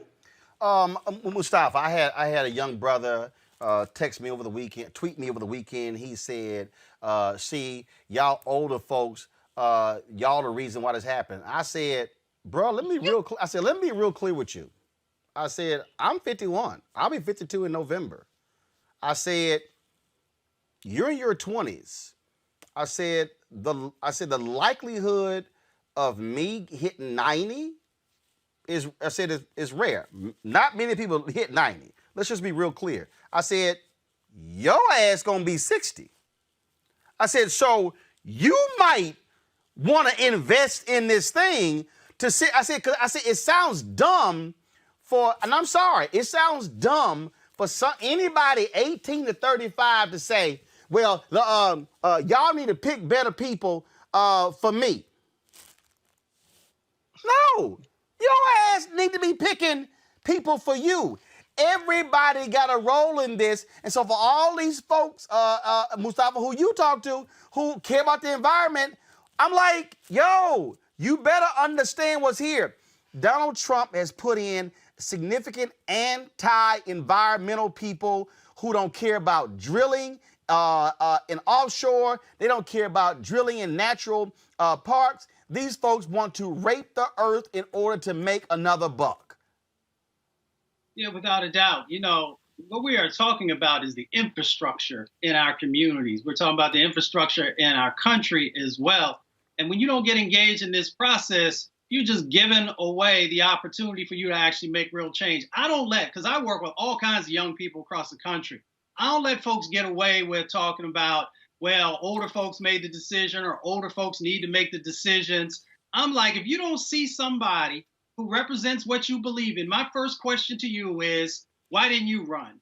Why didn't you get your friends together and identify somebody who you have trust in to run? So I just don't allow that conversation because it's a cop-out that we use whenever we don't want to actually get up off of our butts and actually get engaged in the process and have to do more than something that lasts for an hour or a couple of hours. Folks need to understand, as folks have shared, that you are literally playing with your life and the life of folks in your community.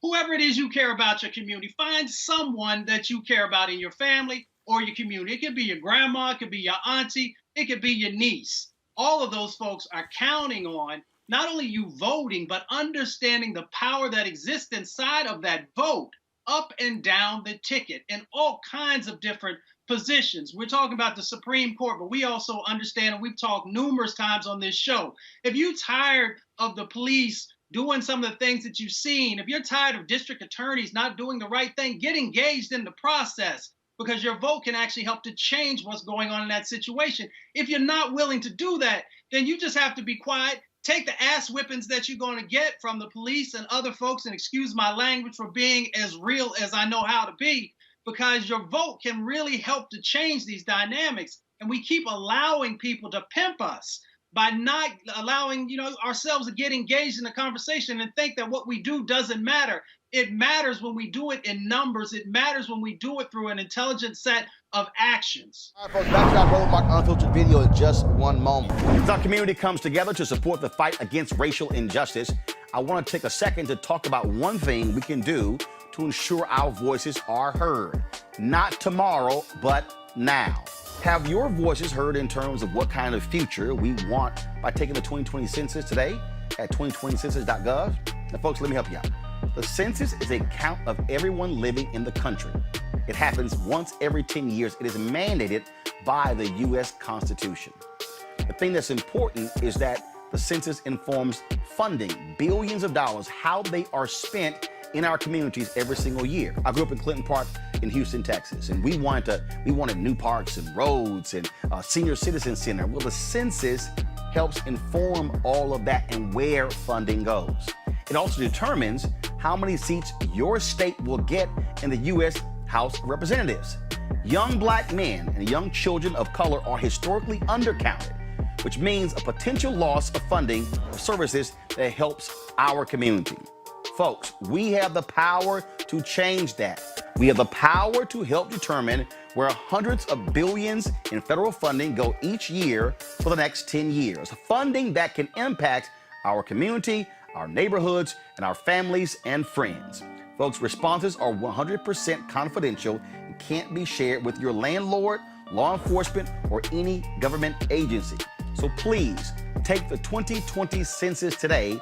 Shape your future. Start at 2020census.gov. You want to support Roland Martin Unfiltered? Be sure to join our Bring the Funk fan club. Every dollar that you give to us supports our daily digital show. There's only one daily digital show out here that keeps it black and keep it real as Roland Martin Unfiltered. Support the Roland Martin Unfiltered daily digital show by going to RolandMartinUnfiltered.com. You can make this possible. Last night's presidential debate in Cleveland between Donald Trump and Joe Biden was an absolute unmitigated disaster. First and foremost, Chris Wallace could not even control Donald Trump, who kept interrupting people. One analysis showed that Donald Trump interrupted Joe Biden some 76 different times. Biden interrupted Trump about 15 times. Have no idea, folks. Here's a roundup of what happened last night. President Trump, you have often said that you believe you have done more for black Americans than any president, with the possible exception of Abraham Lincoln. My question for the two of you is, why should voters trust you rather than your opponent to deal with the race issues facing this country over the next 4 years? Vice President Biden, you go first. It's about equity and equality. It's about decency. It's about the Constitution. And we have never walked away from trying to require equity for everyone, equality for the whole of America. But we've never accomplished it. But we've never walked away from it like he has done. This is a man who, in fact, you talk about helping African Americans. 1 in 1,000 African Americans has been killed because of the coronavirus. And if he doesn't do something quickly, by the end of the year, 1 in 500 will have been killed. 1 in 500 African Americans. This man is a savior of African Americans. This man cares at all. This man's done virtually nothing. Look, the fact is that you have to look at what he talks about. You have to look at what he did. And what he did has been disastrous for the African-American community.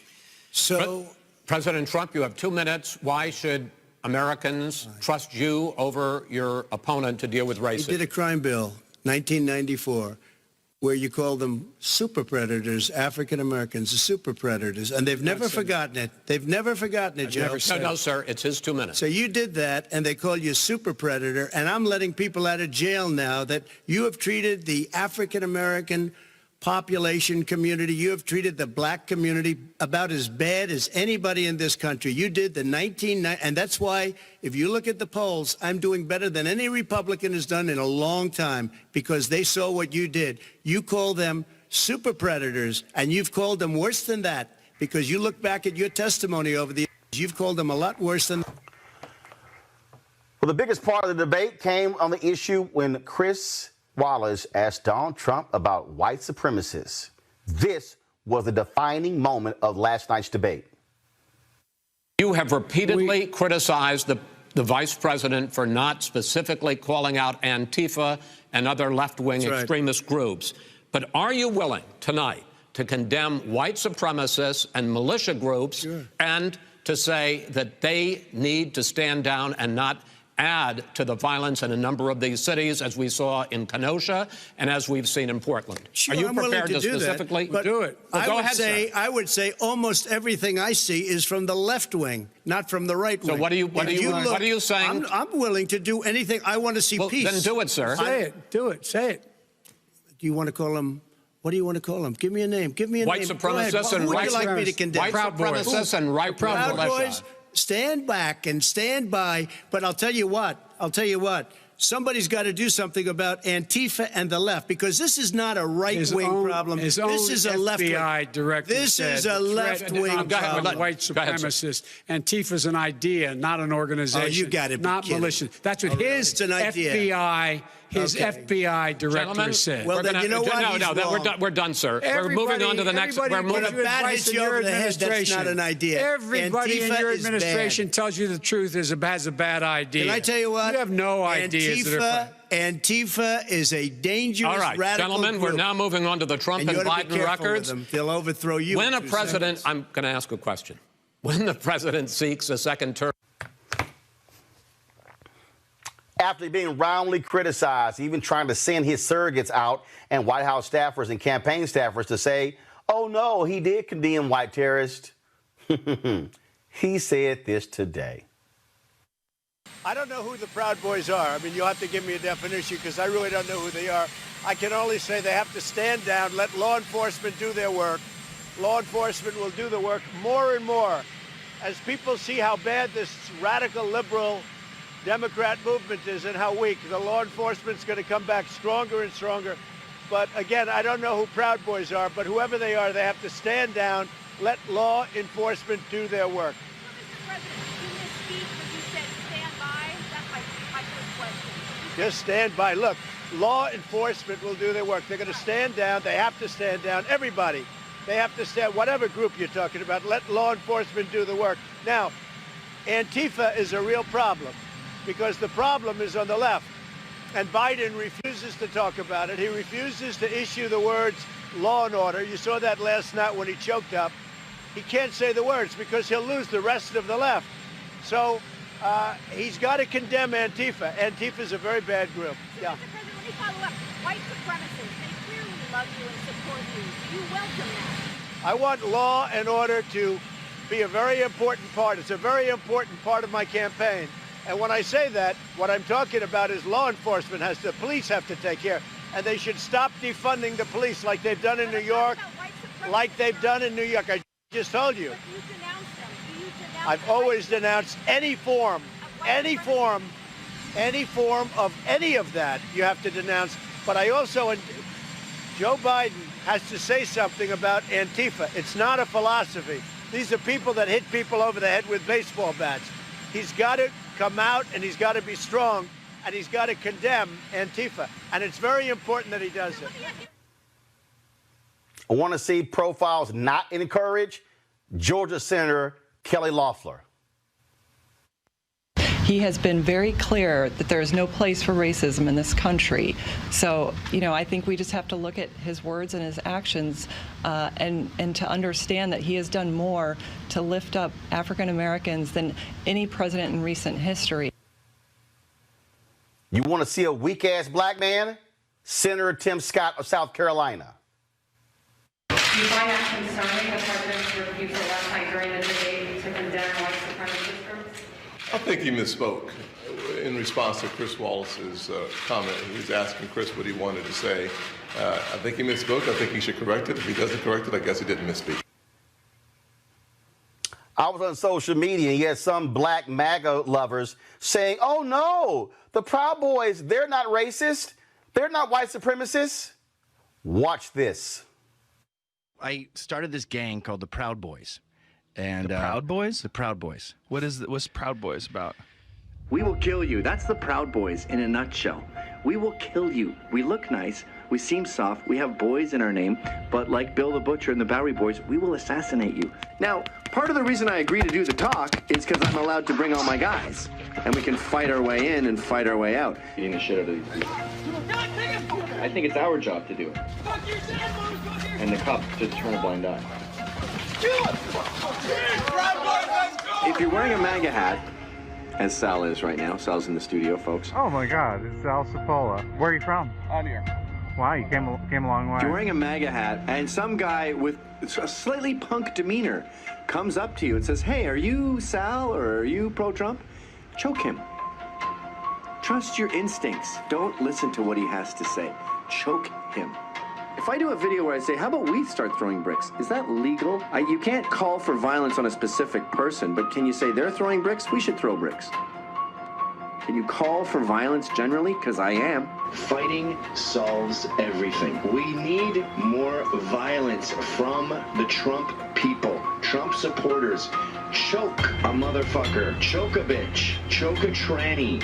Get your fingers around the windpipe. I want violence, I want punching in the face. I'm disappointed in Trump supporters for not punching enough. Get a fucking gun. Get ready to blow someone's fucking head off. I've even killed people in my dreams. That's how awesome my gun is.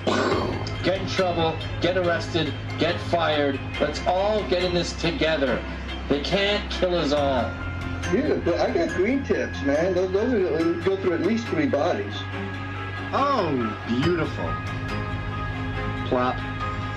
I love the way he falls on his ass. They said, you want to go? I said, yeah, I want to fucking go. And I punched him in the face. And then Coulter emailed me later and she goes, conservatives never punched anyone in the face. Finally, things are turning around. And then Malsberg goes, you're not advocating violence, are you? And I go, I absolutely am. It's a wonderful, effective thing. This is a fucking war. The Joe Biden campaign did not wait to drop this ad. Are you willing tonight to condemn white supremacists and militia groups and to say that they need to stand down and not add to the violence in a number of these cities, as we saw in Kenosha and as we've seen in Portland? Sure, Are you I'm willing prepared to do specifically that, but do it? Well, go ahead, sir. I would say almost everything I see is from the left wing, not from the right wing. So what are you saying? I'm willing to do anything. I want to see peace. Then do it, sir. Say it. Do it. Say it. Do you want to call him? What do you want to call them? Give me a name. Give me a white name. Supremacists and white like me to condemn? White supremacists and right Proud Boys, stand back and stand by.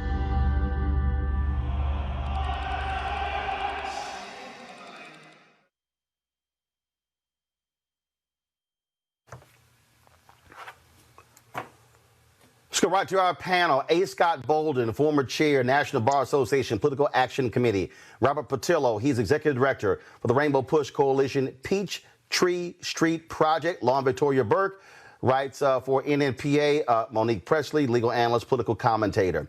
I want to start with you, Lauren. Absolute disgusting what we saw last night from Donald Trump.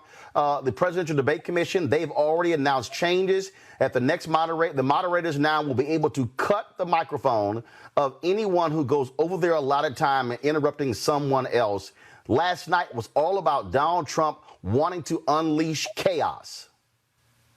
Right, and so I guess there's going to be a lot of cutting of the microphone. Obviously, what we saw last night was a lot of fear and insecurity coming from Donald Trump, who I think at this point knows he's going to lose. I really think that to a large extent, we need to really think hard about what happens from November 4 to January 20.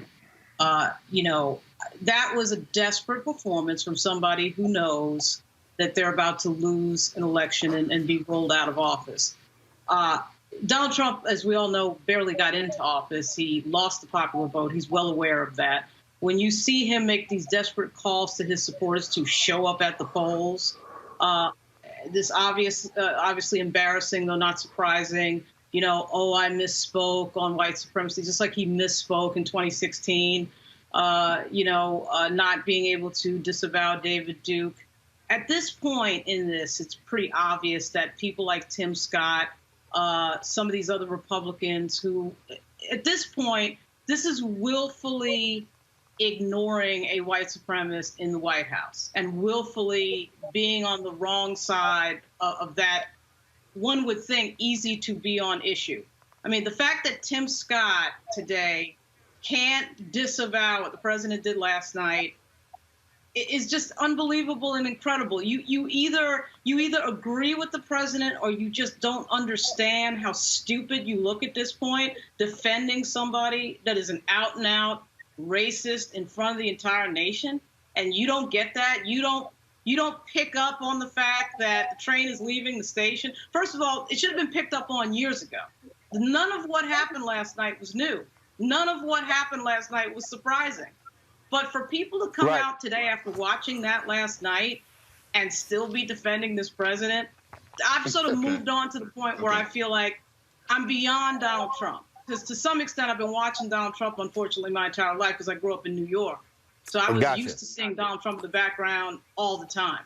But now I'm to the point of asking, what are these people doing in the Republican Party supporting this person at this point? What can you say? This is real simple. This is real simple, Robert. Power. This is power. Yeah, you're absolutely correct. But Donald Trump played that debate like a fiddle last night. He was able to bait the host. He was able to bait Joe Biden. He was able to obfuscate. He was able to filibuster to the point that we aren't talking about the fact that we have a president who was impeached earlier this year, and we did not mention it during the debate.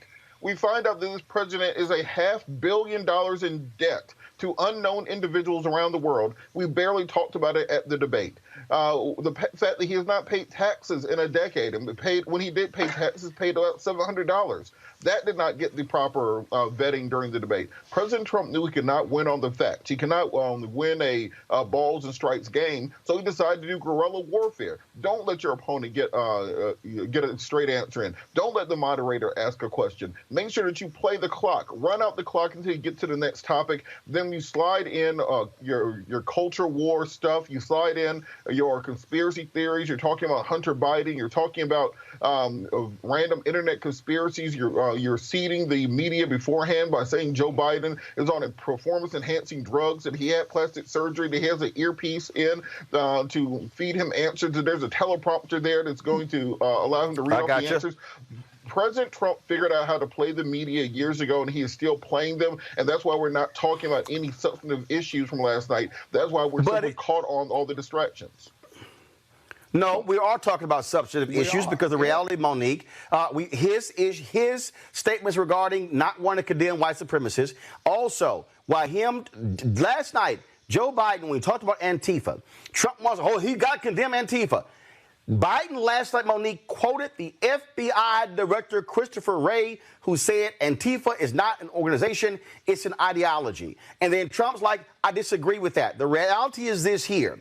Biden, I thought the strongest moments when he finally said, the hell with Chris Wallace, the hell with Donald Trump, I'm going to look directly at the camera and talk to the American people. I do believe last night we had substance, and the substance is you've got a crazy, deranged crank who was even more crazy than we're used to, and you saw calm, focused, clear Biden compared to Trump. That contrast has shown up in various polls on who won last night and how this is going to solidify, I believe, this race for Joe Biden. Monique. I believe that that is true, that you did see a leader and you did see other than leader. I don't know, though obviously there was a winner for last night, whether that tilted the few, like 2, 3, 5 undecided voters in the United States of America right now or not. I agree with what the last panelist said, that this was a calculated approach by Team Trump, because they did prep, though they lied and said they barely prepped. He said his prep is being president. No, he had sessions. And what they figured out is that there's no way that he could win because he doesn't have enough on substance. He doesn't have a record that would prop him up. He doesn't have anything convincing to say about the pandemic or the economy or jobs. He's lost on all of those issues, and he doesn't have a command of the information. So instead, disrupt, disrupt, disrupt. And that is a very old debating tactic, which I'm sure Scott's on the panel. He would agree with me. If you can't do anything else, just throw the whole thing over and run down the clock.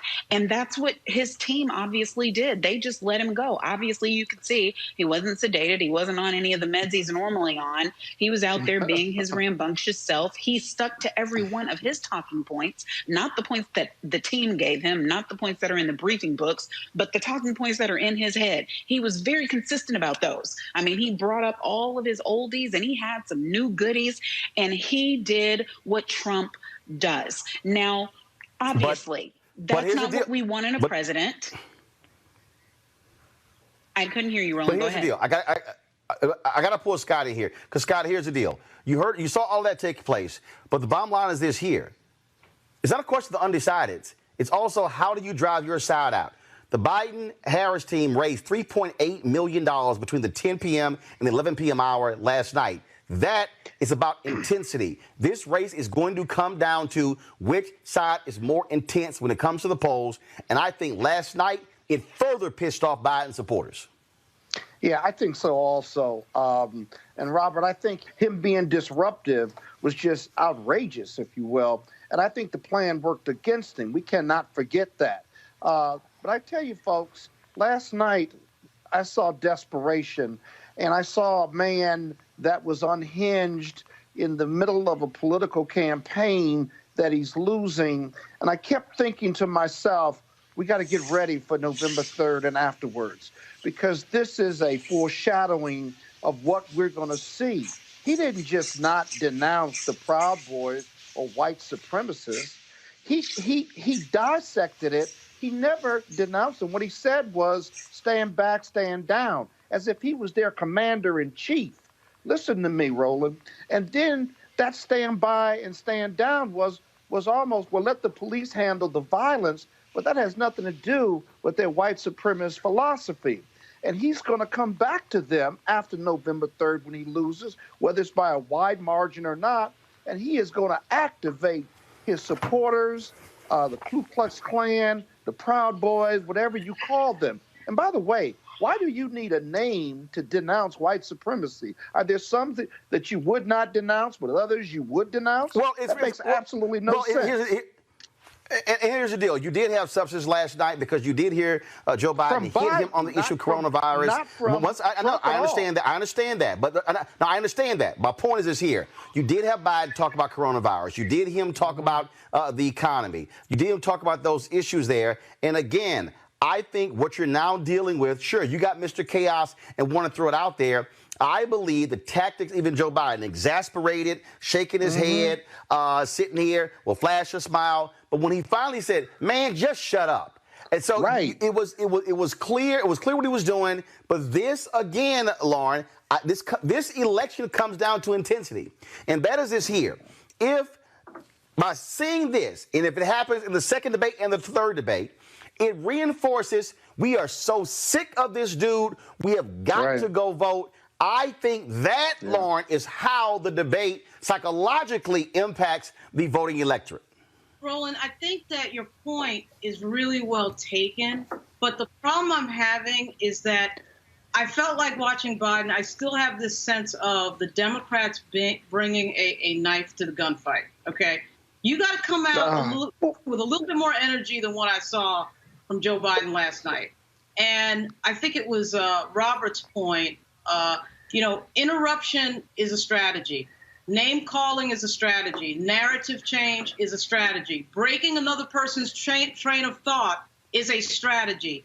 Lying is a strategy. Trump employed all of that last night on Biden, quite frankly, pretty well, because Biden, for some reason, got into it where he was stopped talking. He wouldn't, frankly, I think Joe Biden was great, just like you just said, Roland, when he punched him in the mouth. I did not like the staring at the moderator. I think that Biden should have stared right at Trump and said what he was saying. I think that has a lot of power on camera. But Monique, one second. But Monique, I thought about last night as I watched that, and then I saw the analysis. I saw people. Here's the deal. I think, Monique, there were a lot of people who wanted Joe Biden to go toe-to-toe, to want him to fight. And you know what I thought about? I thought about a conversation you and I had when you went on Tucker Carlson.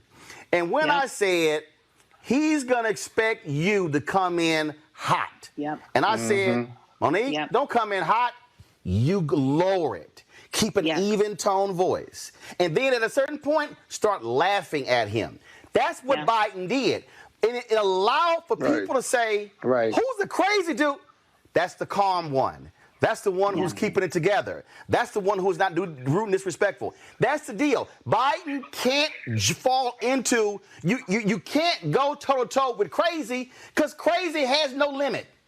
Absolutely. And you obviously were right when you gave me that advice. And when I was on last night on IG Live, I was just kind of giving some analysis, and I hearkened back kind of to my old days at Howard Law School when I was on trial team and training.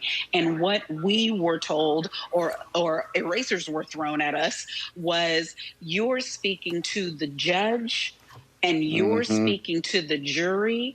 You're not speaking to your opposing counsel because you are not debating them. You are bringing a message forward. So Biden was sticking to very good debate prep when he was looking dead at the audience and when he was addressing his comments to the moderator. He did the couple of times, will you shut up, man? That was great. Those were timed. Those were fine.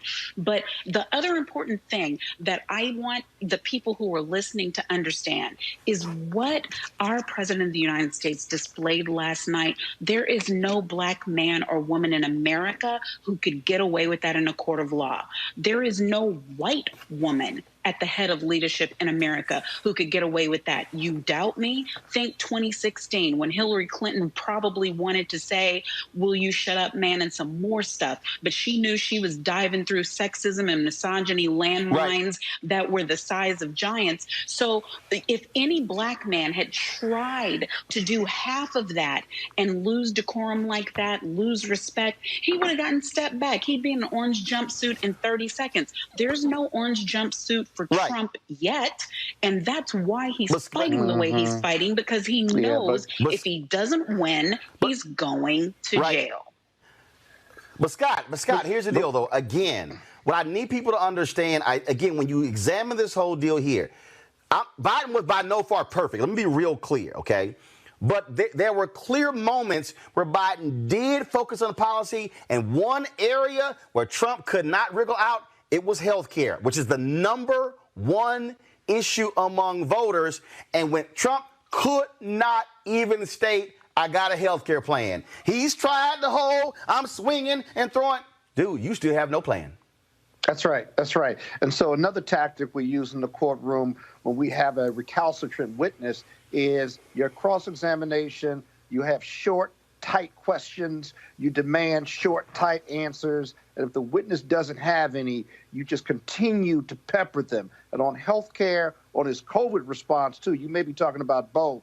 Biden was really tight and sharp on it. He said what he had to say. He spoke the truth. And all that Trump could murmur or mumble through were I'm not trying to get rid of Obamacare. We did more than any other country. You did more than any other country to bring in 20% of all the cases, if you will, and 200,000 people are dead and counting. And so he was really good and effective there. But remember, whether he looked at the camera or looked at away, Biden questions and statements were tight and right on healthcare and COVID. You're right. It was the most effective part for Biden, and that's why it was most effective against Trump and him being a complete ass. I got to tell you, right. I don't see any upside.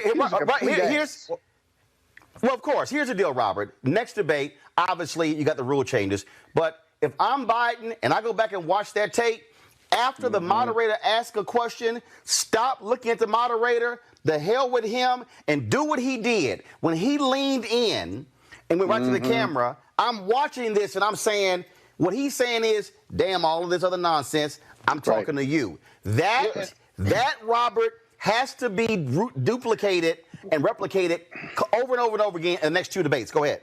I agree with you, and I think that was probably the part that Trump probably did the best at, which was being that disruptive force. That he was able to interject. He was able to throw Biden off of his talking points. Whenever Biden is jumping down into the mud at the trailer park with Donald Trump is winning. That is his territory. He's a reality TV star. He might as well have been a Housewives reunion with Andy Cohen moderating instead of Chris Wallace. So when Biden would slip and say you're racist, when Biden would slip and say you're the worst president ever, when Biden would slip and say shut up, man, you're now falling down and dropping down into that trailer park with Donald Trump, and that's where he thrives at. So I think it has to be, now that you've seen it once, it's almost like that Houston Rockets small ball offense. The first time a team saw it, they didn't know what to do when you had a 6'5" dude shooting threes at center. But then when they got to the playoffs, you had a couple games to prepare for it, you're able to shut it down, and that's what the Rockets go home every year. So I think it's important for Joe Biden to take, now that he's seen it one time. Robert, get your ass whooped bringing up my Rockets now. Don't get your ass whooped. It was appropriate. I mean, ain't like your Hawks have done any damn thing, but go ahead.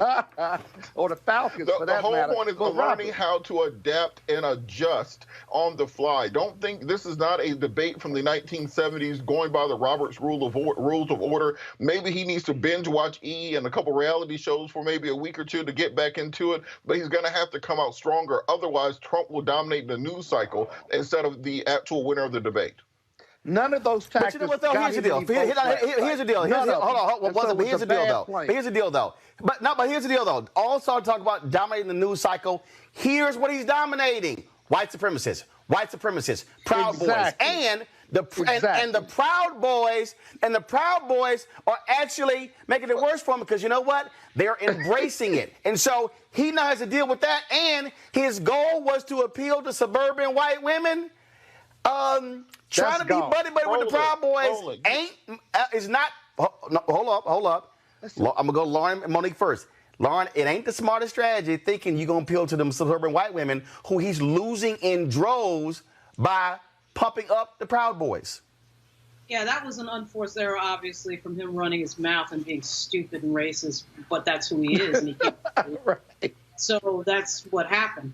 I mean, I do think, though, that Biden has to figure out a way not to go down the rabbit hole when he gets interrupted.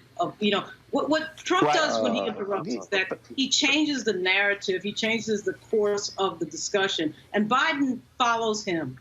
And I'm like, what are you following him for? Like, talk about what you want to talk about, just like Trump talks about what right. You're Trump right. wants to talk about. So that's a... You're right. And here, you're right. No, you're 100% right. And Monique, the strategy, this is the strategy. You stand there, and when he starts yapping, this is what Biden does. Are you done? Are you going to still be so arrogant, interrupt? See, here's my deal.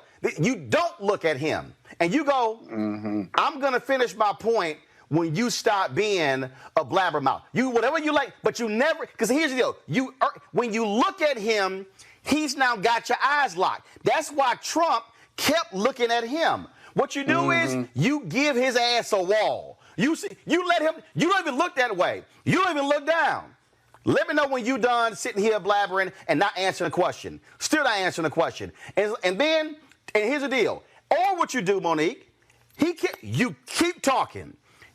I know it's disruptive, but you don't even accept the bite. You keep talking, and then the moderator says the two of you can't talk. We'll tell him to shut up. You keep going.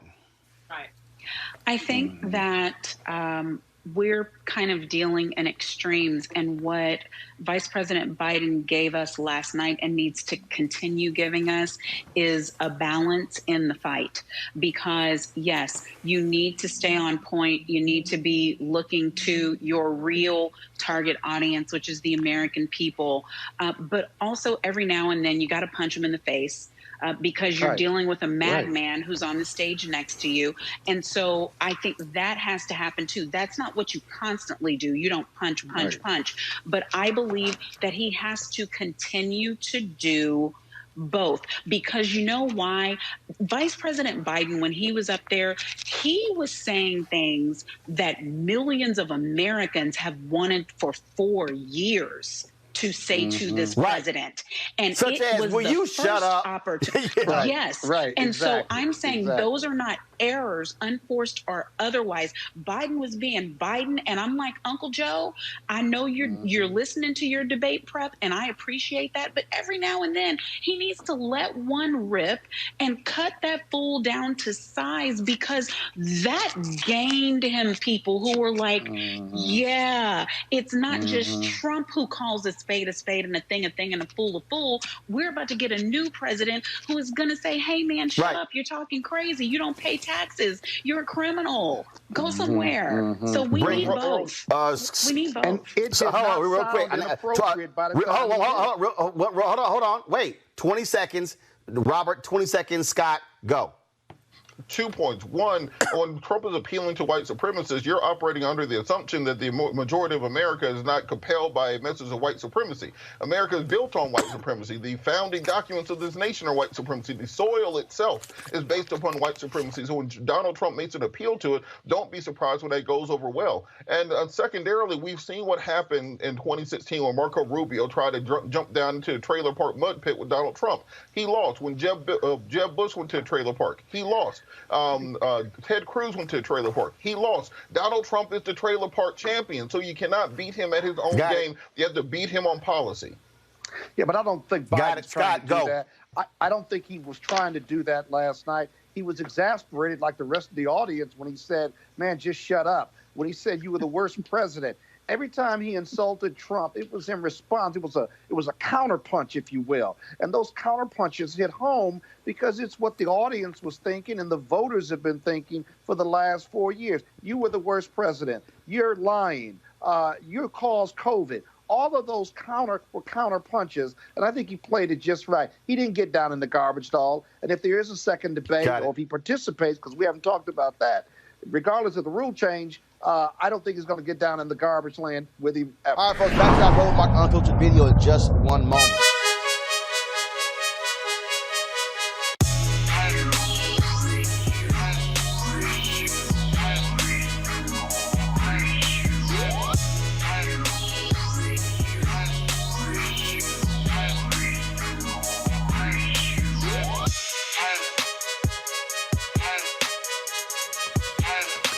All right, folks at Seek.com, of course, they black-owned company founded by Mary Spiel. They have a couple of great products that you can actually get. This is their VR headset.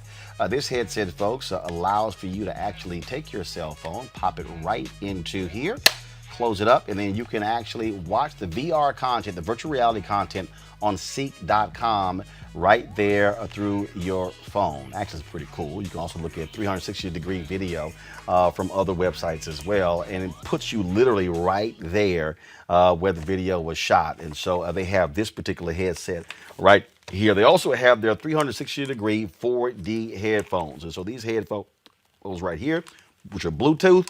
Also, they have the headset, which you use for when you, if you're for all you gamers out there. And then, of course, it has this amazing sound, really, which actually covers around. Typically, you just have the headphones just right here, but this actually has a sound that goes all around your head. I love these headphones. Love listening to music with them and watching videos as well. And so, all you got to do, folks, is go to seek.com, CEEK.com. Use the promo code RMVIP 2020. That's RMVIP 2020 to actually try these out. And so that's what we want you to do. All right, folks. So again, go to seek.com. You want to support Roland Martin Unfiltered? Be sure to join our Bring the Funk fan club. Every dollar that you give to us supports our daily digital show. There's only one daily digital show out here that keeps it black and keep it real. As Roland Martin Unfiltered. Support the Roland Martin Unfiltered daily digital show by going to RolandMartinUnfiltered.com.